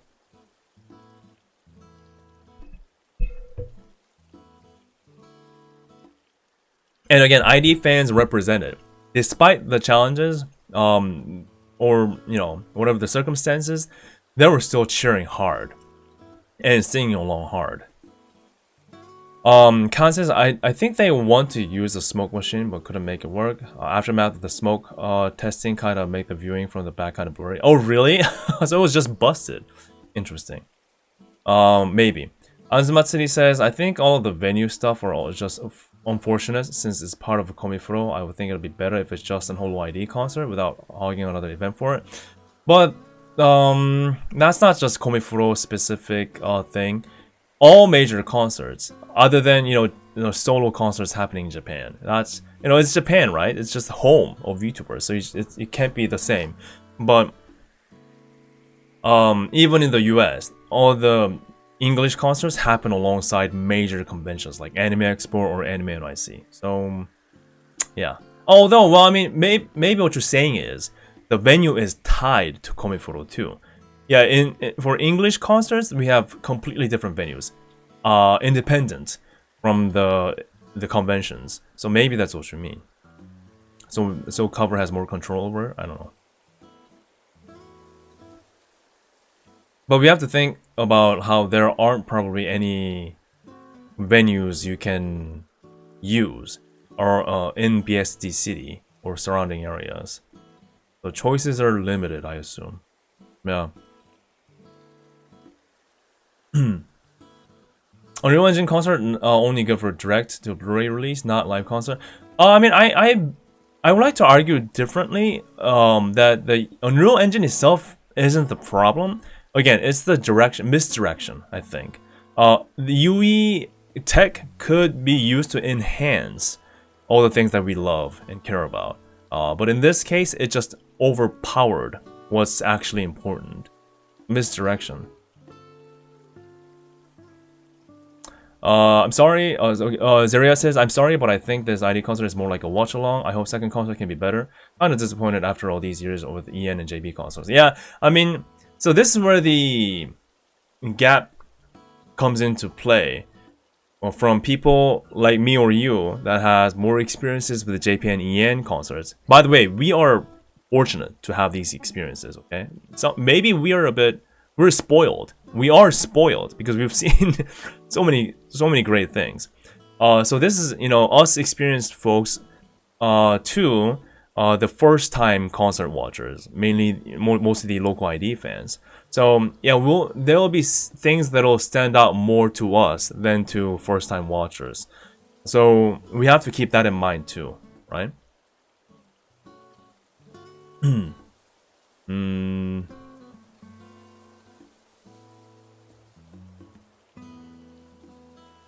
see. I'm still reading through the comments here.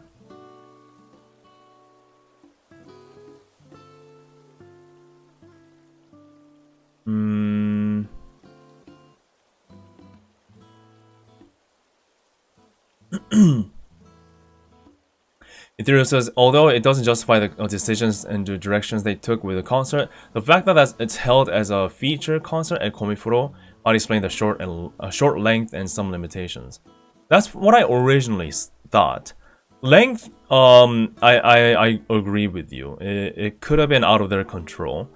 And length isn't my biggest concern, to be honest. Although the balance between the MC and the singing could have been worked out better. But that's the thing. In terms of like when we say limitations, it's usually due to technology, right? And our initial thought was, oh, it's many things are going to be limited because of lack of internet, or all these audios or whatever it may be. But it was more of the direction that we're pointing out here, right? In fact, they did more work here in terms of technology. They could have simplified a lot more, like the Solar concert last year. That was a lot more of a simpler setup than this, in terms of like what's being shown on screen.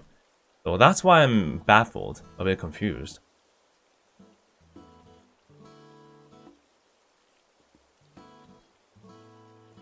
So they put a lot of work into it, but in a way that we weren't expecting.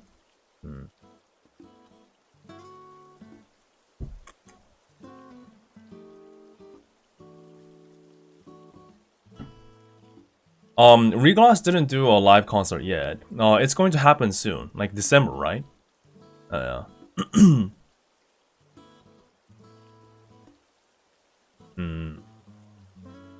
ICBST limit hour is like 10 p.m. Okay, yeah, so the length, we have a pretty good explanation. But again, you could have it an hour and 30 minutes and still have more concerts in it, more performance. But that could go down to time limitations or preparation. Maybe they have to rush some things. Yeah, I mean, I'm sure the members themselves are the ones who want to have more in a concert, more than us, right? I'm sure they are the ones who want the best, the absolute best for a concert. So there could have been some limitations on the songs that they could sing. I don't know.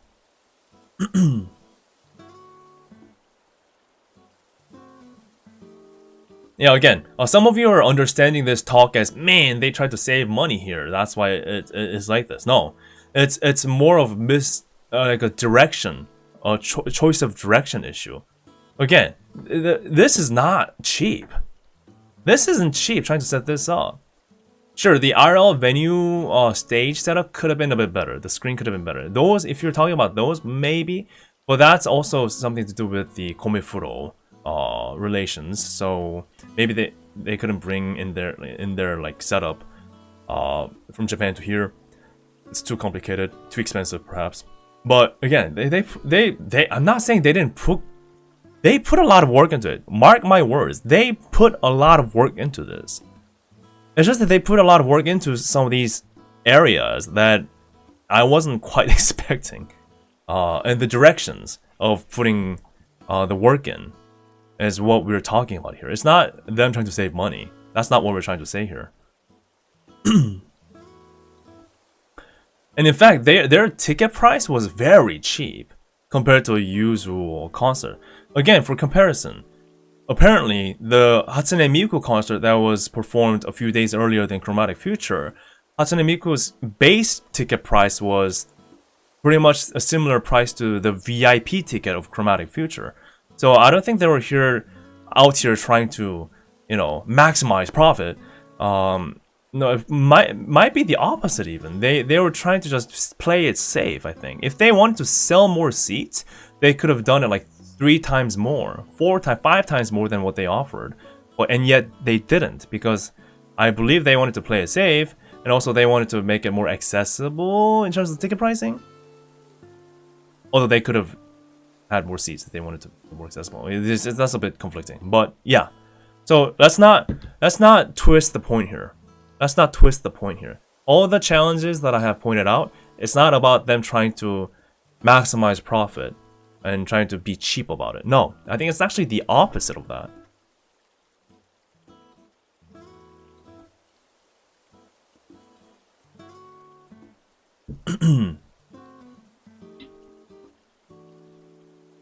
The most shocking thing from Chromatic Future is that I couldn't believe they allowed fans to record the encore part.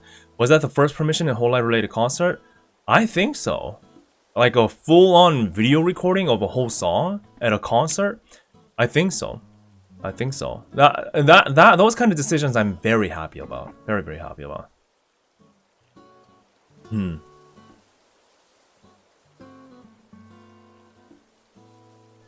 Throughout KP says, I often feel hesitant to speak out any criticism I have, but because it feels like you don't want to bring people down, it's often received negatively, but I think it's important that we acknowledge the issues. The reason why I always talk about it is because, I mean, I can't just go out there with a straight face and say, on camera and tell you, like, what didn't happen, right? I'm not, this will be pretty, that's why I'm a bit kind of conflicted on how I'm going to make this video. By the way, all of my videos are usually like you said, it's geared towards focusing on the positive experiences, right? I never go like, like this is horrible, oh, remember graduated, it's over for cover and hololive. No, I don't do that. You never see me do that, right? I always try to play towards a more positive angle with things, but I still speak out if I believe what I am talking about is constructive and benefits perhaps other fans enjoying the show too, right? That's when I try to speak out and tell what I say. There was no way I'm going to come out of Chromatic Future and say, God, this is the best concert I've ever seen in the world, because it just simply isn't. There is no such thing as best perfect concert, right? Nothing is. Not even Budokan is best perfect. Budokan didn't have the best sound quality either, although it was a lot better than here. But yeah, you see what I mean? So that's, you have to, it's never black and white with these things I say, or you say, or anyone says. You have to keep these things in mind. It's so easy to take it out of context. I'm sure somebody will take it out of context and say, hwikky hated Chromatic Future. Like, hwikky situation is crazy. I don't know. Maybe I'm too small for that to happen. But you have to keep these things in mind, that any kind of a talk is multi-layered, multi-dimensional. It's never just one angle and be done with, right? And the reason I'm speaking out like this is with the hopes that they become better, right? I wish they're better and better. I wish they were more successful and more successful, right? That's my intention. So that's why I try to speak out about these things, because these things you just can't hide. I mean, if I don't talk about it, someone else will talk about it. Someone else have been talking about it too. Like all the people that I've met at Offkites, they talked about it.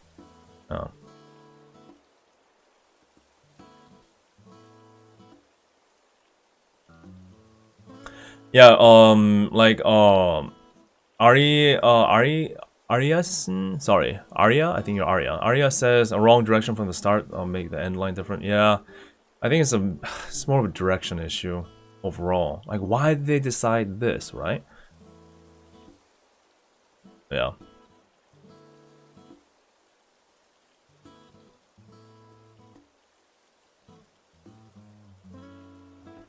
And by the way, don't let my opinions sway your opinion about Chromatic Future. If you are somebody who was there, like myself, but you enjoyed it 100% and you have nothing bad to say about it, don't feel like what you have with your opinions is wrong by any means. Just stand your ground too. If you feel like what I said today doesn't really resonate with your opinions, then stand your place and hold your ground on what you think about the concert. If it's 100% positive, let it stay like that, alright? I just want to provide different angles on what I thought about the 3D crowd. Created these 3D crowds. They think they're better than us with their generic 3D motions and blank eyeballs. Oh, perfectly synced pen light waving. We'll never achieve that perfection. Maybe I'm jealous. Maybe I'm jealous to how perfect they are. No skin imperfections. They're all like clay.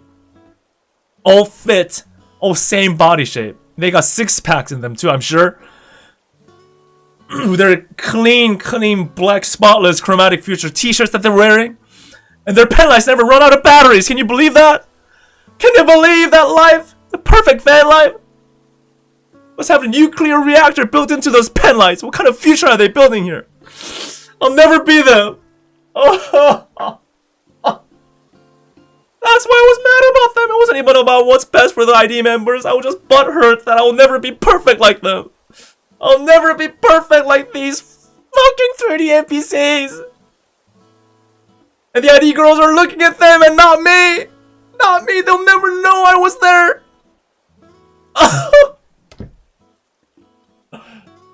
Will be replaced. Will be replaced. The future is here, old man. And I am the old man, it turns out.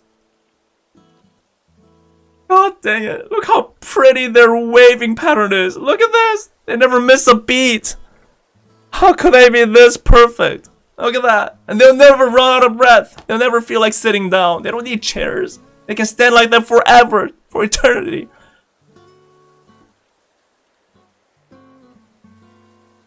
The future ain't so chromatic after all. That's a good one. Cry with me. Cry if you were there. Cry with me in pain that we'll never be them. They ain't us. But it's in fact, they're the ones pointing at us being they ain't us. Because we'll never be perfect like them.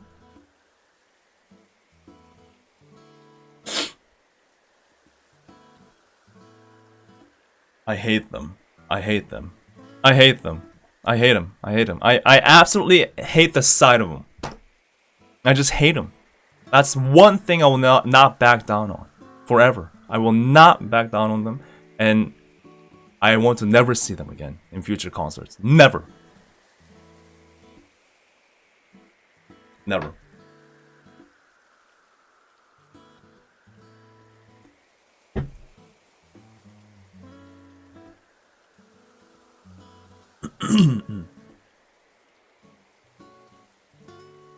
Yeah.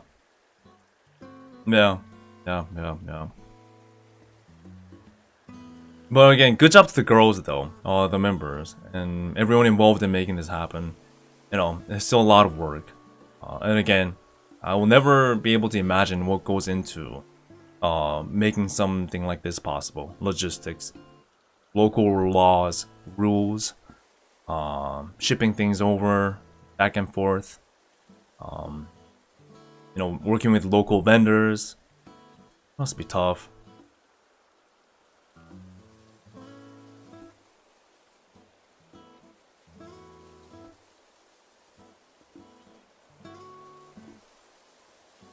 Yeah, again, this shouldn't take away from the significance of the anniversary of ID and the fact that this is their first concert, and the fact that they put so much effort into it, and the fact that ID fans, it's their first time to be able to gather in this mass, in this, you know, in this mass, in this scale, for the first time. Like, that's the real crowd, right? Compared to this, again, it's not just the overall, sorry, I'm starting this again. I should stop. I'll keep it short.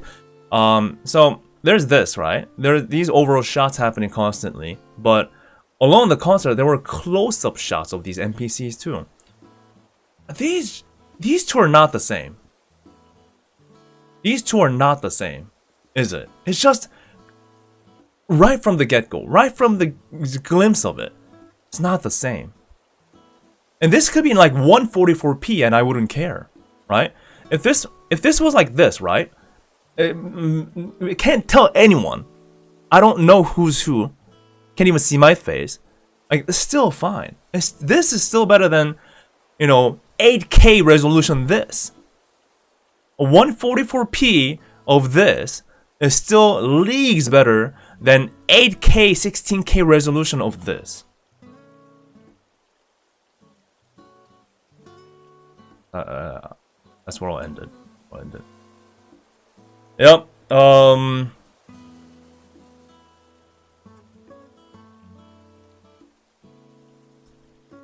Yeah, so I got heated up a little bit. Thank you for listening to my rant. Still have a lot of things to do. Oh my god, it's already, jeez, the time went by so quickly. Yeah, I will show you some merchant things that I got. I won't be able to show you everything.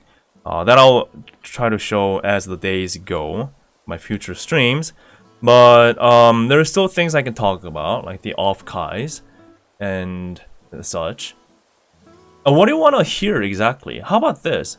I'm going to talk about my things too, but is there specific things that you want to hear me talk about in chat in terms of my experience as overall in Indonesia?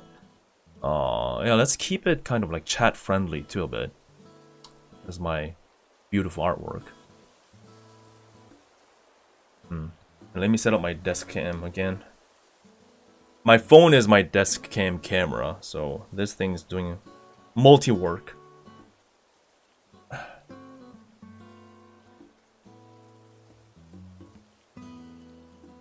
Oh yes, the giant Pocky. Yes. Oh, I got things to say about that one. Another red coming? In fact, the 3D NPC wasn't my biggest enemy. 3D NPC was my biggest enemy. Can you believe it? I made so many enemies this day.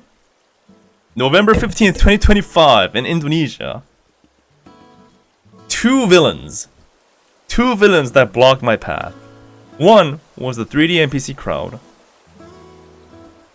Two,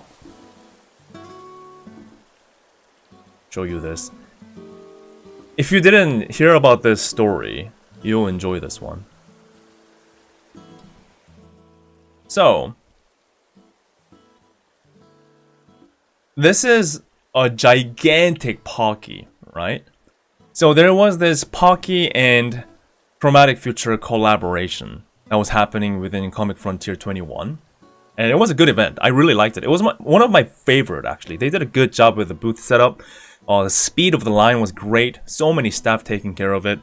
And what you do is, you get like, what's it?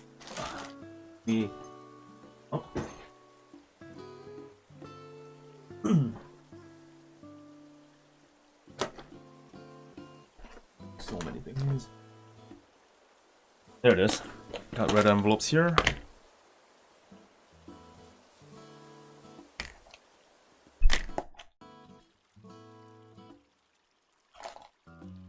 I have so much.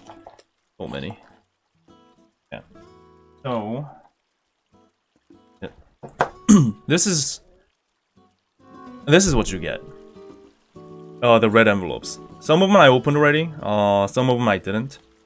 But you buy like a Pocky, and you get one Pocky card and a one photo booth experience. So these include like random selection of ID members. So you have to grind to be able to all collect this. So, and this was also happening at select stores like Indomaret outside of the Comifuro. So depending on where you go, what store you go to, you were able to get cards like this with the Pocky. So that was a base set that you could buy at the Pocky booth. There was a bigger, more expensive premium set where you get 5 cards, okay? You get 5 cards alongside a giant Pocky, right? I saw that, I'm like, huh, okay. I mean, I wanted some cards, so might as well just get all the, more cards at once, right? Giant Pocky, I kind of skimmed through that line. I'm like, oh, it must be, there was like a little bit bigger ones, right? Just something just a bit bigger than regular Pocky. Just the thicker ones. That's what I was expecting. I'm like, okay, can I get this one?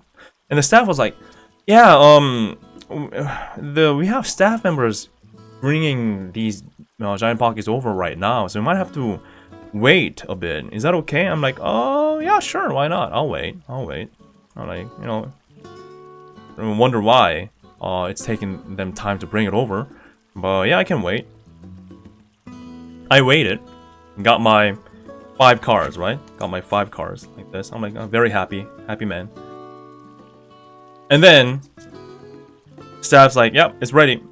Here's yours. And it's gigantic. The biggest thing I've ever seen.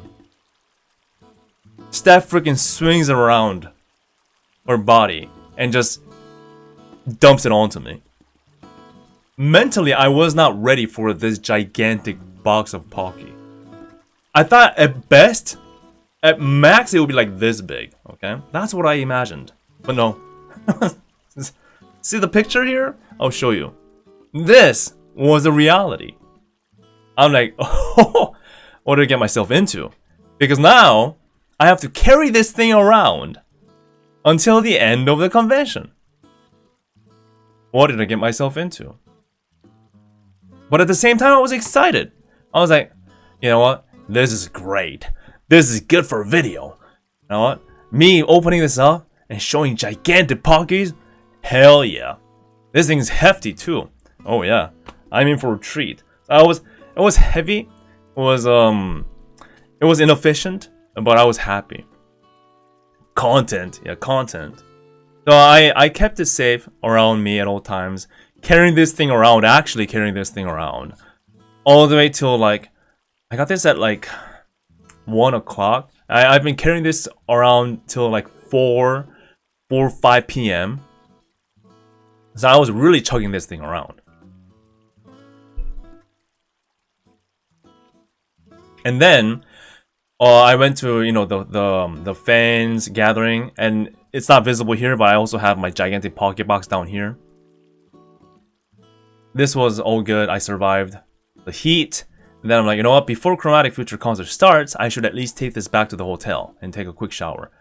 But before I do that, I had, you know, a couple fans also interested in like how this looks like, the gigantic pocket looks like. So I'm like, you know what? Let's open it. Let's open it in front of people.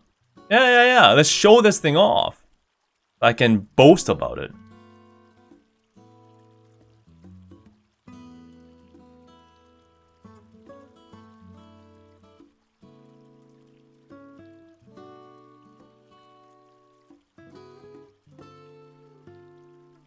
My disappointment is immeasurable. My day is ruined by the reality that was presented in front of me. First of all, this box was an ass to open. It was like glued in, like some kind of a hot glue type of deal. So there was no way to open it properly or safely in one piece. I had to rip it apart. That's fine. And then I slide. It had like this like a cardboard, flimsy cardboard base thingamajig. I pulled it out, and guess what? Yeah, where's the big Pocky? I don't see it. Where are they? It turns out the big Pocky was a lie. There was no such thing. It was filled with 15 little pocket boxes. 15!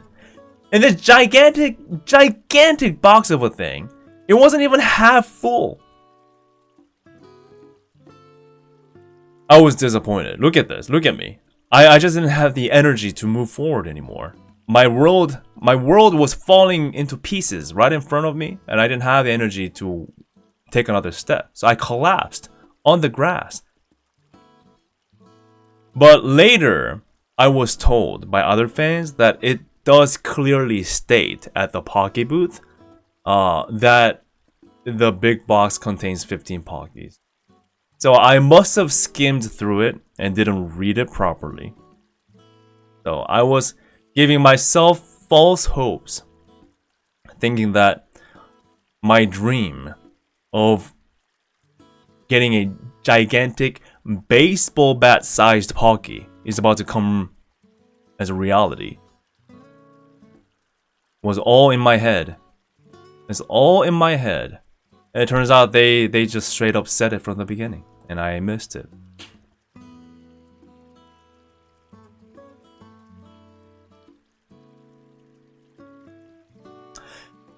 But I was like, you know what? Sure.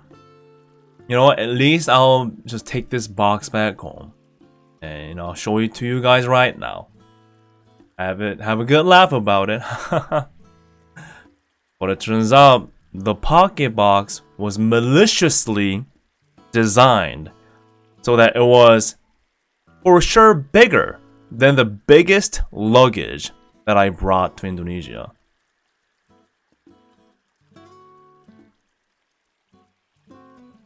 And just the right amount of bigger. just enough that it would never fit in a luggage. Only way to fit it would be to cut it up or fold it into like pieces somehow. So I can't even farm content out of it on stream. I had to leave it behind.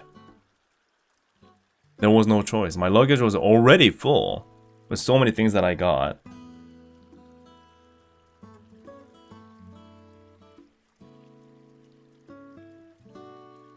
Yeah, I know. The pain. But at least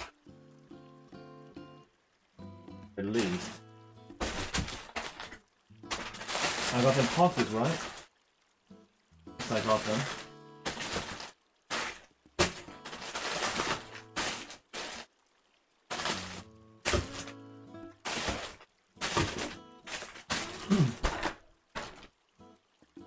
At least I had no shortage of Pockies. So, you know how I have no time to eat, really, when I go to these events? So, on day 2, I had a box of Pocky for lunch and breakfast. And I had another box of Pocky for dinner. So, at least it sorted out my food situation. Oh, it was great. It's just not any Pocky. This was milk flavor. All the way from Hokkaido. Wow. Milk chocolate. Wow. Wait, so what does a regular Pocky have then as a chocolate?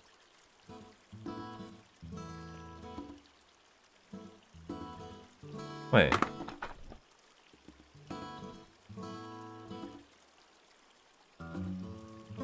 This is just chocolate?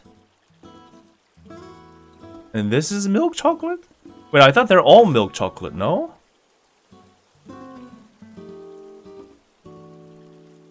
Okay. So...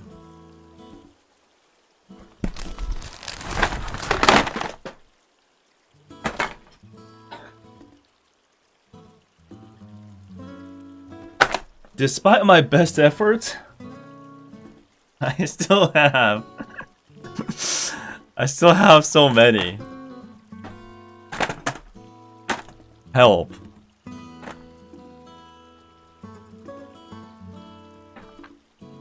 Oh, I think this one was gifted. It wasn't even part of the collection here, I think. Yeah, it was the milk flavor, milk chocolate flavor, and the regular one.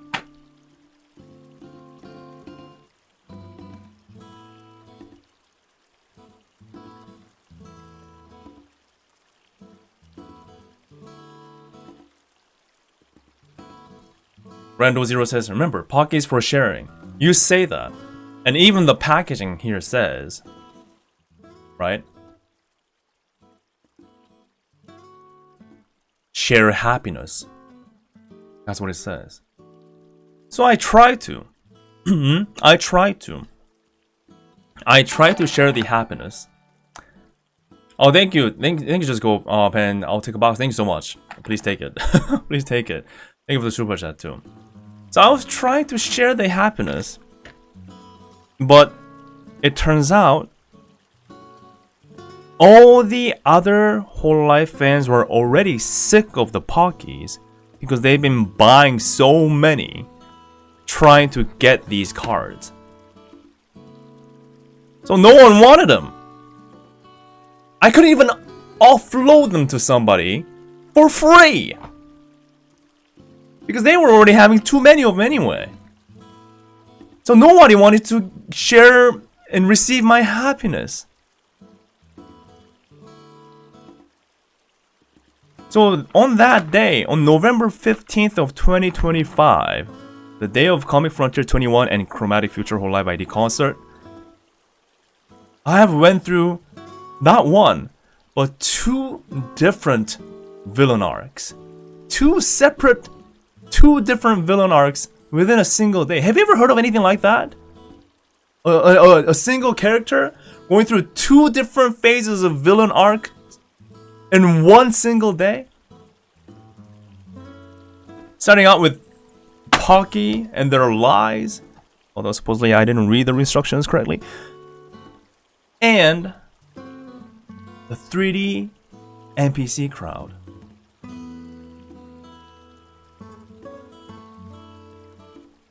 I became a different man that day. I'll never be the same anymore. Never. Pockies are good though. Pockies are good. Shall I try one right now?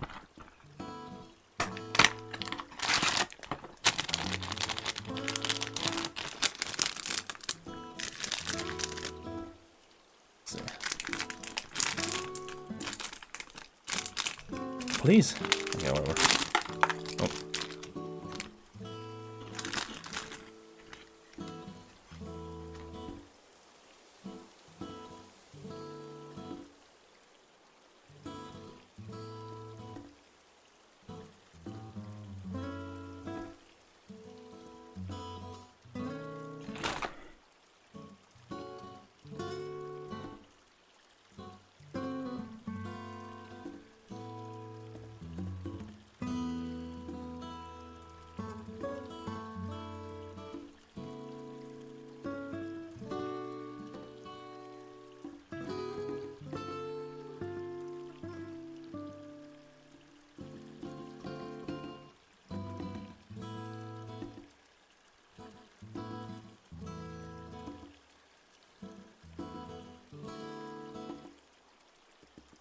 I guess I got that big gigantic pocket that I wanted.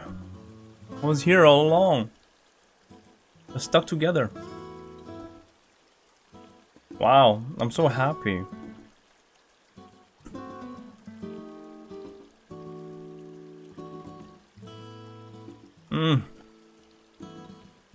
Oh good.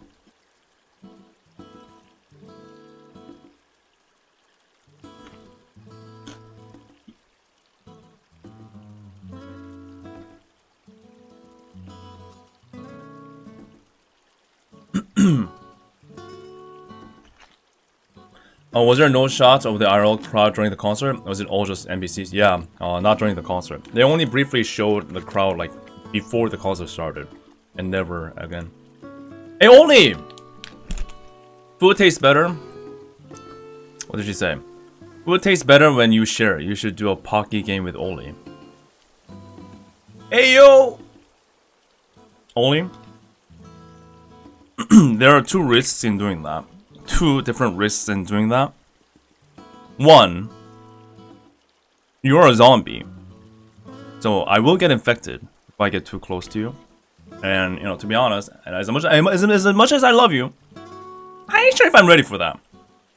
Second, if I don't die by the infection of your zombiness by getting too close to you, every single one of these people in chat will make sure they kill me. Because I tried to do it. Tried to get too close to you, to play a Pocky game with you. So, nowhere in this scenario, I survive. Okay? And I still value my life a bit more than, you know, than I would like to. So, and I wanna live a long life. So, even though I thank you for your offer, but I don't want to die yet. I don't want to die yet. Worth dying, to be honest.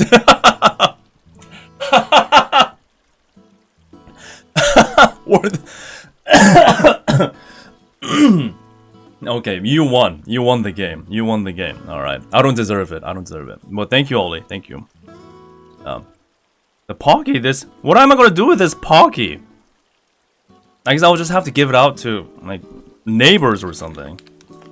Oh yeah, and by the way, the reason why it's so, like, sticking together like this goes back to how hot it was in Indonesia.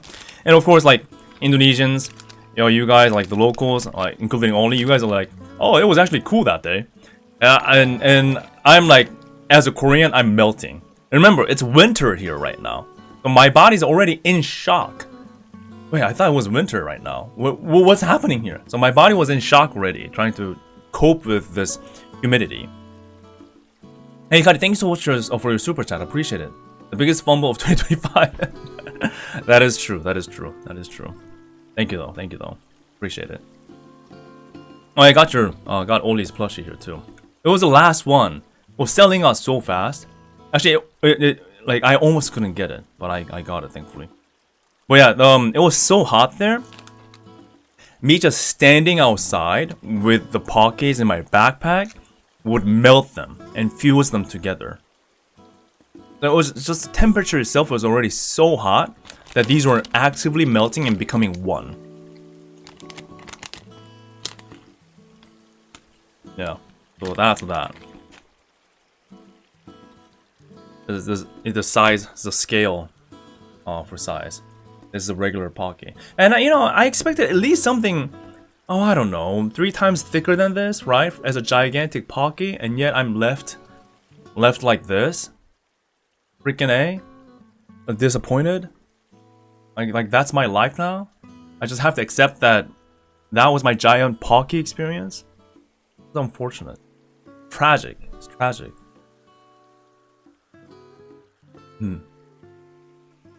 Oh shoot! I don't know if Oli's still here, but when I was streaming and asking about recommendations on what to buy in Indonesia, I listened to her, and I also listened to you guys. Well, first of all, batik, right?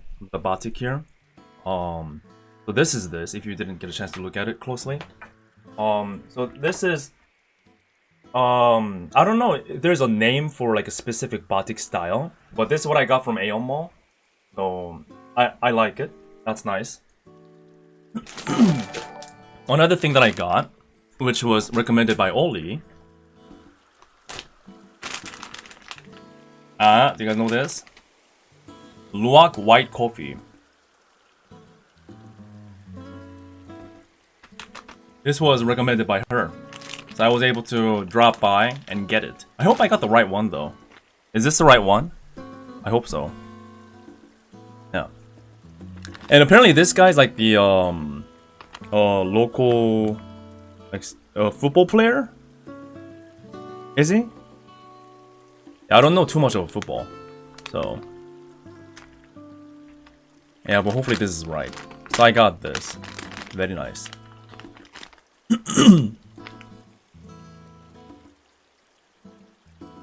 Oh wait, is he Korean? Shin Tae-young. Oh!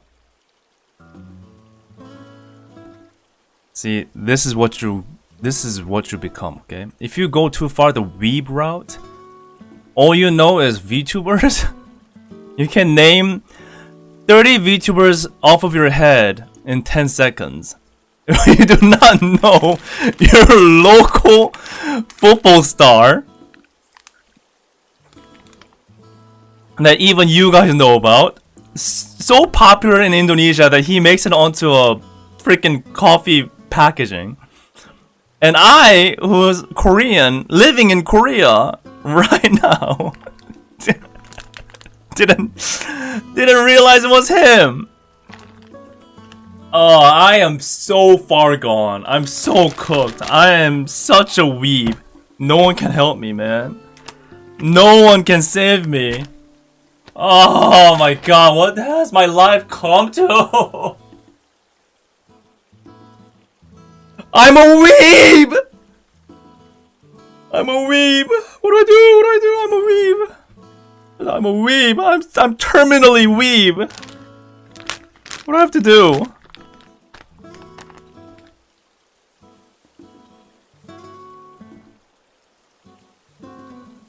Yeah, I know this guy. Yes. He's popular. Very popular. But white coffee, though. Oh, that's the point of this talk.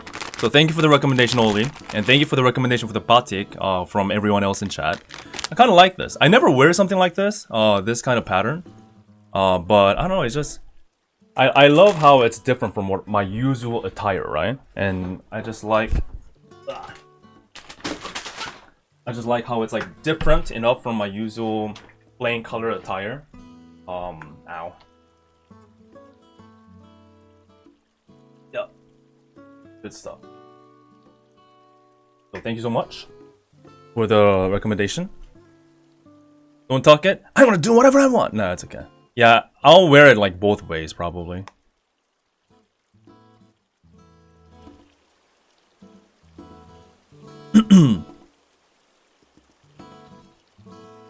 Let the batik out?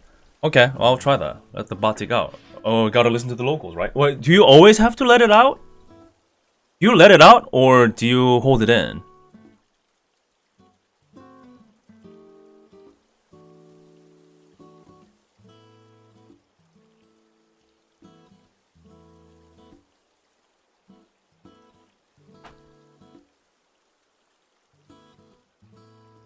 Pretty long.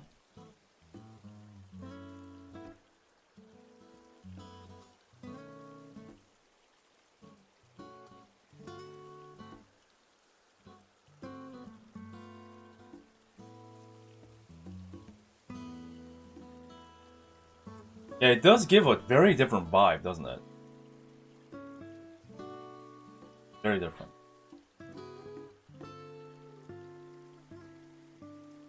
Earphones.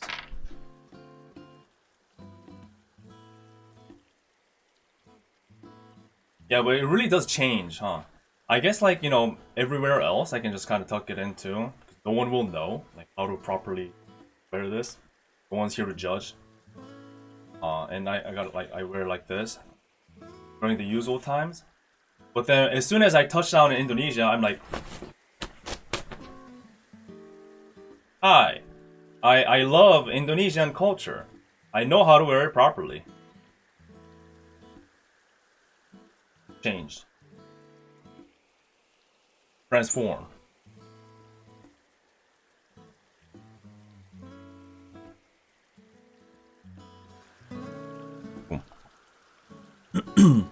But it's kind of hot in my room right now, so at least allow me to roll the sleeve. Please, please, at least accept that. That much.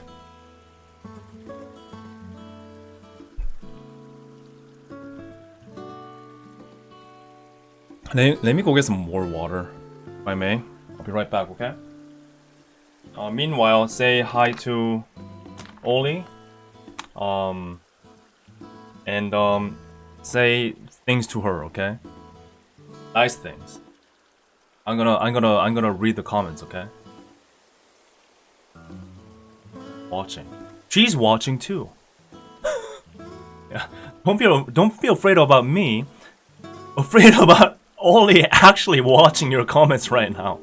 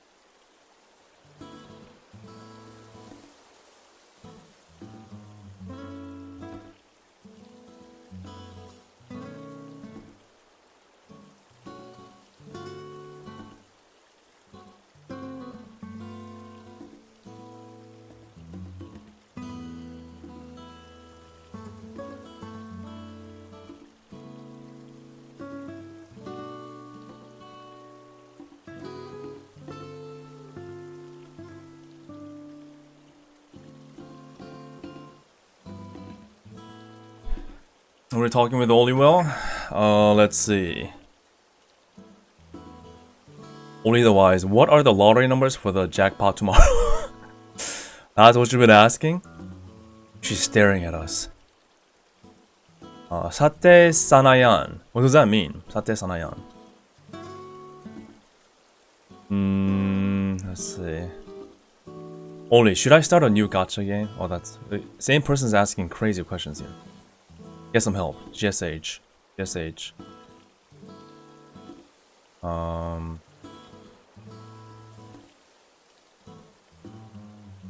Nice, you've been behaving. You've been saying nice things.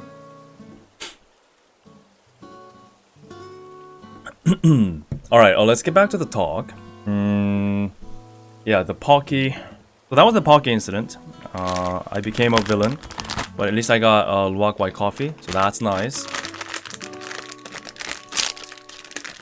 Never had it before though, so I don't know exactly how it works.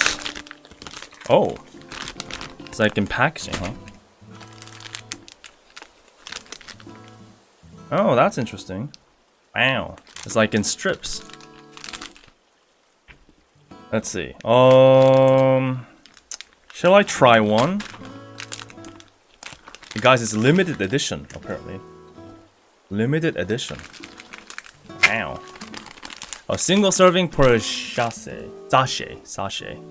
Go for it. Okay. I did bring hot, warm water. Does temperature matter?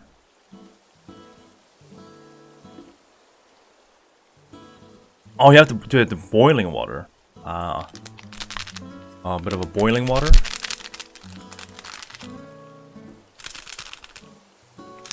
Hot water.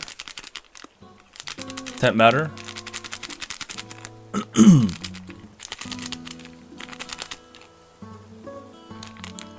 I mean, this is closer to hot right now. So is this too much water? Is it? It's a bit. 160 cc. Is that like 160 milliliters? Okay, let me do this properly.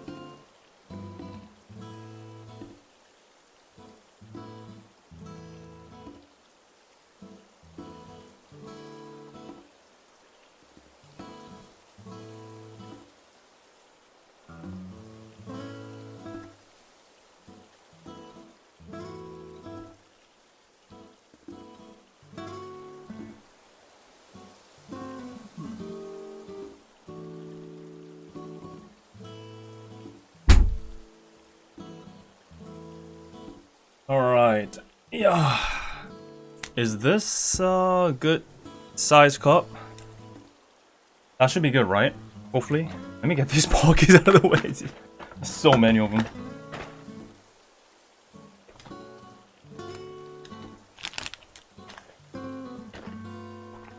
Okay, nice.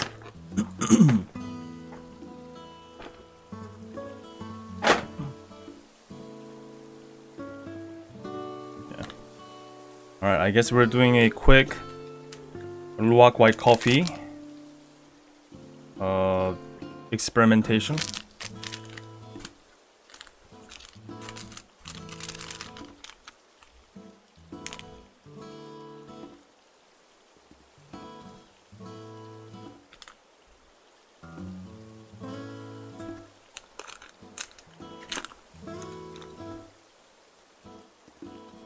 Whoa. Ah!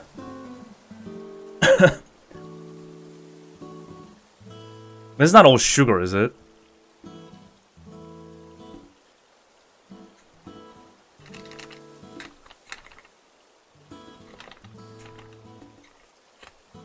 Damn. Immediately stir? Okay, immediately.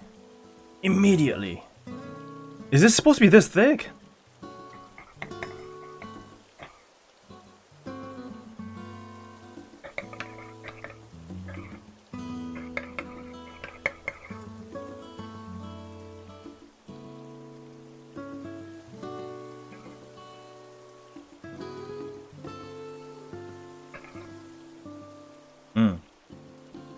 Yeah, I think it's stirred up.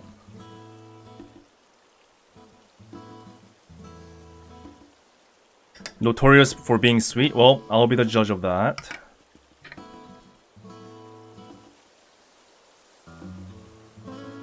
All right. Wow. Look at this. Oh. Let's try it.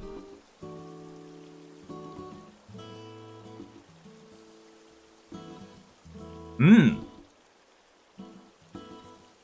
Oh, that's smooth. You know, I think I got just the right amount of water too. It's supposed to be powdered first and hot water? Is it? You're right, you're right. The direction actually specifically states pour the contents of the sachet into the coffee cup and then add the boiling water. You're right. But thankfully, I think it worked out. It's good though. It's very smooth. And it's not too sweet. I guess it's because as a Korean, I'm used to these like coffee mix powders. So it's up to like that level, I gotta say. Up to that level.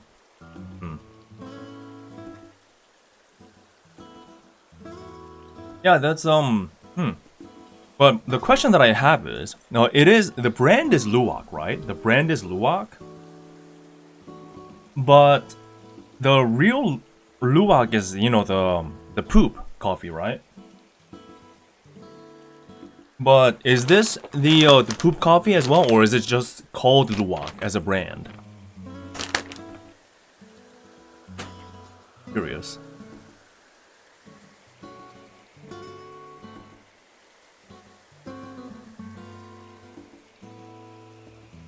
Oh, it's just a brand? Okay. Oh, I wonder why they still can call it Luwak though. Interesting. Yeah, but this is just a good cup of coffee. Yeah, I nothing crazy about it. Yeah, it's actually a familiar tasting coffee as a Korean, with our coffee sticks too. But I think this one is better at the smoothness, the initial smoothness. You know what I mean? I think it has better. It does better in that department, and it's not bitter. You know, no matter how sweet a coffee is, there's still a bitterness in it. But this one, it's very neutral. Very neutral. It's not, in my mind, in my tongue, in my mouth, and on my tongue, it's well balanced. Not too sweet, not too bitter. It's just that neutral line. It's on right now. Maybe it has to do with how much water I put in. But overall though, yeah, it's not like sweet. Yeah, this is really... It's almost like you're drinking hot chocolate. Almost. It's getting closer to that than coffee. That's my tissue.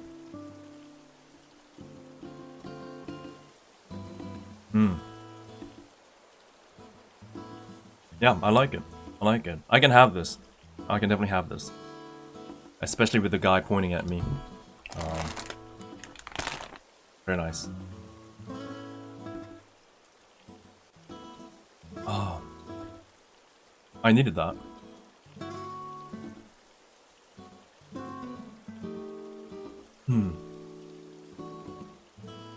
So they use luwak as their symbol for the brand because for real luwak coffee is really expensive here in Indonesia. So they want to use their that name for to get more expensive looks. Ah, okay, that makes sense. That makes sense. The premium image associated with the name luwak. Huh? You know what? Is it sacrilegious for me to think this? Maybe you already have it like this already, but oh man, I'm so Korean. Oh my god. You know the thought that I had just now? Oh, this will be a great way of making an iced coffee. Add ice to this. Ice cold.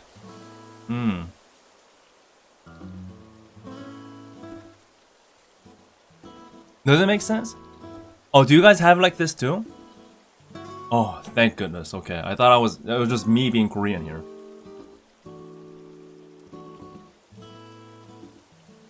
Oh, then you crush 2 packs because the ice watering down. Good to know. Good to know. Yeah, it would be so good with ice.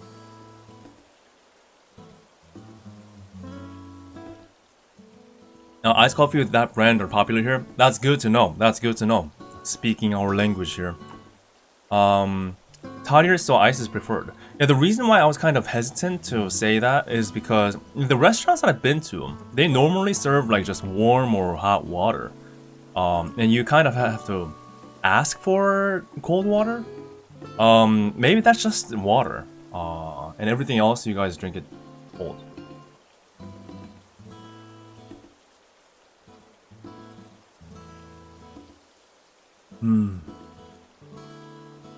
Yeah, try this. Try this. If you are not so good with... Well, okay. Maybe you're more sensitive to bitterness, so you can taste bitterness more than I do. But at least for me right now, with this amount of water and this amount of packet, yeah, it's barely bitter.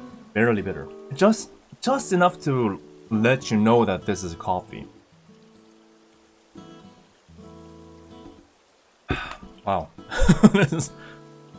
It's good. It's good.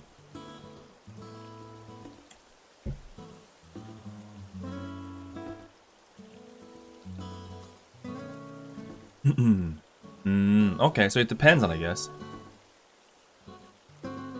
Oh, because tap is not drinkable.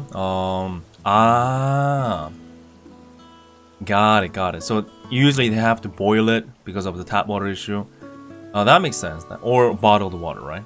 Okay. Whereas don't drink it regularly. It has pretty high sugar too. Yeah, that's true. From time to time, I think it's good. I wonder how much caffeine is in this.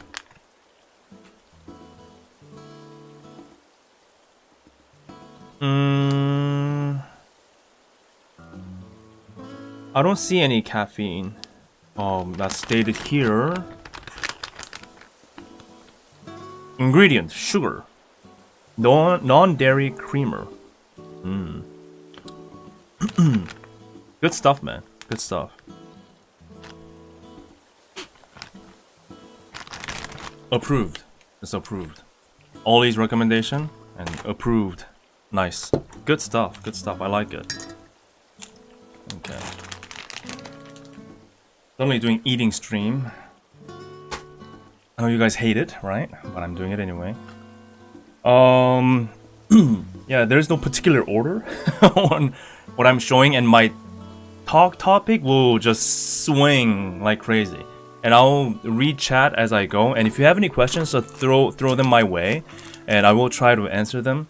Of course, super chat audio will be better for me to like notice it, but just, you know, don't be afraid to shoot the questions my way, okay? It's totally fine. It's totally fine. Caffeine, almost none. That's surprising, really. Oh, that's good. That's good. So all I have to watch out for is the sugar. That's good. Let's see. Tandio says, anything else you got from Indonesia?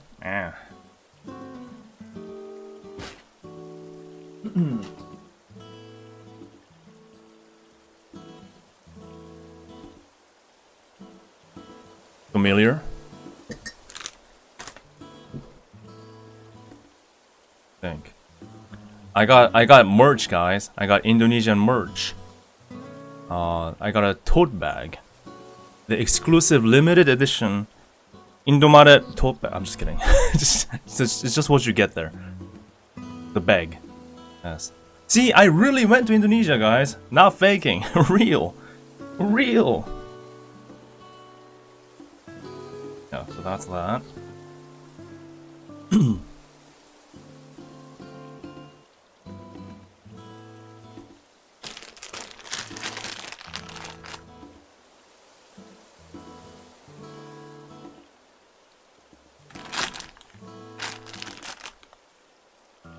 Familiar? I think you've seen this before. I think so.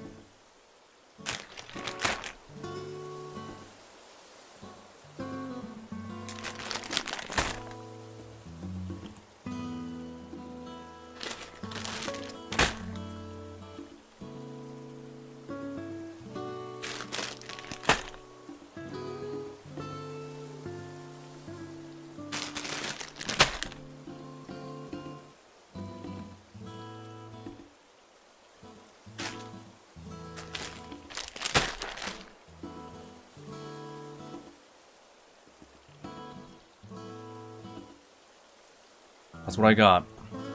That's what I got. So, there is a reason why my suitcase was being packed to the brim.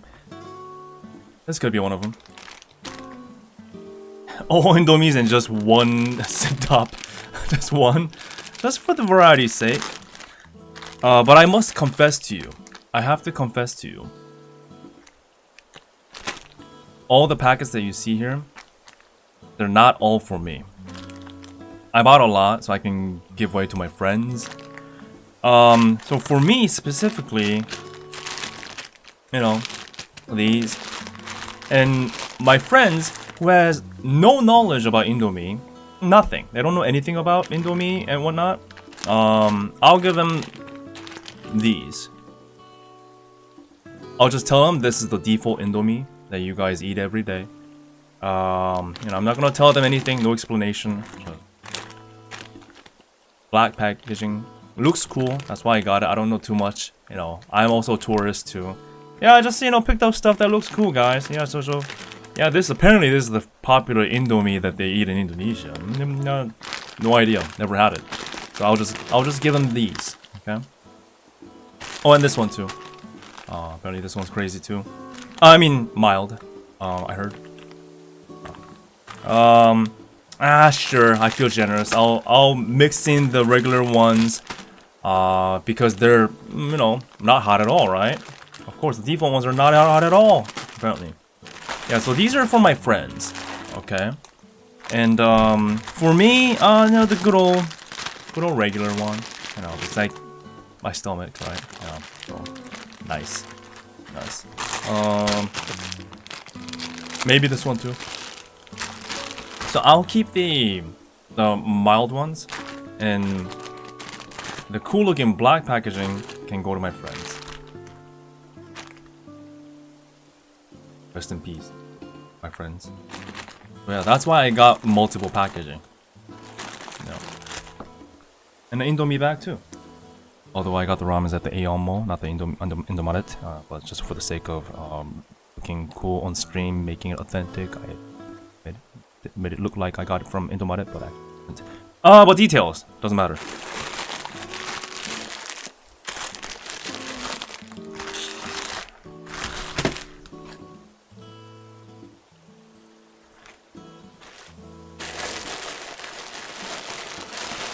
God, there's so many.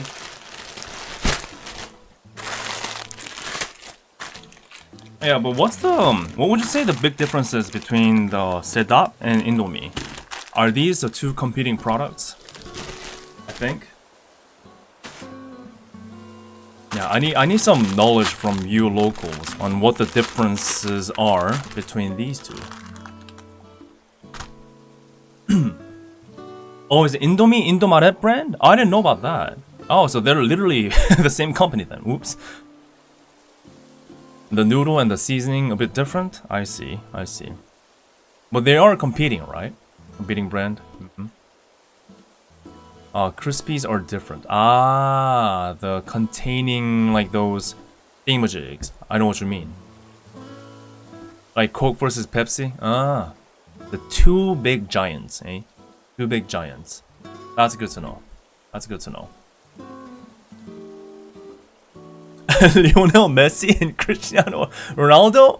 That big of rivalry are we talking about? That's insane. That's like the legendary status of rivalry. Is it that big of a rivalry in Indonesia between these two? Do you have like active fans against each other, battling it out every day? I assume there are like wars. There are like wars in the history books of Indonesia that has happened between the fan Sedap and gang Indomie. No, Sedap. No, we should call it Sedap clan and the Indomie gang, right? There were the history books. Tell the stories, the legends of the battles, the legendary battles between the two. Basically these two now become religion war. Damn, that big. Oh, and there's a third party. There's a new challenger now. Damn, here comes a new challenger. All right, let me do a quick poll. Well, again, not a poll, but hands. It's a show of hands. I just want to look at it visually, check it visually, vibe check. Should start with this one. Sedap clan. Hold your hand up. Sedap clan. Who's Sedap clan? You gotta represent, man. You gotta represent. If you're Sedap clan, you have to hold your hand up. Or is this going to be like super one-sided? Oh, there's somebody. There's one person.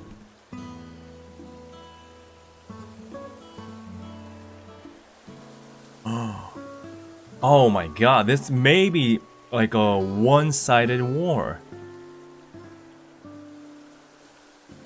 Okay, not that many, huh? Okay, it's not really representing. I'm not really seeing any hands here.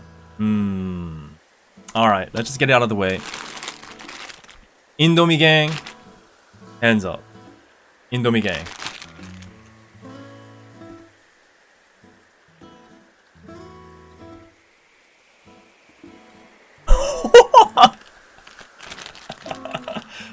Holy, it's not even game. It's not even fair. I thought it was a legendary rivalry. Where did all the Sedap clans go? I don't think this is a fair game, guys. I don't think this is a rivalry. I mean, at least from the chat vibe I'm feeling here, this is not even a game. It's not even competition. Indomie reigns supreme. Indomie is the king. There is no rivalry. I'm sorry. I mean, it's clear as day in chat. God damn.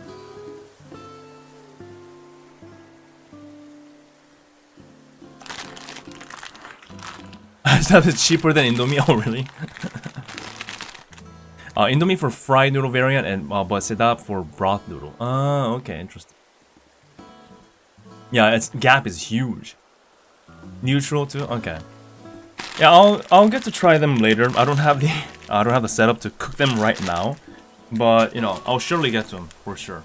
Hopefully on stream sometime. Okay. And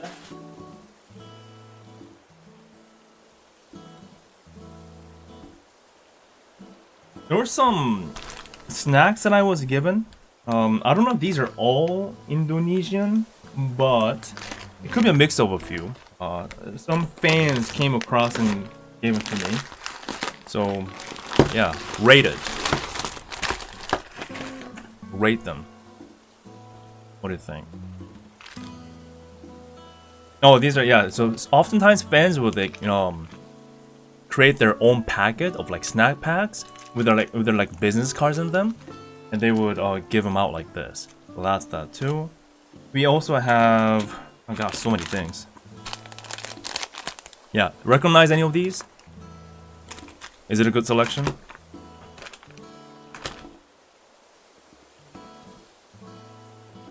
This I think is a syrup, right? Which I happen to have also one here. Another fan gave it to me.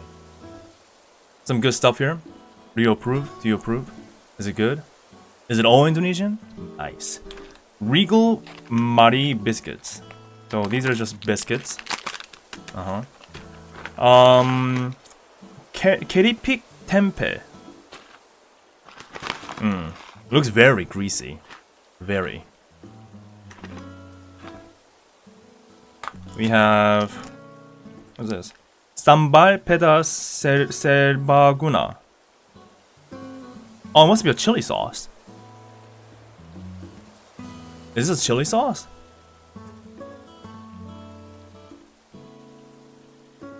I almost ate this straight up. Good thing that I read it now. I thought it must be some kind of a, sweet sauce, a sweet, like syrup or something. Almost killed myself there. Okay, nice. This is anomaly coffee. Coffee. Nice. The drip bag. Nice. Sumatra dorok sanggul. Sanggul? Cool. Yuppie. What would you rate this? Yuppie. Yuppie? Yuppie?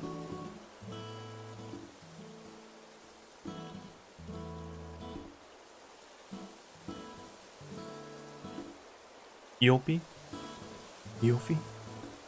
Eopie? Wow, you guys really love this thing. Classic. Oh. Eopie? Nice, nice, nice. Alright. Oh, may I have a bite real quick? Why not, right?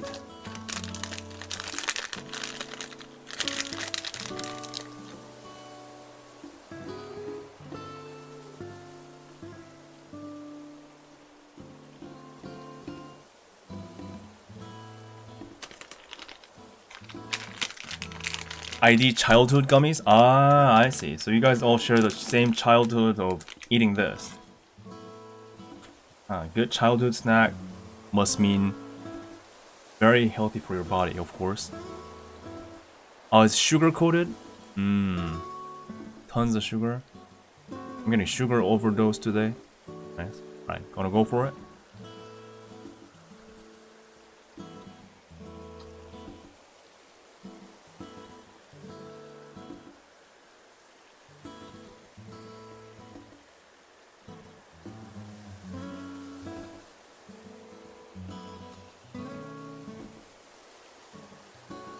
I never spent a single day of childhood in Indonesia, but I just got nostalgia.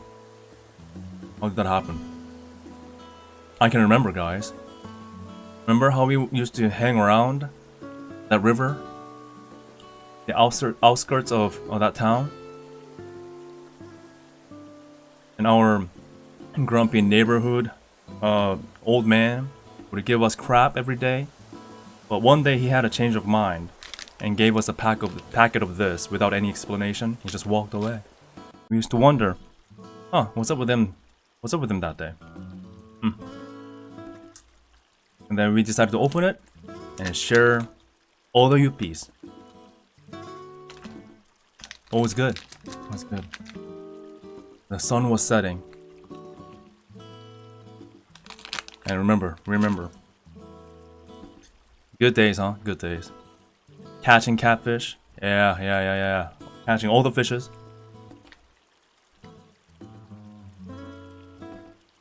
It was beautiful. Yeah. Wow, this is a dangerous candy, this. Dangerous. It's creating memories I never had. Another interesting one. This one I forgot.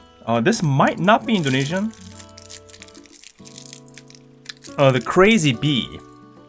Again, there are many fans from many different countries just giving me stuff, so they're not always like Indonesian snacks. Crazy Bee. I think this was from somewhere else. crazy bee? Anyone remember? Oh, this might be the one from the Ukrainian guy. Maybe. I think so.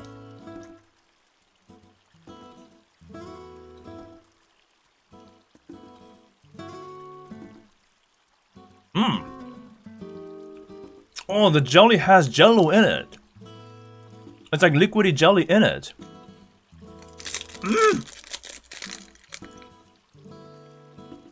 Oh yeah, that language is not Indonesian.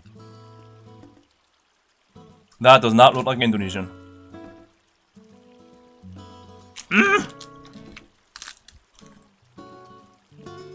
It has two different layers. Surprisingly, okay, after all the action's done and gone, it's surprisingly mild. Oh, you know what's surprising? Actually, what's actually more surprising? You know how these kind of jelly candies can be very sticky. It sticks all around your teeth, right? And it's a hassle to get them out. This doesn't stick to your mouth. It doesn't stick to your teeth. What kind of freaking magic did they perform with this crazy bee? That's insane.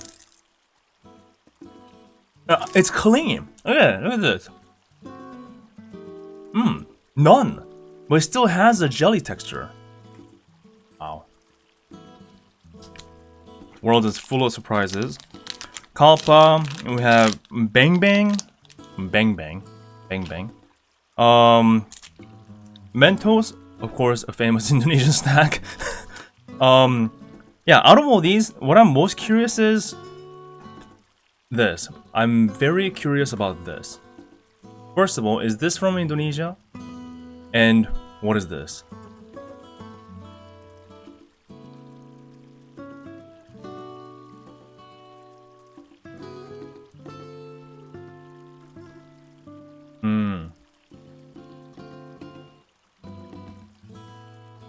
Reject the wind.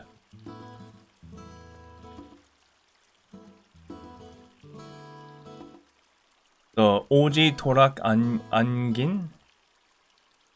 Oh, I almost said anjin. Oh, I said it.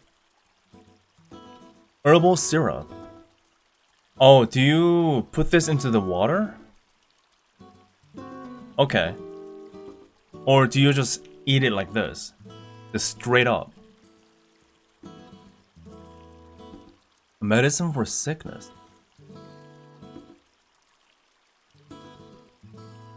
Oh, you can straight up have it too. So is this also good for your throat? Because that's what I kind of need right now. My throat's a bit every time I do a stream. Straight up ginger. Oh. Just drink it? Alright, well I guess I'm doing it.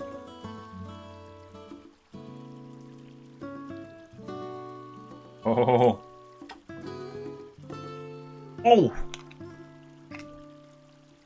Oh. I had a tiny little drop on my finger, licked it, and it feels like I had a whole candy of mint. Oh my god. Am I ready for this?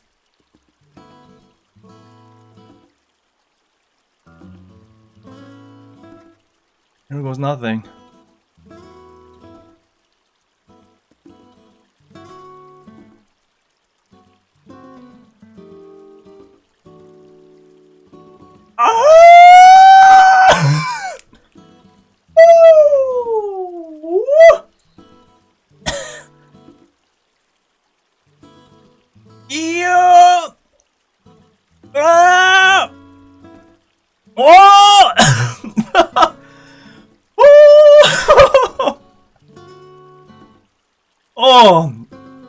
Oh, my nostrils, all the airways in my face, my head, it's open. I can feel every single nook and cranny of everything goes in my skull here.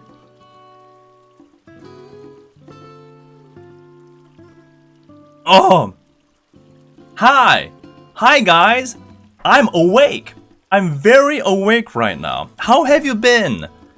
Wow. I should just chug this every stream. So I'm 100% every time. Oh! Ooh! It's good. Oh. Oh my, this is a new world. I should have gotten more of this. This would be, you know what this would be good for? For focusing. Also when you're under the weather, like you said. Under the weather. But for focusing, and also when you're kind of feeling sleepy. Like when you're driving. A packet of this? Oh, this will wake you up. And I actually prefer this more than typical mint candies. Yeah, I'm not a huge fan of like hard candies, but a syrup that just goes down all the way down to your stomach, it's like waking you up, like all the way. Wow.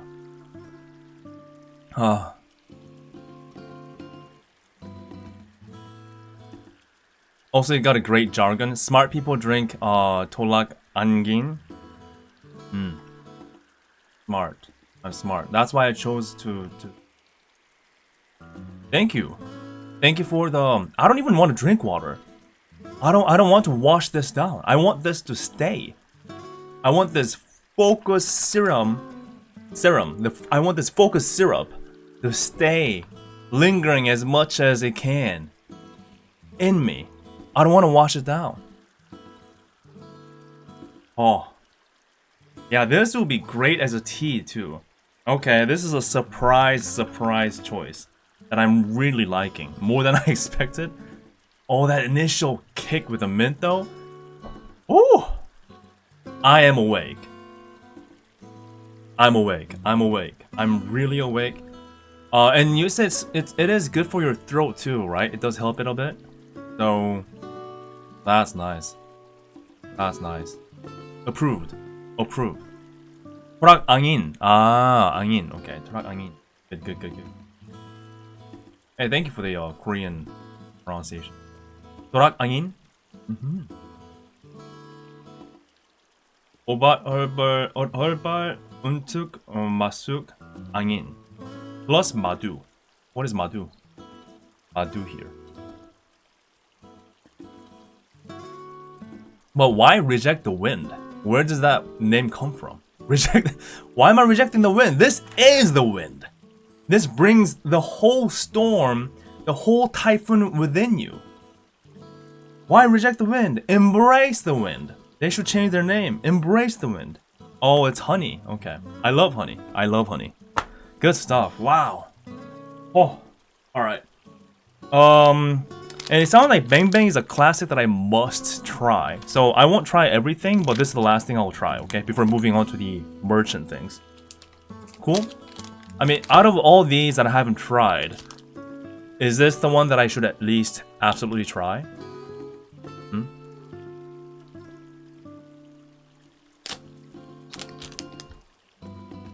Oh, it's an Indonesian term for cold. Ah, that's the reject the sickness. That's basically what you're saying. Ah, got it. But it feels more like beating a sickness with just like an overwhelming power. That's how you beat it, I think. It's just strong. But nice though, in a nice way. Okay.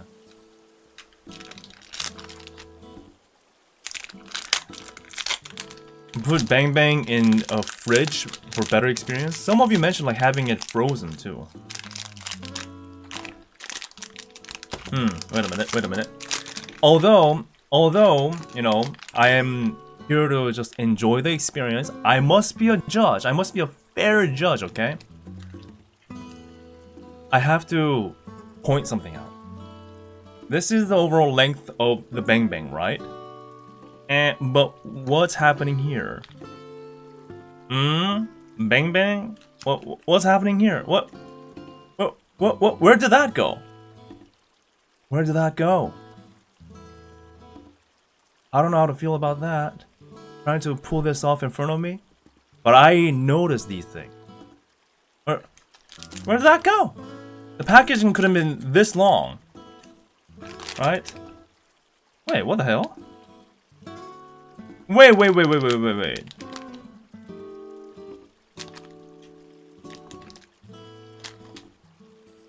Oh, come on. Come on. These are practically the same length of chocolate bar. But look at the size difference of the packaging. Bang Bang. As a representative of, I assume, a representative of Indonesian snack, I'm not so sure about this. And you say extra chocolate and caramel. However, okay, I'll leave it at that. So this one is extra, not the default one.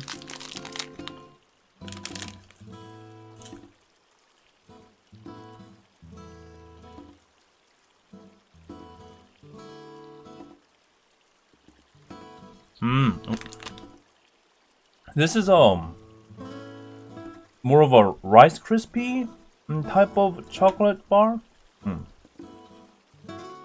I think that's what it is. That's how I feel like. It's like Rice Krispie with like covered chocolate. Wafer.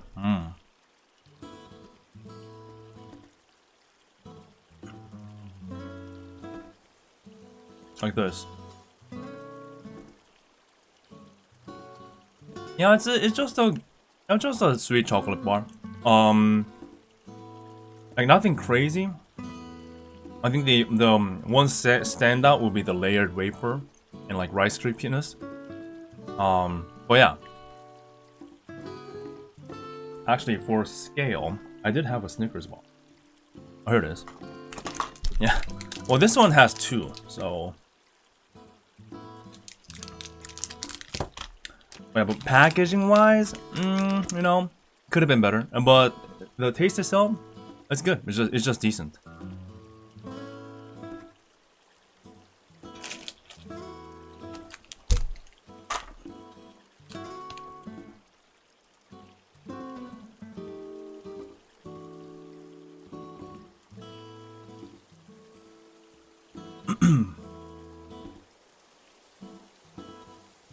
I mean, of course, there's a price difference that we have to remember, right? I'm sure, like a regular Snickers bar is quite a bit more than a Bang Bang. Is that true? So we have to keep that in mind for fair judgment.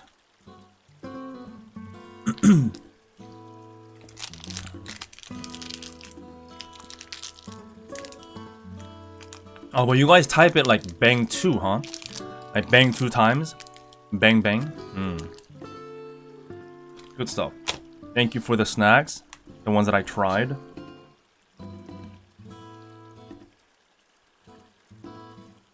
My personal favorite out of the ones that I tried, this one. It's good. I think I could definitely use this from time to time. And the Luwak white coffee, also nice. Surprisingly delightful. Very good. Everything else I'll, get to try as we go later in the future. But again, I got many things to show.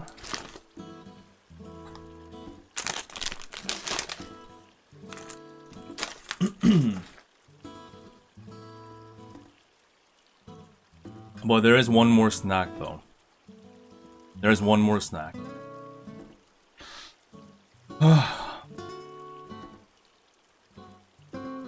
I am not sure if I should try this or not.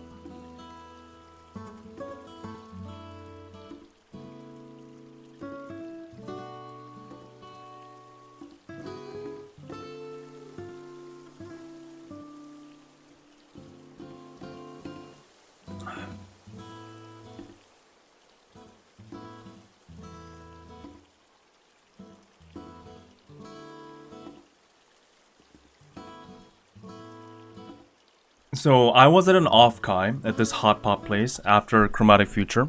I was enjoying my hot pot, and then there was I believe a local fan, right? Because this is this Indonesian? Can you confirm?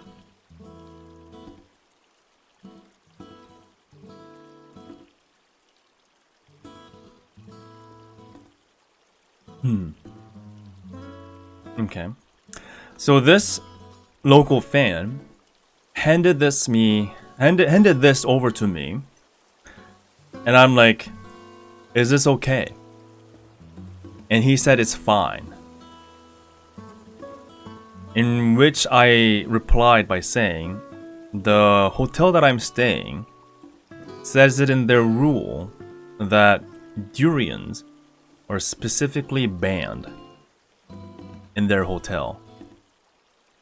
And he said, it's fine.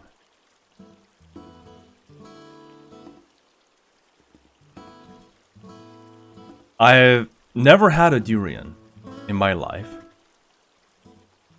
but I've had smells of them before, and they were appalling. So hopefully this is just a mild flavor added to a snack, right? Hopefully it is mild. Hopefully.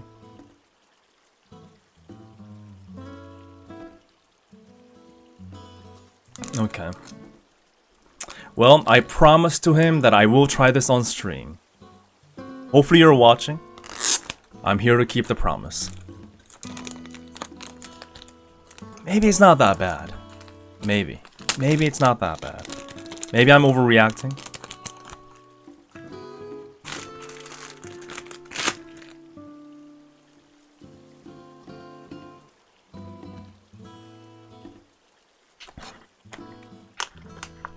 Oh.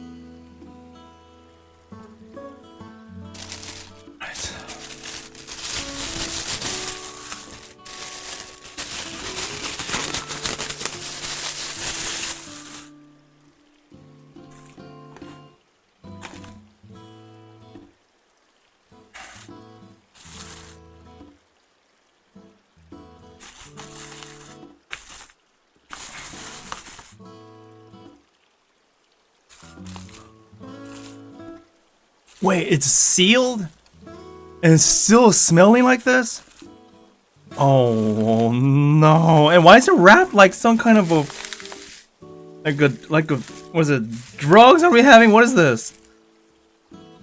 I can't believe I got this through the airport. Am I smuggling something here? Oh my, and look at this, it's actually packaged. Oh no. Okay, alright. I'm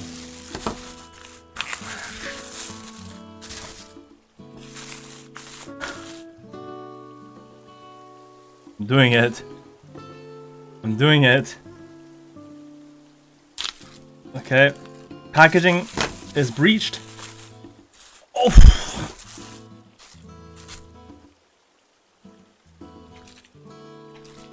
Oh. Oh no, I have to go outside after this. Oh my god.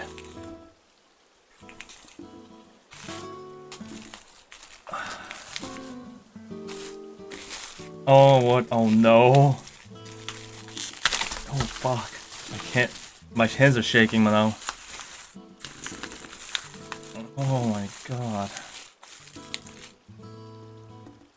Oh.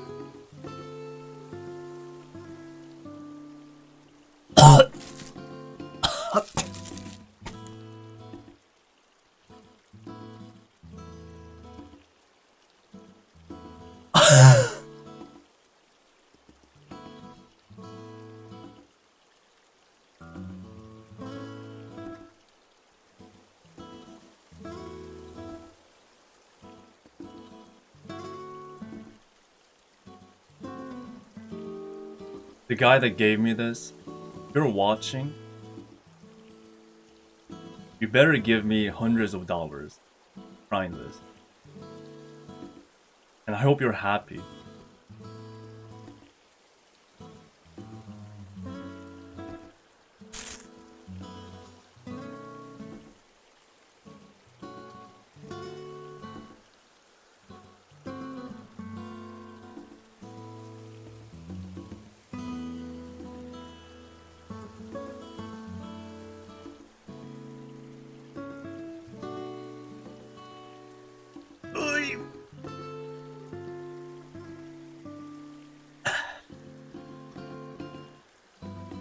Oh.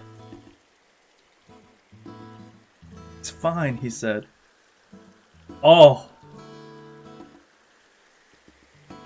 Oh.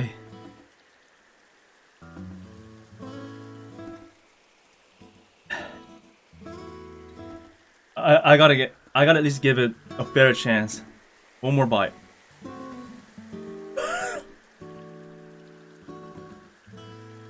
Oh.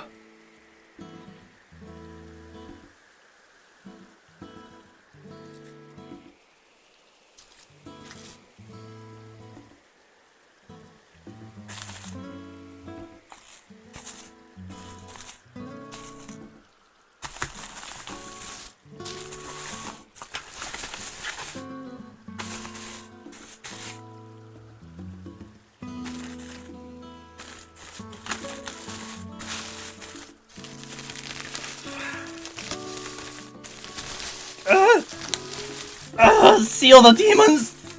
Seal them before they escape! I gotta save my country!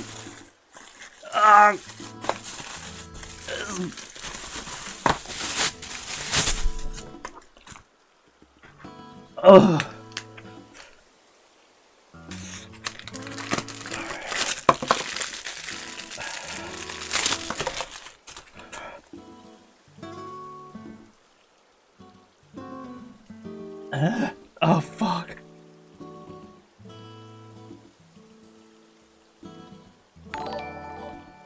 Oh.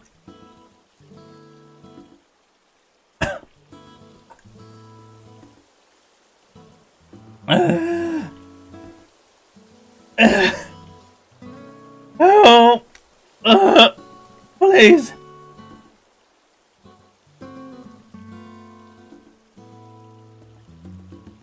Oh. Oh. I'm alive. Oh. Oh. Fuck. Oh.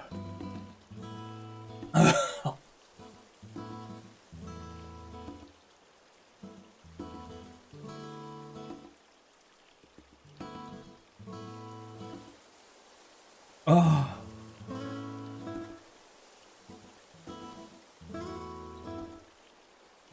Oh my god. Oh my head is hot right now. I'm sweating. Oh, you can't see it obviously, but oh. Oh. Oh.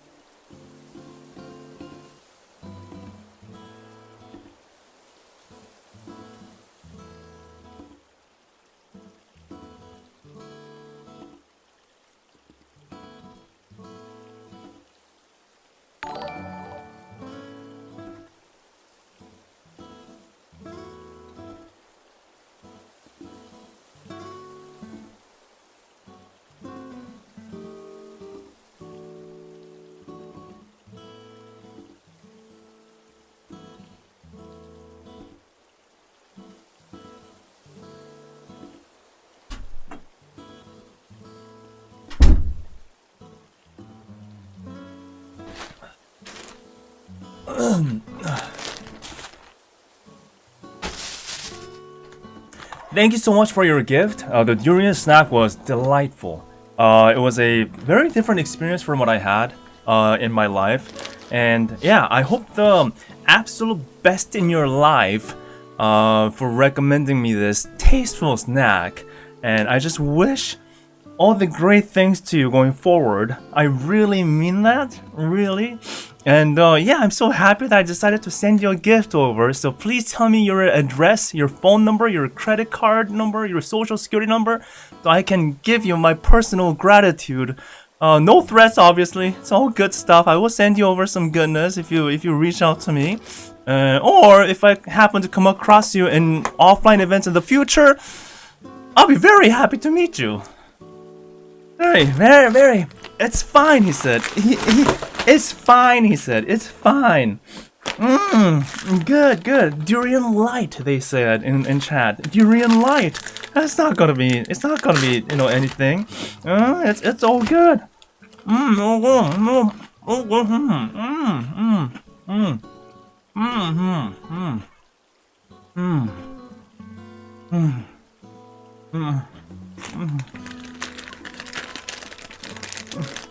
It's all good, they said. It's all good.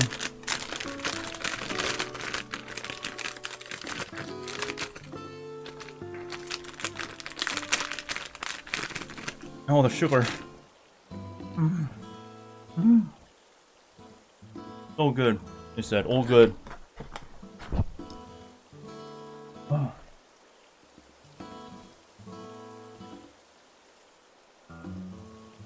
Very good, very good. Oh, good stuff. Good stuff.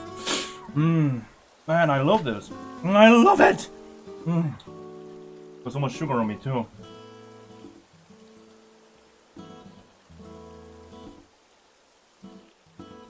Yeah, really good.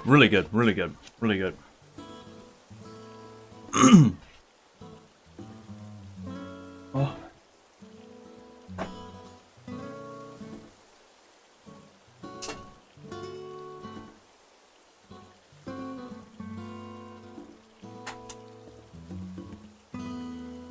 Woo-wee. That was an adventure. Right. This biscuit's good. This biscuit is good. I really like it. Really like the biscuit. Oh, good stuff, man. Good stuff. Yeah, the snacks, all the Indonesian snacks that I had so far, very good. Very tasteful. Very enjoyable. I gotta say, I got sugar everywhere. Good stuff, man. Good stuff. You know what? I gotta say though, that syrup really saved me. The syrup is surprisingly, the syrup is strong enough to combat the durian. Although I had to chug down 2 packets in a row to fight off like 2 tiny bites of the durian snack. So that's that.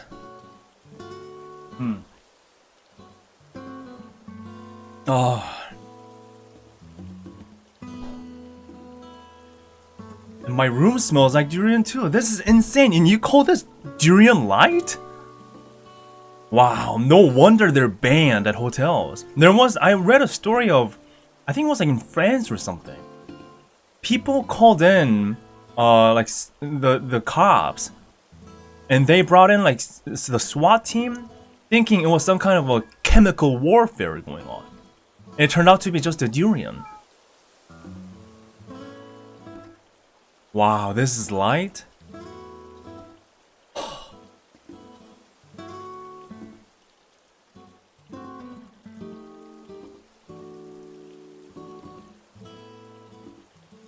It's banned on public transportation, but not hotel. No, the hotel that I stayed in Indonesia specifically stated no durian. I saw the rule. So even the hotels. Wow. I've only heard of these things. I've only heard the legends, the rumors. I've only heard of the rumors. I didn't think it was this powerful. I'm 100% not kidding right now. I'm not doing this for some like clip farming. I'm not trying to be this over-the-top content creator, okay? That was my genuine reaction. That was my subdued reaction. If I was on camera, I would have gone mental. Like several times more mental than this. This is me trying to hold it in front of the camera, not trying to go crazier. Wow, you know what? I'm all for trying new experiences, and I'm glad that I tried it because now I can tell people that, you know, that's the experience. But my God, wow, wow. This smells like durian too. Oh crap! I gotta buy new scissors or something. Oh. The biscuit's nice, by the way. I just happened to try it, but it's good. It's good. God, I got so much trash.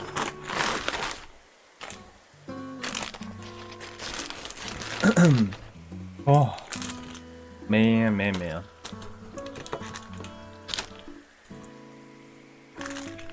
Oh, it's still coming up. It's still coming up, and it's in me. The fact that durian is in me now, it's one with me. Even though it's durian light. Oh, I dare not burp anymore. Wow. Wow. This is incredible, guys. Okay, well, can safely move on.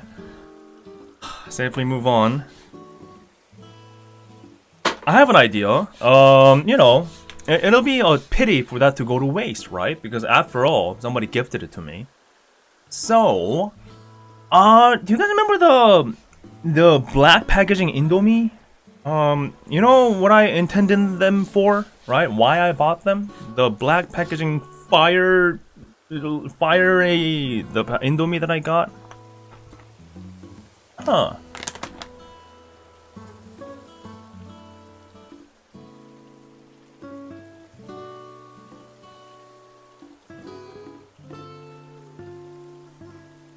I am not going down alone. I'm not going down alone.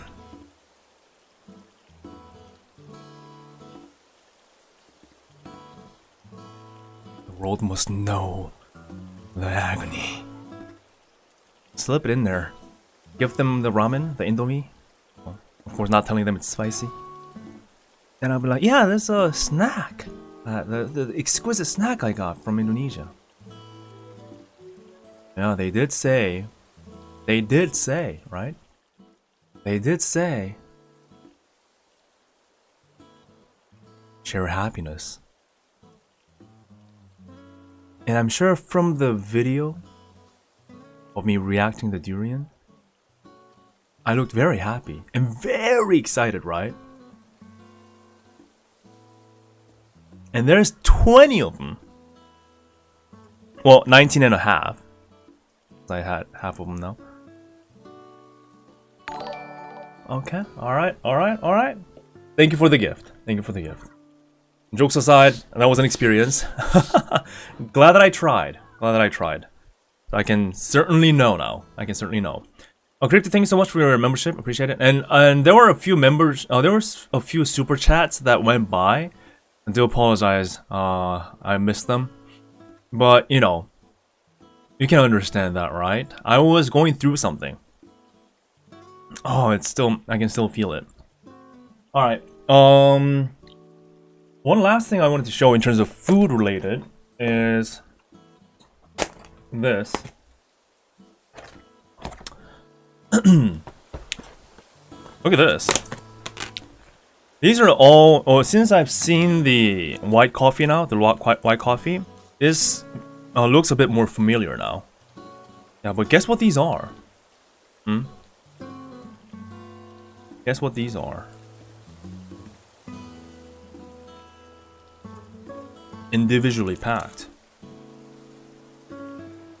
And different flavors too. strawberry, bubblegum, chocolate, cappuccino, red velvet, matcha. Matcha's nice. Banana. Mango. And taro. What's taro?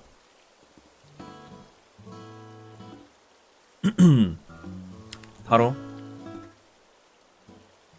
Suspicious powders. So these are actually from Mika Azma.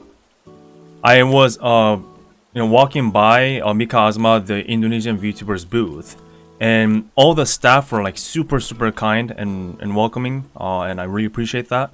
And Mika Azma was also there, and I was handed these sachets, the homemade recipe, I think, of hers. So I think they were giving this out, but yeah, I had a full selection here. Yep. And there was a specific like instructions on how to have it, which I have to look for. I think. For one sachet, add 2 spoons of sugar. I'll fill the water till full and add ice if you like. Ah, got it. So yeah. So these are it. And also, I bought some merch from that booth, which is nice. Let me put this back in. Might try. What should I try? What should I try, actually? Which one should I try? Maybe the taro one? Yam? Or just strawberry? Chocolate's fine too. Maybe chocolate? Taro? Oh, you guys want me to try taro? Sure, taro. Why not? Everyone is going for taro. Sounds good. Nice. I gotta see if I have sugar though. Was asking me, the instructions asking me to have 2 spoons of sugar.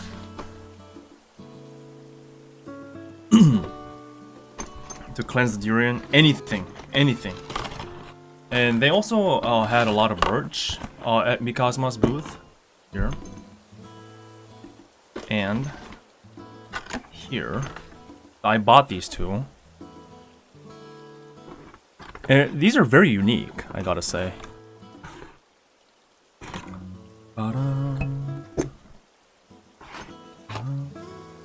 Look at this.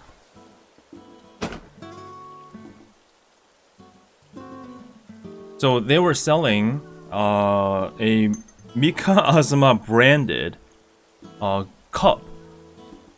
And this is actually glass. This is glass. I mean, the cap is plastic, but the straw and the cup is actually glass. So it's a real cup with the the band here. This is one of the more high quality like type of merch I've seen. And of course you can use it like a typical tumbler, a lid, or you can take the whole thing out like so. Yeah. And they had pink, mint, and black and white. Look at that. Isn't this nice? I was pleasantly surprised with this, honestly. And it's a usable cup. So I assume this cup will be about the right size for the sachet, right? Yeah. I wonder if I have to have hot water. Maybe not. I think I'll have like a warm water for this and add 2 spoons. Why not, right? And I assume I have to have the powder in first, probably. Yeah. I'll go for the pink. Like this. Because Mika Azuma color is pink, I think. And she's ID VTuber that specializes in cooking. Is from what I know. And I saw her booth last year for the first time, and her booth was like one of the best ones at Comifuro. I talked quite a bit about it. And this year too, they had a good booth with such passionate staff members.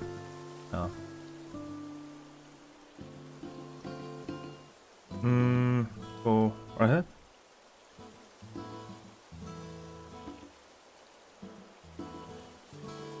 clean the glass first. I thought about it, but I need all the substances I can get into a cup to wash down the durian.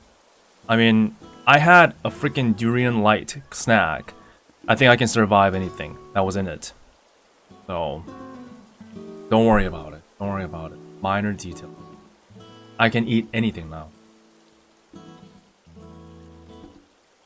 Yeah, there we go. Yeah, let me quickly add some sugar and water. I'll be right back.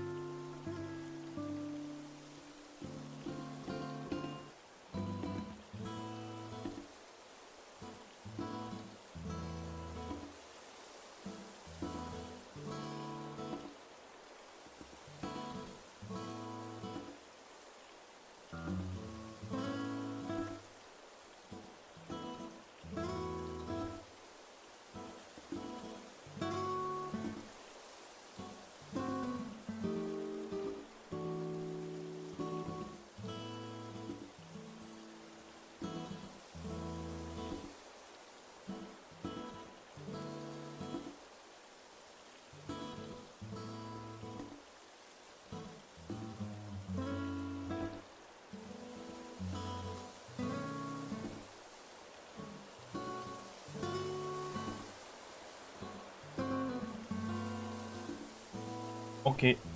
Oh, sure. Alright. So I didn't have white sugar. All I have is just like, you know, like those like natural color sugar. So the color may change, but I did put 2 spoons in, 2 teaspoons. Then let's mix it in.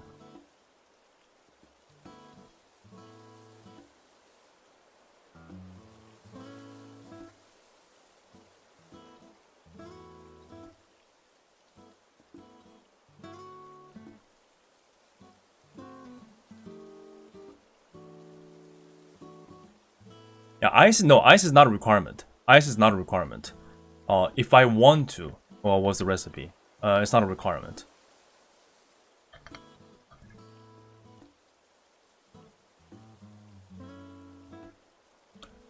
Oh, hi Mikazma. Hello. What a perfect timing. Yes, I am trying out your drink as we speak. No pressure. And also, I'm very prone to screwing up recipes. So I am following a recipe of 2 spoons of sugar and 1 sachet. I'm trying out taro flavor right now. In a mildly hot water. So, yes. Wow, the color is really pretty though. So it looks you see like the crema on top, so it's hard to tell. But if you look at the bottom here, it's like it's a deep purple. That's really cool. Do you see this? It's hard to tell a bit. But I love the color. Oh.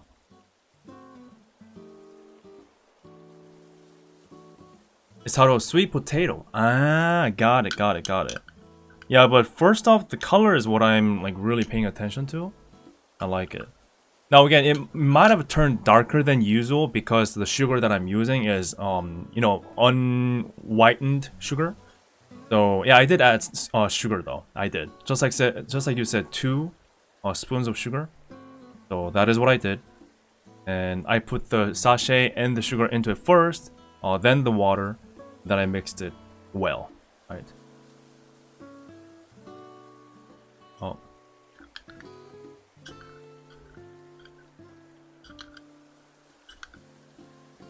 Alright, again, no pressure.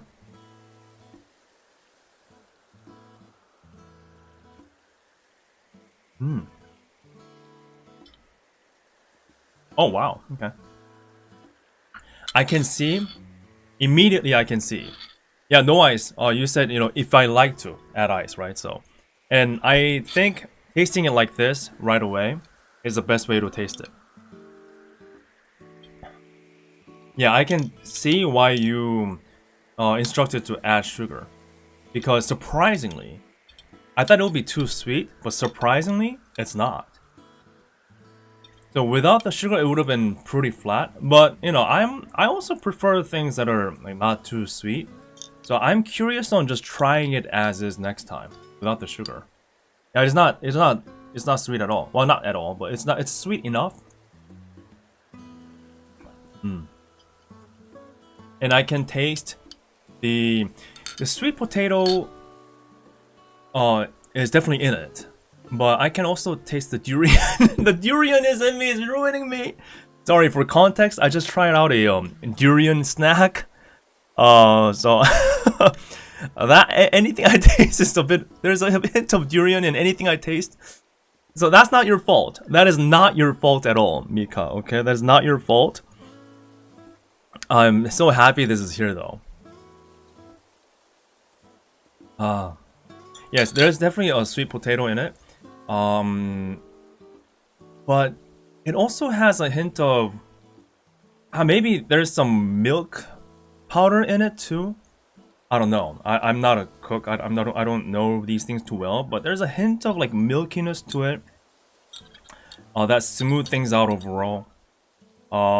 Sweet potato, but again, not too sweet. Which for an Asian like myself, good. That's good.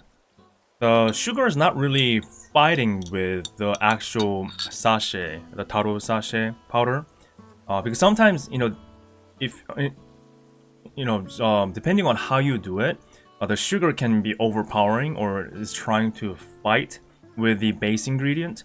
But yeah, it did get mixed well, to a point where it almost feels like the packet came like this, with the bit of sweetness. So it's an evidence that it mixes well with whatever you add. I mean, I don't know if that's anything to do with the recipe itself, but you know. Maybe it could use more sugar. Yeah, I mean, if you're somebody who enjoys sweetness, I think you can put more sugar in. But for me, personally, this is just right. Well, yeah, man, the color is so pretty. This is a bonus I didn't expect. You see that color? I love it. Is this kind of a sweet potato that has like purple hue to it? In Korea, the sweet potatoes that we have, it's all like golden yellow. So all sweet potato based drinks are like, you know, naturally yellow. But I guess this one's more towards purple a bit. Taro? I really like it. It's like Muna color too. Look at that. I mean, sweet potato colors are purple. I'm talking about the inside.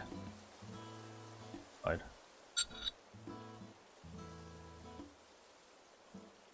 Ah.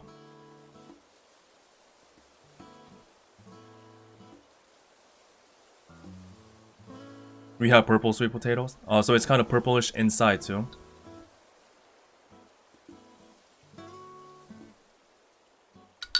Yeah, I mean, so I guess it's a different breed of sweet potato. I guess that's how we can look at it. I like it. I think you guys made the right choice for going taro. But I mean, it feels like all these other flavors will be pretty nice to try too. I mean, obviously, I'm not going to try it all today. I've been having a lot already. But, this is a good timing that I had this. Good timing to wash it down. Wash down the trauma. Oh my god. Oh, and can I comment quickly about the cup too? I've mentioned this before, but I love practical merch. Something that you can actually use, right? That's actually usable. And this is definitely actually usable. And it's a nice piece of display too. If you wanna, have the cap like so, like this, and kind of cap it off like this. Look at that. Is that nice? This is better.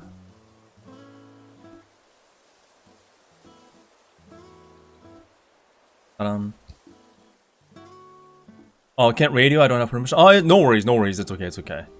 Yeah, I just wanted to share the moment with the people here, and yeah, I was also complimenting about the booth overall. Didn't have a chance to like look at it too much because of how hectic it was in Comifuro, but I gotta say, your staff members are always like just smiling. They look passionate. They act very passionately, and yeah, that's good stuff. That's good stuff. So, and also it was very nice of you and your staff to do this. So I really thank you. The cups, I'm glad that I bought them. Definitely worth the investment. That's good. Very nice.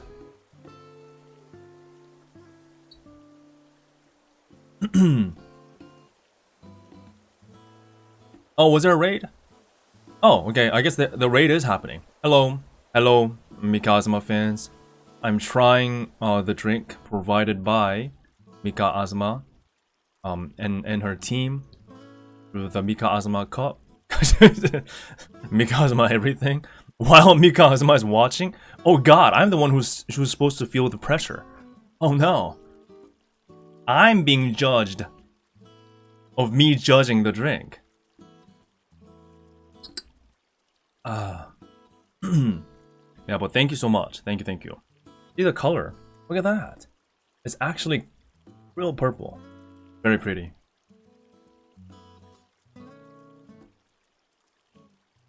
I'm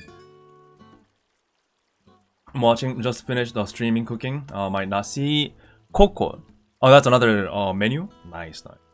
Yeah, we were talking about some food and snacks of Indonesia. That was an experience. To put it lightly. Oh, I'm almost done. Kinda goes well with the batik too. Color.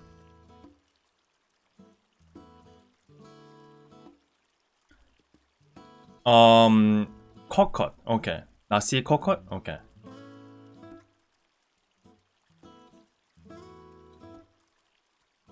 Done. Thank you so much. I have to say though, I was slightly worried. About getting this into the suitcase through the airport. Because sometimes the airport security can get nitpicky, or the dog smells something and they're like, powder packet? Powder packet. So what I did was, to make it look more like a merch, I actually like had the hololive merch stuff and like Mika Azuma card in here and then close it off. So in case somebody opens it, in case the security opens it, they'll be like, oh, okay, maybe this is from like an event or something. So thankfully it got through well, thankfully. But I'm glad that I got it.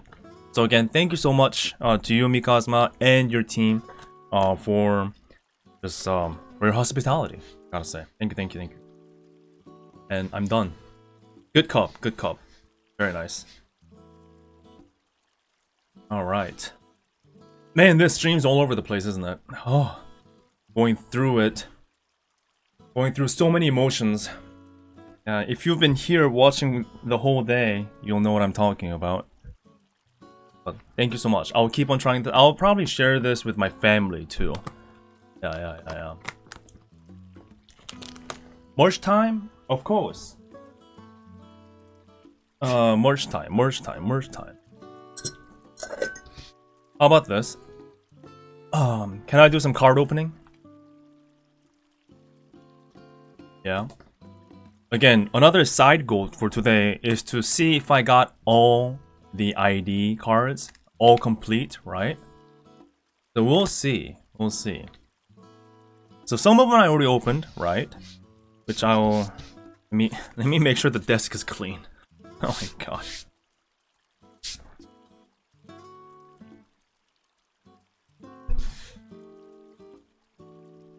I got a lot of cleaning to do.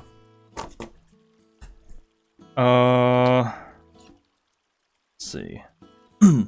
Oh yeah, this one is the shiny. So right from the beginning, I got the good one. The shiny group one. Is that cool? Oh, very nice. And I make sure to buy more of the card sleeves. Yeah, I'm pretty experienced now. Very prepared.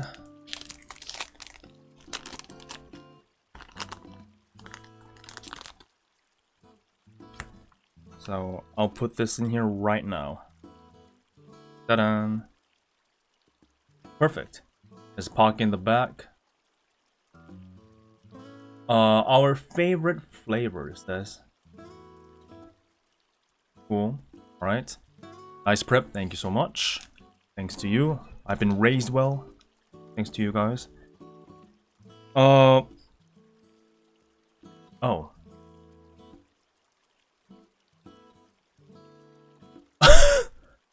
Wait, did I have two of this? I guess I did. Oh wait, this is different. This is a chromatic future one. I guess I did. Shiny tube. Nice. By the way, these are mixtures of the ones that I bought and the ones that I was gifted. So that's part of the reason why there could be dupes, okay? But it's my first time really looking at them, so I don't know what I have, okay? Nice.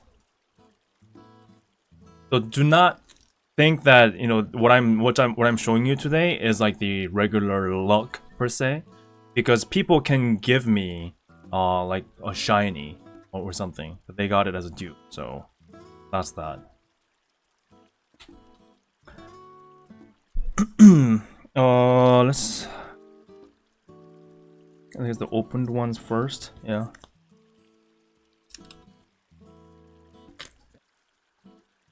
Yeah, okay. We'll try like that, how about that? Oh! What's this? What's this?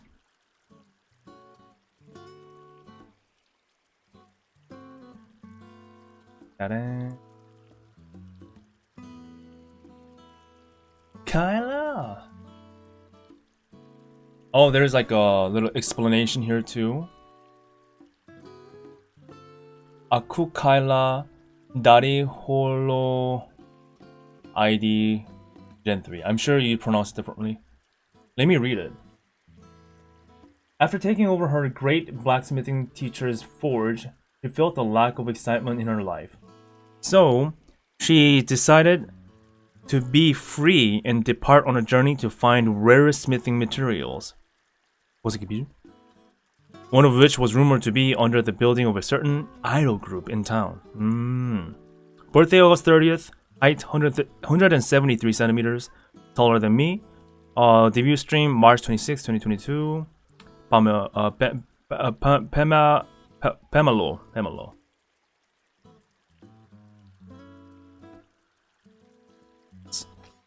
Very nice. She found the jewel. The stone.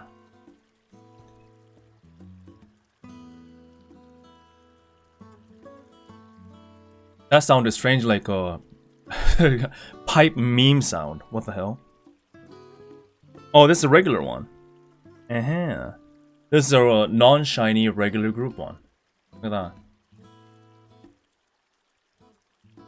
Nice. Yeah, non-shiny, non-shiny. There's a difference. See that? Wait, so do they have a shiny version for all the members? All the cards? So that means you can get... In order to all collect, you have to get a shiny and non-shiny? Oh, that's a lot. That is a lot. Wow, guys! Oh my god! Whoa! I didn't know Pocky was collabing with Motoaki Tanigo? Yo! Yeah. Surprisingly, this is fan-made. I got you for a second, huh? I got you for a second. This... A crazy fan, okay? Who just walked up to me and handed this me over. This was actually closed off too, alright? It was sealed. And I was like, this is just a joke, you know that, right? I'm like, what? What do you mean? I don't get it. So I opened it. Freaking Yago comes out. So what? They must have like, yeah. Now I can kind of tell. They must have resealed it, resealed the envelope to prank us of a Yago card. Is that so freaking funny? For a slight second, it looks real. He got one? No, again, just to make it clear, this is a prank made by a fan. Definitely not cover, it says, so they don't get sued. Yeah. Hey, it fits in here though. Look at that. Wow. It's a good joke though. It's a good prank. I love it. I love it. Yeah, still cool. Still cool. But when did he take a... Wait, is this actually him though? Or is this like Photoshop of him wearing a... I assume that's a batik too? Right?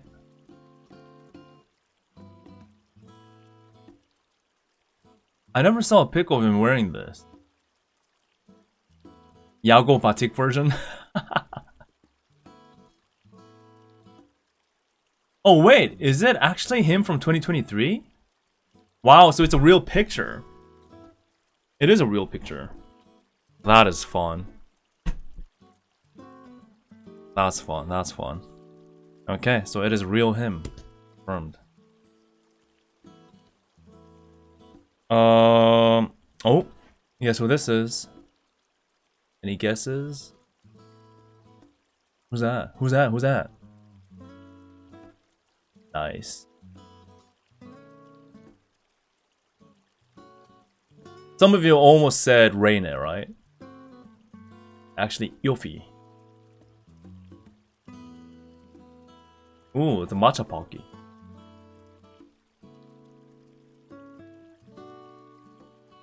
Ta-da-da. Wait a minute. They un-Yofi'd Yofi? Where's her paint marks on the cheek? I love how they kind of threw away their tradition. Like Zeta not having the ear, or Yofi not having the paint mark. I love how they're embracing that they can also do that too. And I love it. I'd rather have them try new styles, rather than just staying the same all the time. So this is nice. I wish they make 2D or 3D model out of this for streaming. Because it's a bit of a waste for this cool of a design to just exist in a card form. And that be it, right? I hope they get this into an actual, some kind of a 2D, live 2D kind of model, at least. Yeah. That's what I think about for all special costumes of that all the members get to wear for like one special occasion. Yeah, I mean, I get that it's for a special occasion, but still, I'd rather have them kind of play around with a expansion of wardrobe, instead of being stuck with just one or two things all the time. That's nice. Okay, now, oh yeah, still have these two. Kobo, Kobo, Boku. Matcha, nice. That's not a cat, girl. What do you mean? I know, right? Insane. Bokubo. And they unzettaed Zeta is what I mean here. But she looks so cool. Look at that. Oh, all the Pockies. Wait a minute. So Kobo and everyone has their favorite flavor, right? So Kyla's favorite flavor is the regular classic Pocky. Kobo and Eofi's favorite flavor is the matcha Pocky. But Zeta's favorite flavor is all of them. All the Pockies. Every single one of them. Says here. My favorite flavor. She went to go for all of them. I just noticed this detail. Dang, she really loves the Pockies, huh? Maybe too much.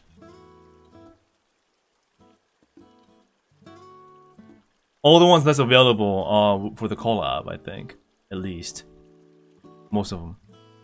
More than one, certainly. That's nice. I like that.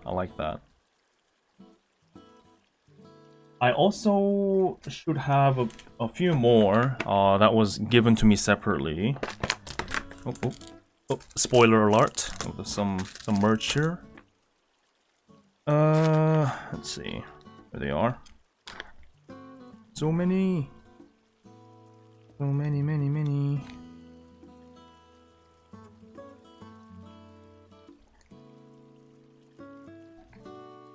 Yes.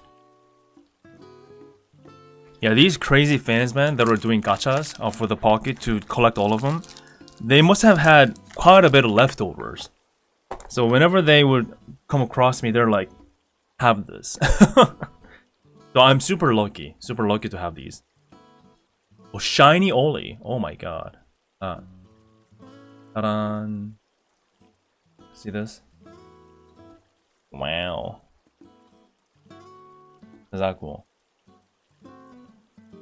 And Oli's favorite, these three. Cool. Oh my god, I got another group shiny? J-Bus. Nice. What does it say? I got another group shiny? I guess the fans must have been pulling these more often than other ones. Oh my god. Okay, I'm quite overwhelmed. Damn. Okay. Thank you so much. Thank you. And I got a regular Anya.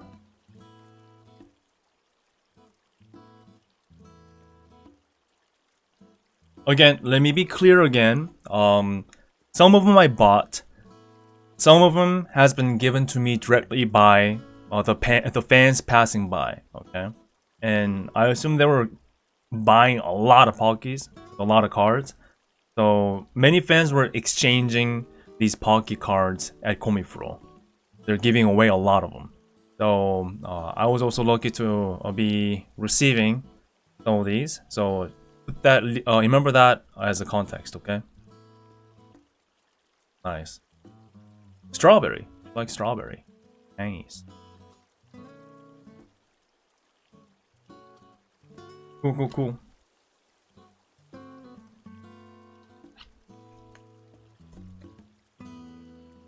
Now it's time to open mine, the ones that I haven't opened yet. Risu and Anya are the rare two cards in some region. Oh, really? Wonder why. But even still, I am not close to having all the members. Alright. Look at that. I mean, I freaking got Yago, so that's that makes up for it. Gotcha, gotcha, gotcha! We got Oli, Anya, Zeta, Kobo, Yofi, and Kyla. Okay. So, we're still missing 3 more members, aren't we? We're missing Muna, we're missing Reine, and let's see. We are also missing... Who are we missing? Who are we missing? I've been studying ID. I know this. I have been studying ID. Risu. Risu. Yeah, the squirrel tail, the chipmunk tail. So we got Reine, Risu, and Muna to go for. Cool.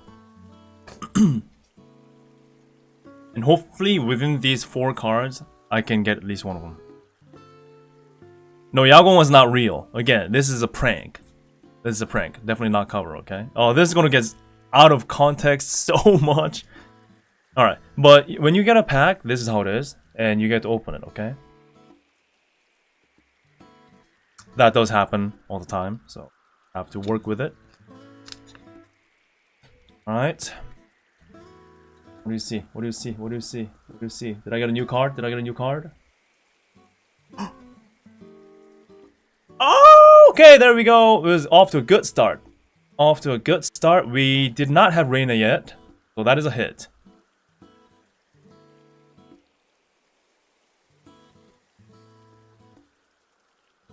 There we go. Reina. Hell yeah. The hip girl. Yep.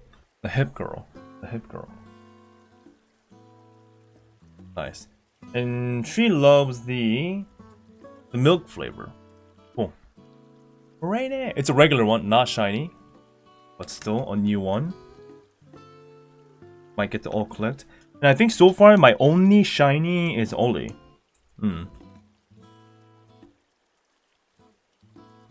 Let's see. It's possible. Have it in the view.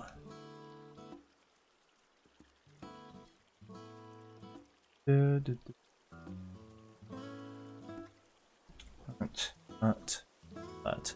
Oh. Next one.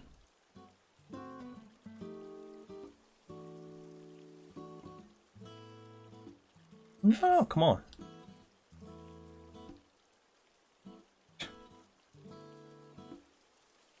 Okay. Right, who do you see? Who do you see? Do you see? Who do you see? What is this? The new member? Did I get it? Risu? Is that you? Muna, is that you? Huh? Why is this the other way around? Oh, it's Oli. There we go. Okay. It was the other way around for some reason. Okay. We got a regular Oli. Good, good, good. Very nice. Let me put that in real quick. We got shiny Oli and regular Oli. Good.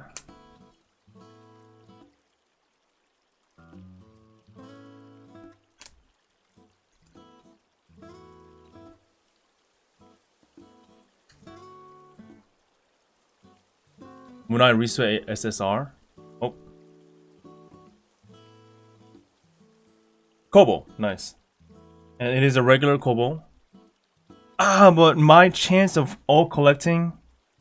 No, please. Maybe I have some more cards somewhere. But, you know, as far as I know, this is all I have. Okay, we got 2 Kobos.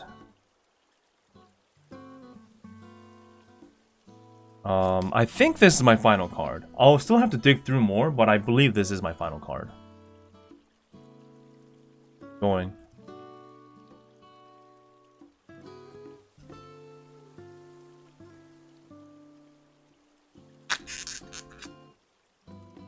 Muna seems to be the rarest? Really? Okay.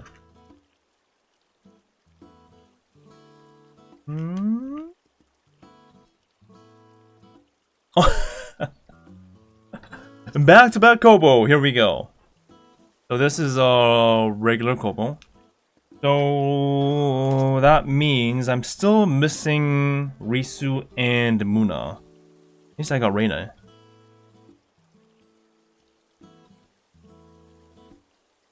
Three Kobos. Oh no, what are you gonna do? You're being overwhelmed by 3 Kobos. What are you gonna do, huh? What you gonna do? What you gonna do? Can you handle this? Yeah, let me just double check. Yeah, kids are excited outside too to know that I've been pulling the exquisite pocket cards. I bet that is it though. I bet that is it. Okay. Well, but the gacha's not over yet though, because I have the ACL cards and this one too. I don't know where I got this one. Alright, well, more gachas. More gachas, man. Okay, let's start with the official ID one. I got 1 acrylic keychain and 1 clear card from the hololive booth. And then we'll go for the ACL.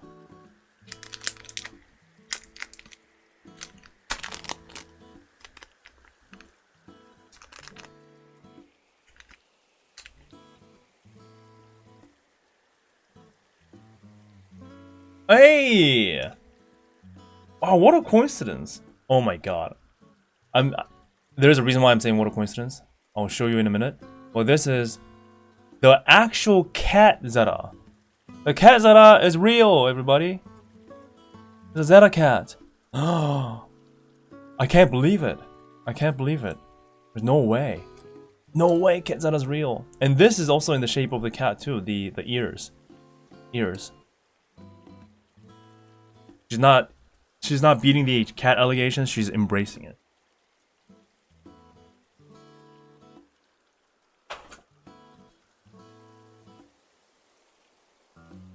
Reason why I'm happy is because I went to the karaoke collaboration booth and there was this one thing that stood out to me. I'm like, I gotta get this for the memes. I have to.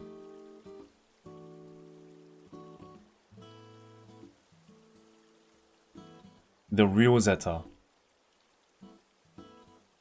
The cat is real and full body.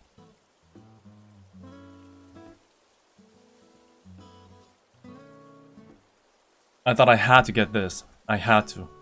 No matter the cause. So, it turns out, what a coincidence. I have a matching keychain now. This was not planned. Look at this.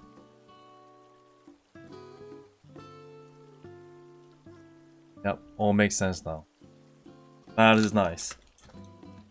Okay. Clear card. Who's your guess? Who's your guess?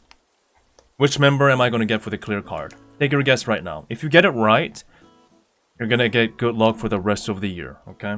And then the next year too. So take a guess. Take a guess. Who will it be? Muna, Kaila, Zeta again, Risu.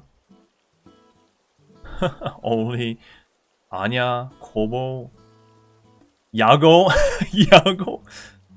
Yago will be insane. Alright, we have pretty much everybody. Okay, everybody. Alright. I don't even think Yago was part of this, but...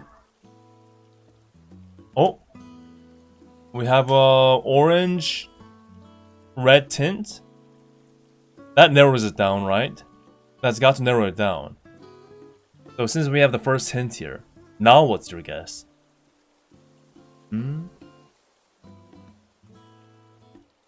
Oh, wait a minute.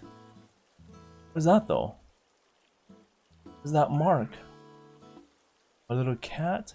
Oh my god, this is all cat themed? We have full team of cats? Oh, this is our best day. Our best day, our best day. This must be... Oh! Wait, 3 members! Okay, the game was rigged. I'm sorry. I didn't I didn't expect to have 3 members. Oh, I didn't know that. I didn't know that could be possible. Oh, it's in Gen. That's why. So they come in like a Gen for the clear cards?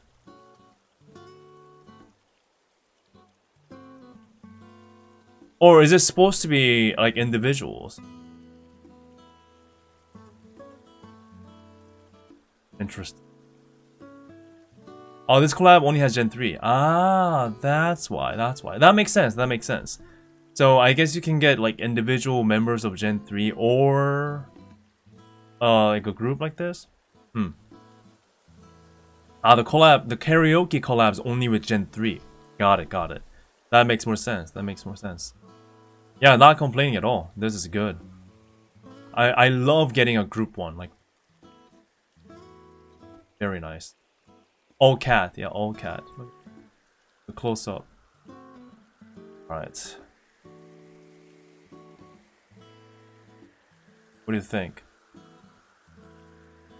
That's a good design. Good illustration. They even have a cat tail? OMG. Full cat. Did Zeta have a cat tail? Oh, she did! She had a cat tail right there. Important detail. Very important detail. So they all have cat tails. Very nice. Oh, Nakopara. A bit of a different game that, but that's nice. Very cool. Let me leave this boy. I believe I have a right size for that one. I believe so.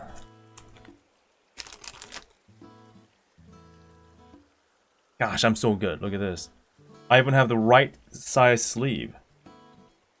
If I can find it, there we go.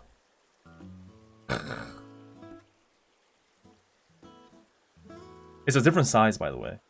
This. Oh. Cool. Nice. Very happy with this. And you guys are happy? Alright, ACL.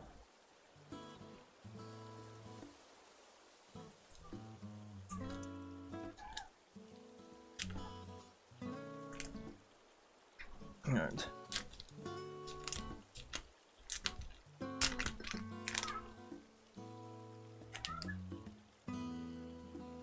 Let me close the window real quick. Sorry.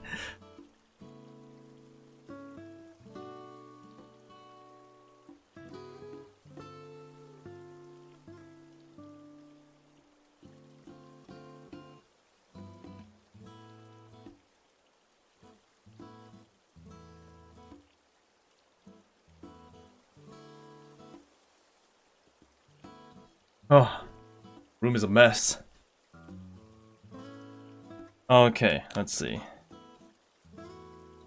Oh, even though we couldn't get any moon out for the Pocky. Oh, wow, the design's cool on this one too. And I guess it's shiny by default, huh? Nice. Ooh. Very good. There are some dimples like that. Do you see that? But I guess paper cards. It's hard. I'll let that slip. It is shiny though. Very shiny. Love it.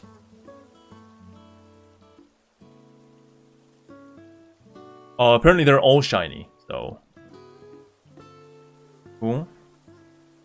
Muna joins here. That reminds me, I also had Oli. I was given this, I think, so nice. Very good. Love the ACL design too.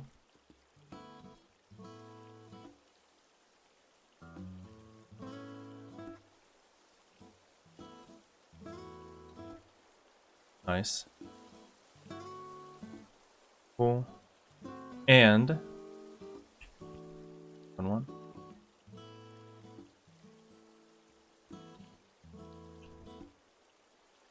What? Hello? Ah. These are a bit tough to open.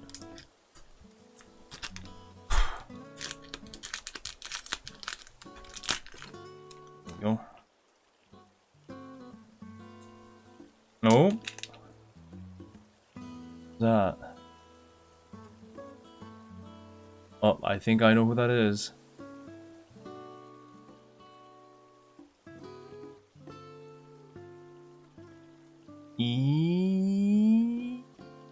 Offie, of course.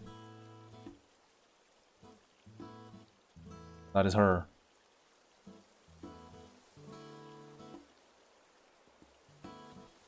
Very good. Again, I'm very happy with the illustrations for all the collab items. They did a good job. They paid a lot of attention to the quality, I think. That's good. That's good. Last but not least, here we go.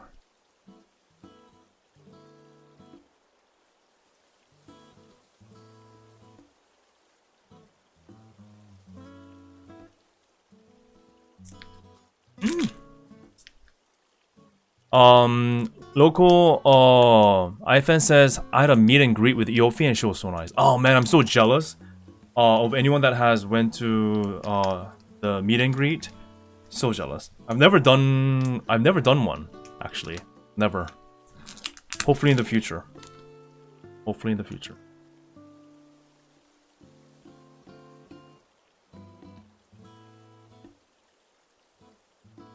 Ta-da!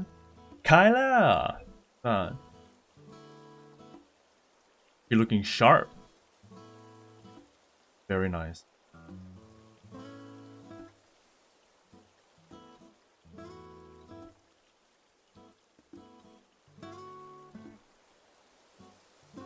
Yeah, these were available at the ACL booth at Comifuro. The sushi place weren't selling the merch separately from what I know.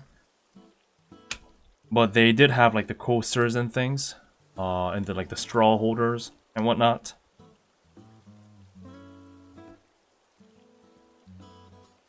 Yeah, geez, oh, are we missing Risu overall? Where did she go? Where did she go? Oh no. Yeah, Risu. Looking for Risu. Missing in action here. Missing in action. Alright, let me quickly go through. I don't want to bore you, right? Let me quickly go through what I... these are all like official fan stuff. The ones that I bought, ones that I was gifted, all mixed together, so no particular order.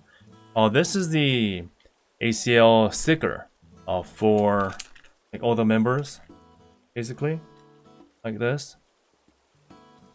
So that's cool. Boom. The stamp rally I showed you. Nice.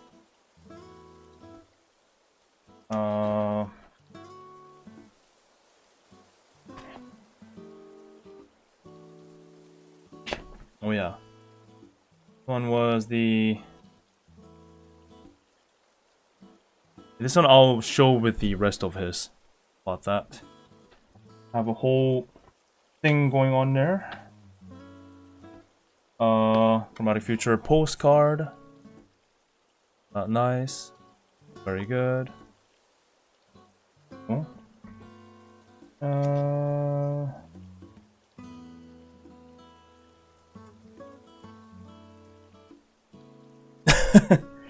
Amen.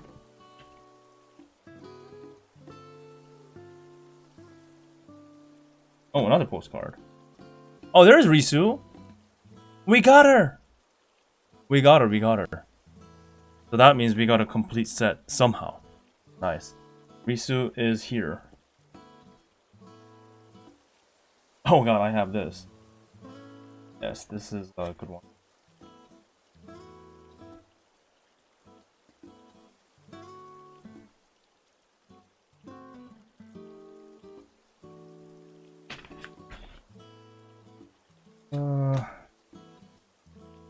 These two are the these are the coasters. The coasters. Yeah, the coasters that I got from the sushi roll collab. Not nice. I do have to say though, the sushi collab looked really nice, and the whole vibe was very, very well laid out too, and very enjoyable, clean, well done. But I had a feeling like the collab event itself would be more on the expensive side, more on the costly side for the local ID fans, right? So it's good that they did it, and I loved it, and I really enjoyed it. Was able to. I wasn't actually planning on going because the time wasn't right, but after the ACL like off-kai, the sushi place was still open, like at 1 a.m., like midnight to like 1 a.m. They were still open, so we were like, you know what? I mean, for me, all I had that day was some Pockies, like I said. Breakfast, lunch, dinner, all Pockies. And I was really starving. And we were all starving because we were spending so much energy. So we're like, you know, just walk in. Let's just walk in and get some sushi rolls. And I think that was a good call. As BBC is also in there mentioning. Yeah, it was really good, wasn't it? But yeah, it is on the expensive side though. It was good though. Their drinks and everything were very creative. Food was good too. That was nice. This is the Stamp Rally prize. So you get the stickers for all the fandoms. So once you get the all complete for the Stamp Rally, this is what you get. Pretty neat. Pretty neat. Yeah. Random Pecora. Hello. Hi. Still not entirely sure where this came from, but a fan gave it to me. Peko. Intruder alert. The Chromatic Future badge. I've been wearing this during the Comifuro. Oli. And we also have a little bracelet that's fan made. Somebody made a bracelet for each of the members in the fan base, and we're giving them out. Isn't that cool? This looks official quality. Or is this fan made? Wait a minute. Or is this... Wait, can you actually confirm this? Maybe this is official. Is it official? Oh, this is official. Yeah, I got confused. Yeah, this is official. Yeah, sorry. So this is official. There were other things that the fans were making and giving out. I got confused by that. Yeah, this is official. Sorry about that. Confusion. Yeah, so this is official.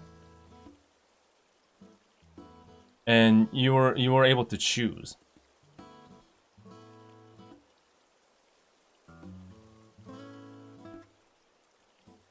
Well, yeah. I chose Oli.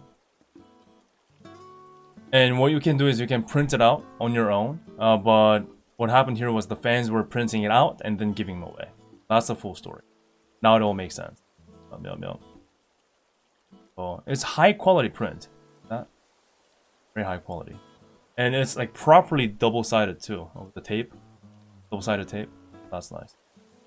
Yeah, the material is really good, isn't it? So the fan that printed it out, like, spent some money on this. So it is official. The print is fan. There we go. Now we know. Oh.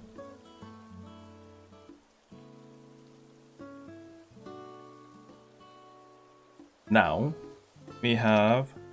Remember how I mentioned about the photo booth thingy that you do at the Pocky booth? Oh, I didn't know they give two. So you can take these kind of pictures.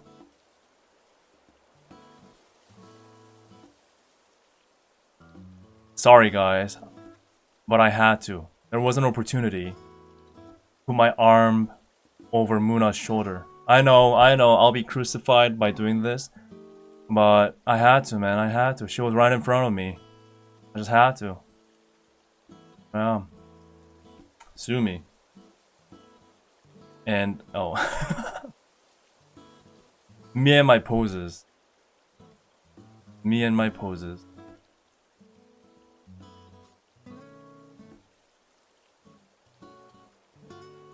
There's more. So what you can do is you get to choose what gen you want to take pictures with. and you only had like one opportunity to like choose one, right? Oh, thankfully a fan just gave me his card because he already took one, so I got to choose 2 different gens. Holy, nice. They're like, yeah, let's go. Never give up, bros. I was trying to oppose with her. Nice. Anya.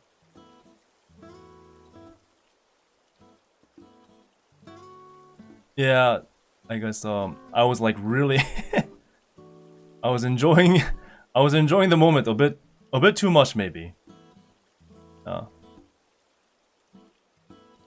have to get into it though, right? I have to get into it. I can't just leave her hanging like that alone. I had to do my part and join her.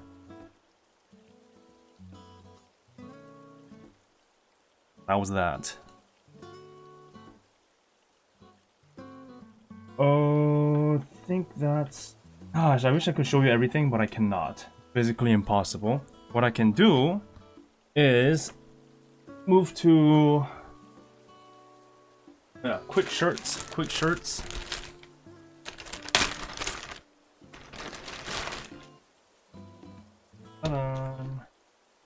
Ow. This is the ACL jersey. Is that cool? Gosh, the color is even better in person here.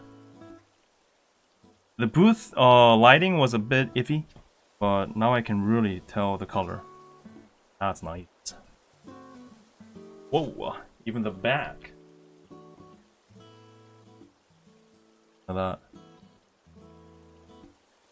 And this is official merch. Out of future.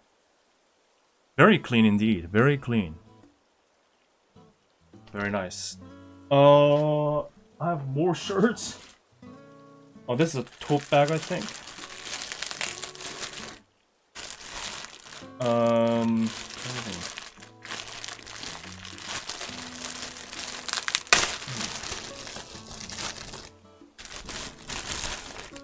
This must be fan artist merch. I don't think this is official. I was gifted this. That's nice. Cool. And we have Goth Oli. OMG. That cool. Pixel art. Very nice. And many other stickers too. That's here.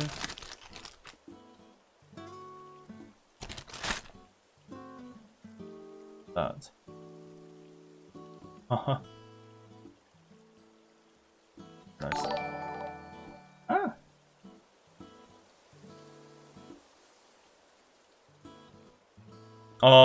BBC says hwikky, try on haul. Yes, I will try my best. I got so many things, I got limited time. Let me keep this here. There's just so many, man. I can't try all of them, but this is another shirt.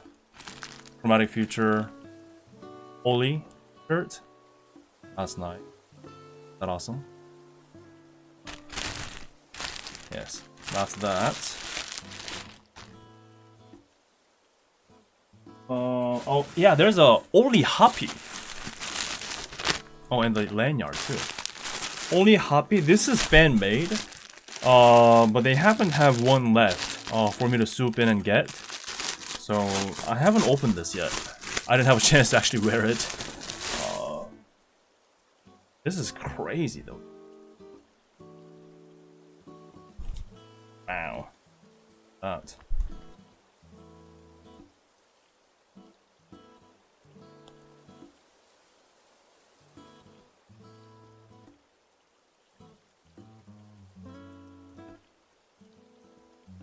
Looks dope. Let me change the camera here.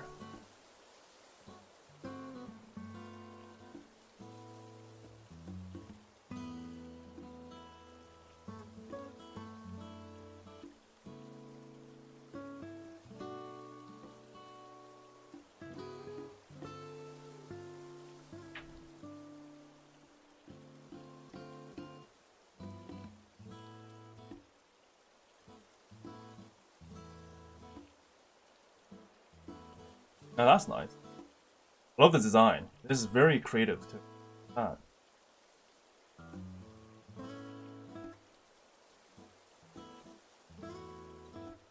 That's nice. Like this. Nice. Thank you for this. And oh yeah, the lanyard. There's so many things. The lanyard.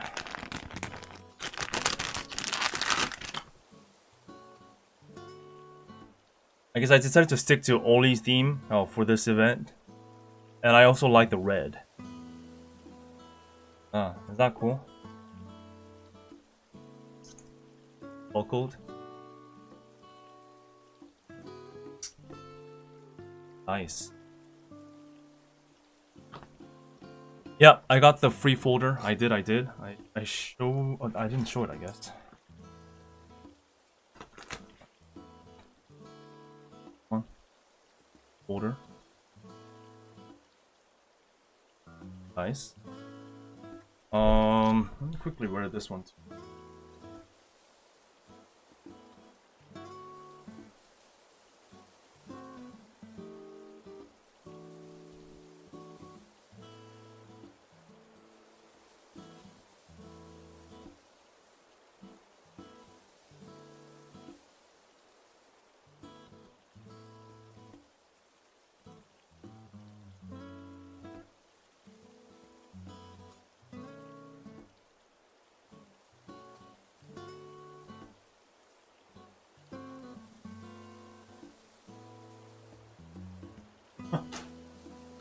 I guess it's not the right way to really wear it, but no.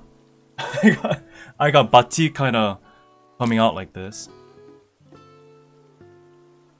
So yeah, just imagine I'm not wearing the batik.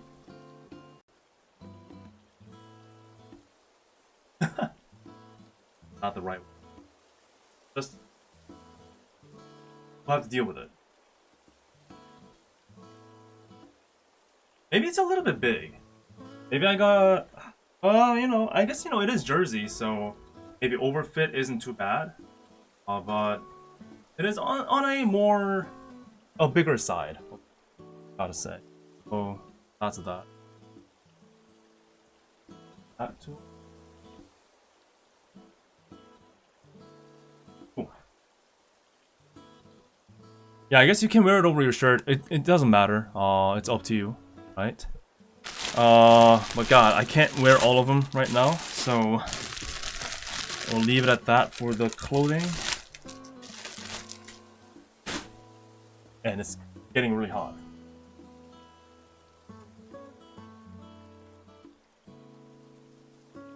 Yeah.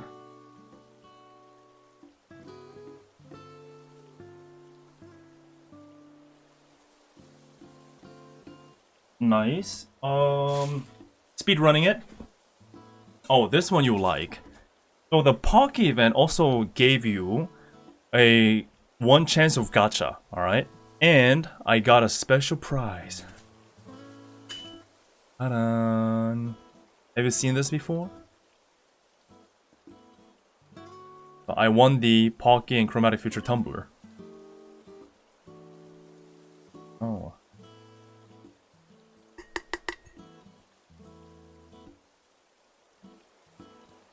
Yeah, I got the tumbler. I got lucky. And it's just a typical tumbler. It would have been better if the tumbler itself was close to red. But I guess manufacturing, it turned out a bit more brown. So that's a bit of a bummer, but still, it is usable. It is usable. Oh, your prize was more Pocky? Oh my god. Them and their Pockies, man. They can't end it. Oh, this is another shirt that was handed over to me by the Kobakers fan group, apparently.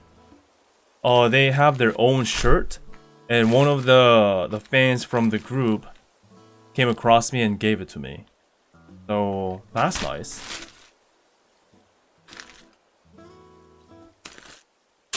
Oh, if I can open it.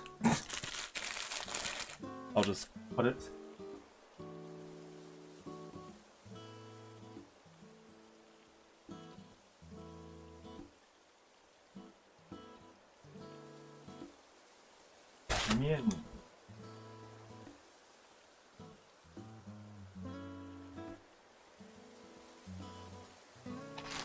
Yeah, I think the Facebook fan page, that's what I was told too. Oh. Whoa. There's like more things here. Oh, whoa! Oh, wow, it's like a full set of stuff. Oh, you get a little keychain, look at that. Is that awesome? Oh, Monkey Bacon 1, thank you for joining the membership, appreciate it. Yeah, thank you for all your memberships and your super chats. They allow me to go on trips and make videos and hopefully buy an orange Lamborghini in the future. So thank you so much. Your support is appreciated. Bobakar is posting. That's cool. That's cool. And I assume this is a shirt. Yeah.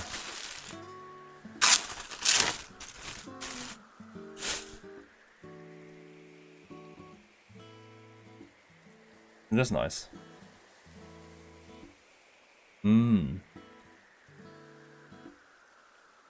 Huh. That's cool. Oh, that is cute.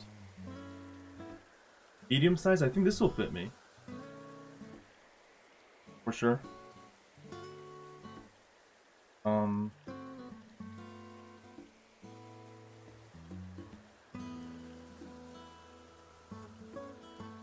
Oh, it even has a bag. Look at that. Wait real quick.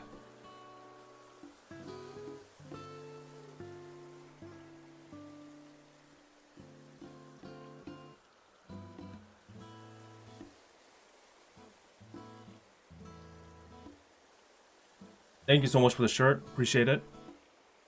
I'll definitely try wearing it. Just I have so many things to go through right now, and I have to be somewhere by the evening time. So, but thank you so much. You know what? No, I'll just wear it right now. Just a second. Just a second.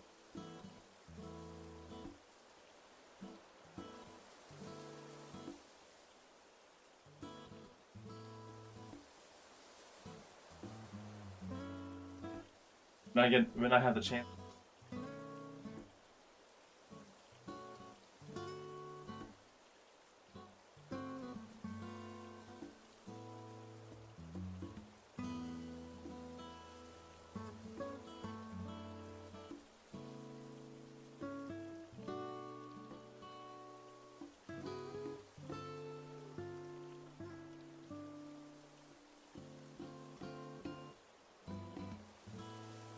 Wearing it over the batik again, so this is not the most efficient way, but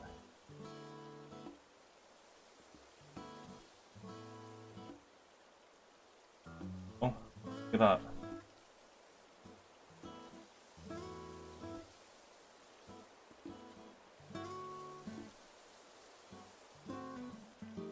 Cool.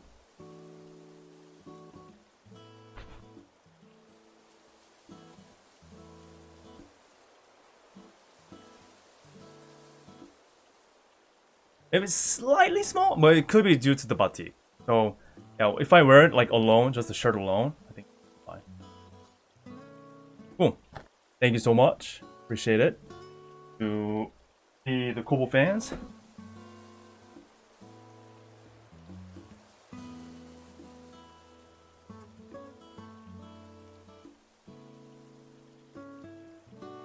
All right. And thing that I get to.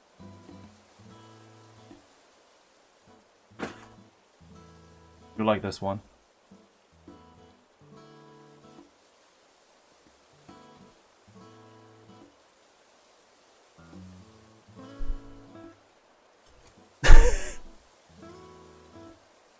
I hope Oli's not watching. Shh, keep it secret.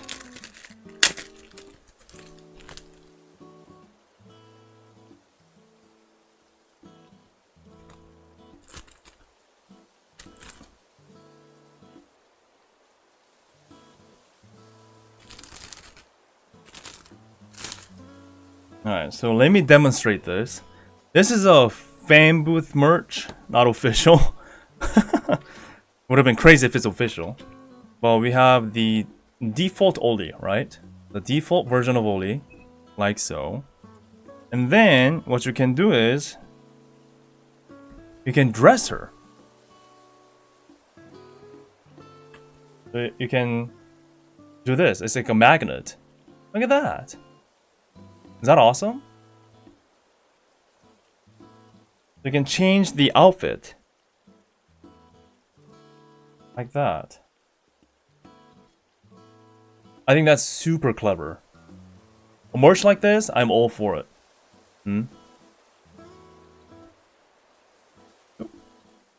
And this one too, her cool outfit. It just kind of gets on there like that. Yeah, this is really nice. And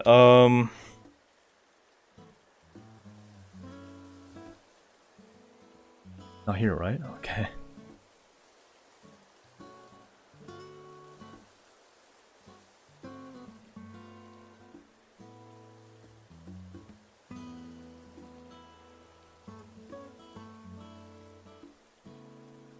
Screenshot it quickly and then run away, okay? I'll give you 5 seconds. Screenshot, screenshot, screenshot. 5, 4, 3, 2, 1. Okay, alright. Nothing happened. Nothing happened. Oh. Just a regular Oli. Just a regular good old Oli. Very nice of her. Alright, cool. Yeah, so this is a merch that I very, very enjoy. Creative. That's what I'm looking for. Creative. Oh, we got Risu from Fest. Thanks to a fan. Thank you for gifting me this. So we got enough Risu then. Nice. All the Risus.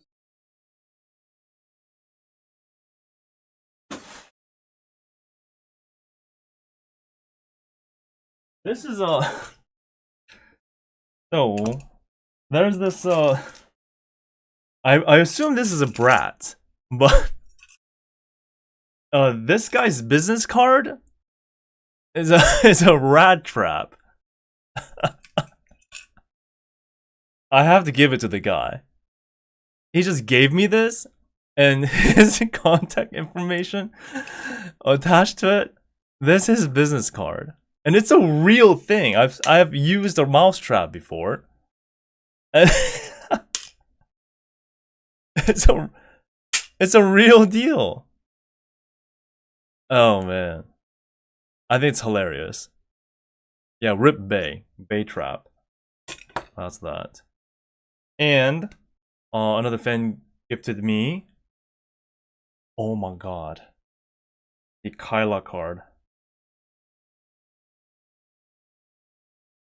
Look at this.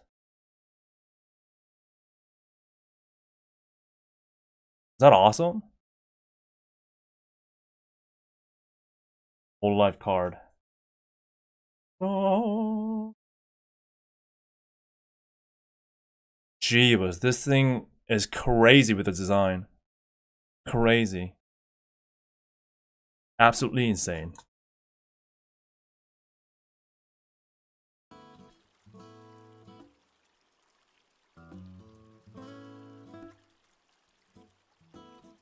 The boss Kyla, I know. Now this is it's a UR, it's a UR. Incredibly hard to get. So thank you so much for the gift, appreciate it. Thank you, thank you, thank you. Oh yeah, another fan gifted me the Hololive Identity official fan book.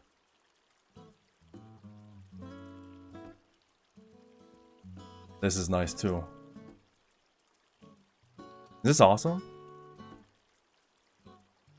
Must be like fan illustration of some sorts. Oh, there's gacha inside? Really? Gotta open it then.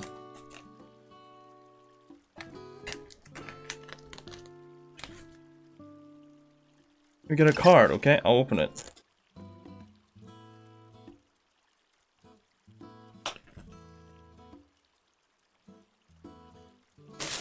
Ta-da. Wow. That's the official book. Oh, there's a card. Hey, look at this. I got a group card. You said it's a gacha, right? Or is this the only card you can get? Oh, it's shiny too. Look at that. Nice. It's thick too. Oh, there must be several cards inside. Ah, there's more than one. That's why it's thick.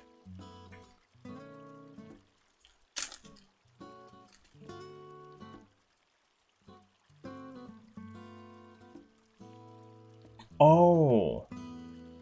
Oh. Oh. Wow, what? Oh, these cards go crazy. Look at that.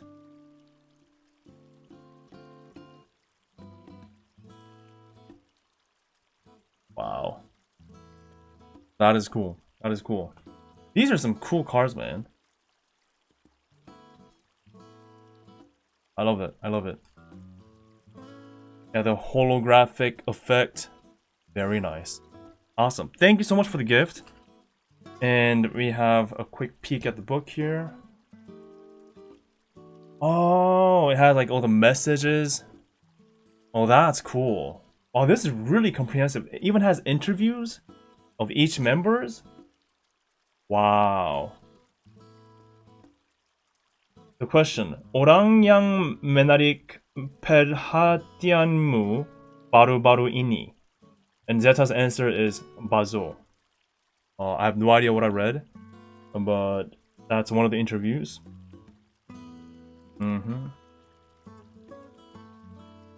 Wow, this is a very comprehensive book. Jeez. Wow. Oh, it has lyrics too? Holy moly. Gee, wow, this is a lot more than I expected.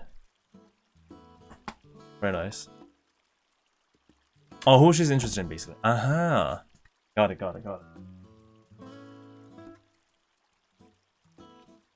Oh, this is another Comifuro wristband. Oh, this is this is random. Someone gifted me this.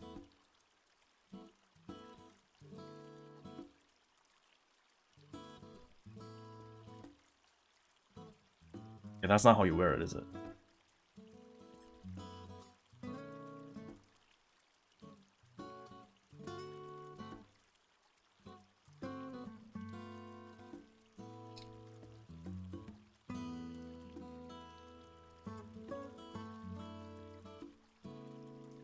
Okay. That's fun. Oh, there's more and more and more.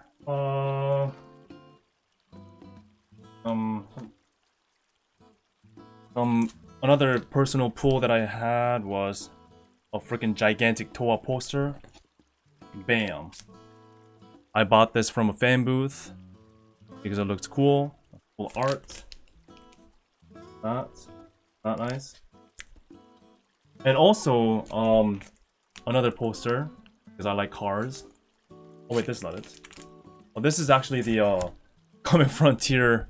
This is the Chromatic Future poster that they give out. I forgot about this. Yeah, so you get the concert ticket. They give you a poster and a towel, which I don't have here because it's in the laundry. Yeah, so they had some freebies that they give you. So this and this is what I got. Isn't this awesome? Such a good illustration. I love it. Yeah. Only if I had space. Only if I had space to hang it up on the wall or something. Oh, this is, I think, like from Cat 1 to VIP, you get the Chromatic Future.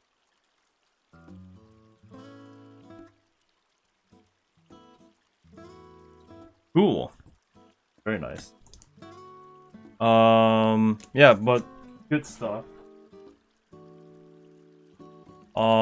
Built by Apes, it says. I believe there's a card that I got from them too, but this is an info. High quality poster. Oh, yeah, built by Apes. That's what it says. Good poster. Let me quickly get to the most important thing. One of the most important things before I end the stream. Again, I have to be somewhere, but I went to a hololive ID fan artist booth. It's their last year holding the booth. Unfortunately, they're not coming back for the future Comifuro. Hopefully they do though. And there I met Kin Biscuit. He himself was there managing the booth. So I hoarded whatever was left because, again, like I said, I was able to look around day 2. Day 1 I was all involved in whole life stuff, official stuff. But day 2 I was able to finally make it to that booth. But there weren't that many merch left. So whatever he had left, I'm like, give it to me. Is that cool?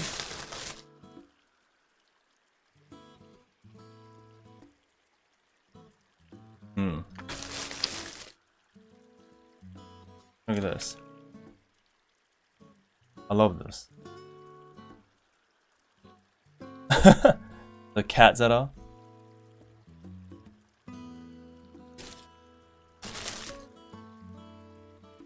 So you say?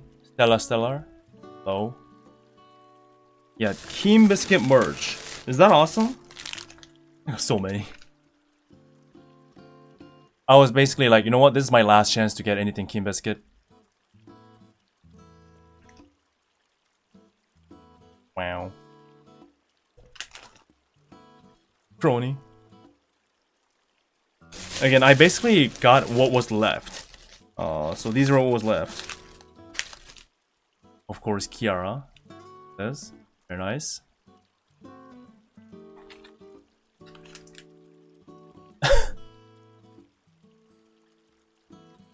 Narisa with her burger.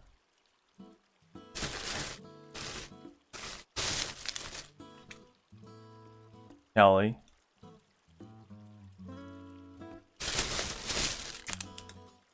Alright, what's this one?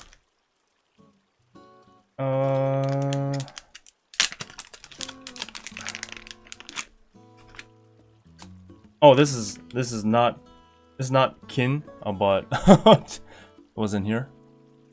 The acrylic stand. This is not Kin Biscuit, but very nice. And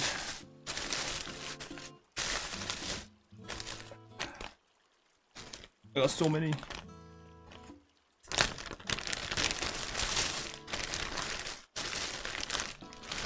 Wait, there's a... Okay, nice.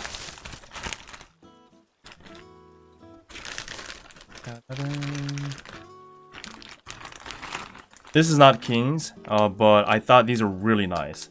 Haru. And her wooden bento keychain. Is that so cool? So, like, each and every member had a unique bento made out of wood. So I'm like, give me all the stock. I want each and every one of them. Because I appreciate a creative merch like this. A lot of effort put into it. Very high quality too.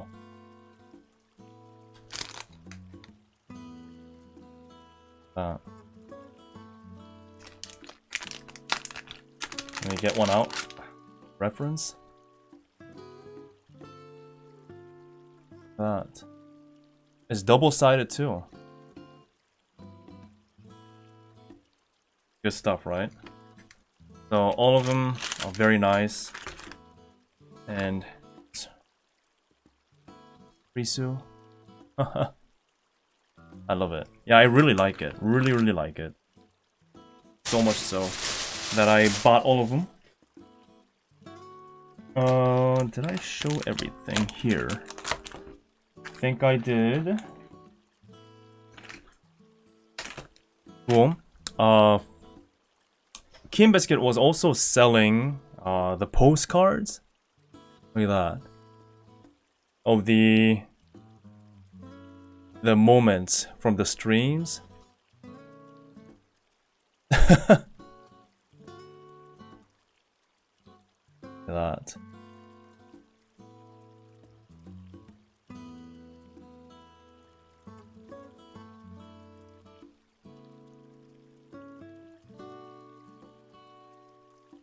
And the ID. Now, my most valuable Kim Biscuit merch is this, because look at this. I'm so happy.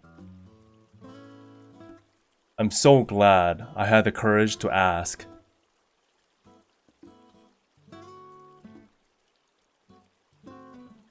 With Kiara's drawing as well too. This is actual drawing. Yep. And you know, this has Kiara on it, here, right here. Hence why it was drawn on the back of this postcard.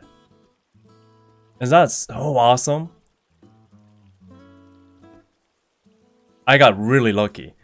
I happened to arrive at the booth at the right time when he was there, so... Yeah, thank you so much again, Kim Biscuit. Thank you. Thank you. I just can't thank you enough. So, good stuff, man. So happy, so happy. Thank you, thank you, thank you. I think that's largely it for... Oh my god, that's... I mean, I still have like more things here and there. Oh, like this one. Is that cute? Gigi Murin. Very nice. And some other stuff too. Some more stickers. Some patches like this one. There's just so many. There's so many. But hopefully I can show you some more at other times. Hey guys. Tomorrow is... Hope you're happy. Get some help. Vivi. Vivi. Nice. Oh yeah, these are the stickers. The Chromatic Future stickers. I bought one per member. Rest is also here. Oh yeah, you guys seem so happy. So happy that tomorrow's Monday. That.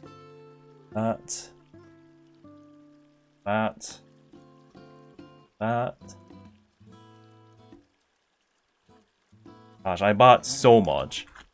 So much stuff.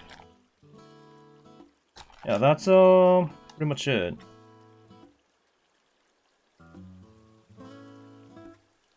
Oh yeah, somebody gave me a confetti strip from Miku Expo.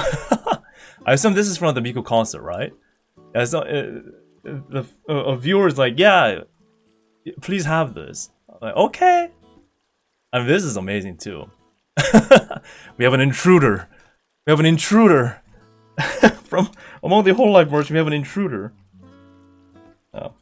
And I had also a local ID VTuber here.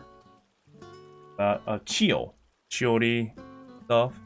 Very nice too, very cute. I was able to check out at least a few of the ID VTubers. That's nice. Again, I got so much more, but I ran out of time. Oh, last thing. Oh yeah. Those paper bag. Is that cute? Very nice.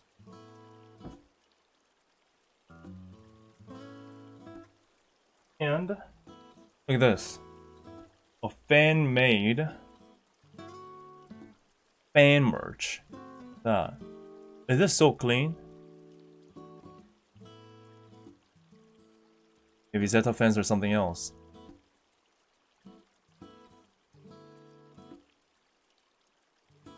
Yeah, I got both. So thank you so much for the gift. Really appreciate it. Thank you, thank you, thank you. Very nice. Azo. Oh, and the ACL pop-up cafe cup that I got too. I ordered a drink, a tea drink, and a meatball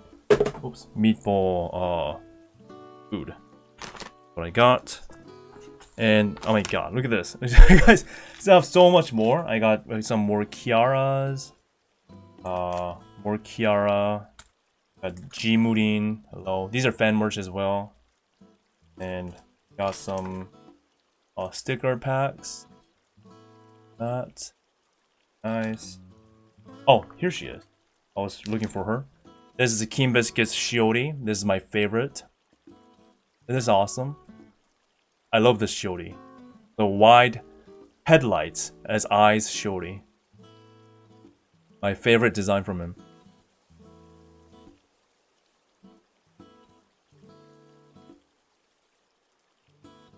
And there's just so many that I cannot show everything today. I'm sure I'm missing a lot, but again, there has been just so many that I have to go through. There's a... What does this mean again? Confusion? Oh.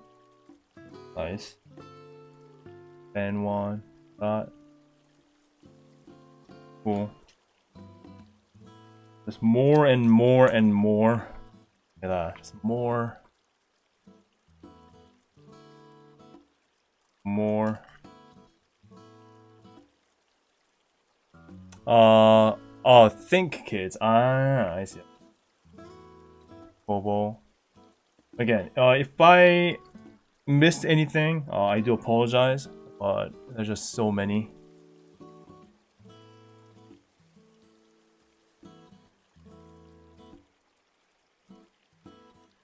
There's so many. Oh, it's my favorite too. That. Agudachi. And cards. Arts. Not all the art. Yep. So thank you so much for all the art that you guys gave me, and also great job on these fan merch too that I purchased. I bought a lot. So thank you, Kim Biscuit. Yeah, and thanks everyone involved. It was a pleasure going over everything. But yeah, I think I gave you. I mean, I kind of want to talk about more, like the off-kais and things, but I'll leave that to the video. How about that? Because I don't want to spoil too much, right? I don't want to spoil the entirety of the trip. But I think I did go over the important things today. So for the rest of my stories, please look forward to my video. I will be working hard. And like I said before, I have some like stuff coming up that I have to take care of first. Mainly my family trip to Japan next week. I'm planning everything about that. I have to finish planning tonight, and I also have to go to the capital city of Korea, Seoul, the week after, because of the world tour concert, synchronized concert that's happening in Korea. That's also like 2-3 hours away from home, which I have to take a high-speed train with. So that's gonna be a whole weekend too. And then for the rest of the December, hopefully I can focus on finishing up the ID video. There's a lot to go through. So I know you guys have been waiting for so long already. But again, let me remind you that I'm just a single person that's also taking care of other things in life. I do everything. Everything. Planning, shooting videos, recording and editing and streaming, Twitter, social networking, and also live with my families and my freelancing. So there's a lot to take in, but yeah, I'll do my best. I'll do my best with what I have. But I wanted to take the opportunity today to at least kind of share my, at least big thoughts on Chromatic Future. But I think the big takeaway from today is that it is amazing that Holo ID members and the teams and all the fans were able to deliver something which is as significant as a first ever Holo ID concert in Indonesia, right? I congratulate them. Congratulations, sincerely, for winning. Huge W. And of course, I had my own takes and rants about the technical challenges and details of the concert. But please let it be known that overall, I still entirely support it, and it's all done because I care. Okay. And again, thank you everyone for coming across me and saying hi, taking pictures, giving me stuff, and pranking me, Yago. But yeah, if I didn't show what you gave me today, I do my best in showing everything, but it is simply impossible. But hopefully, I can get to go in the future. But yeah, thank you for your time. That was a long stream, huh? But I do have to go now. I do have to get somewhere. Thank you for being here. Please have a good rest of the weekend. And yeah, I hope you get to also enjoy Holo ID more and more as time comes, and we'll get better and better experiences. That's what I'm hoping. Cool. Thank you so much, guys. Thank you. Alright, take care. Thank you for watching. And thank you for all the memberships and super chats. And also, if you would like to, consider supporting me through Ko-fi and Patreon down in the description. And follow me at hwikky_official. Thank you. Otsu. Bye bye.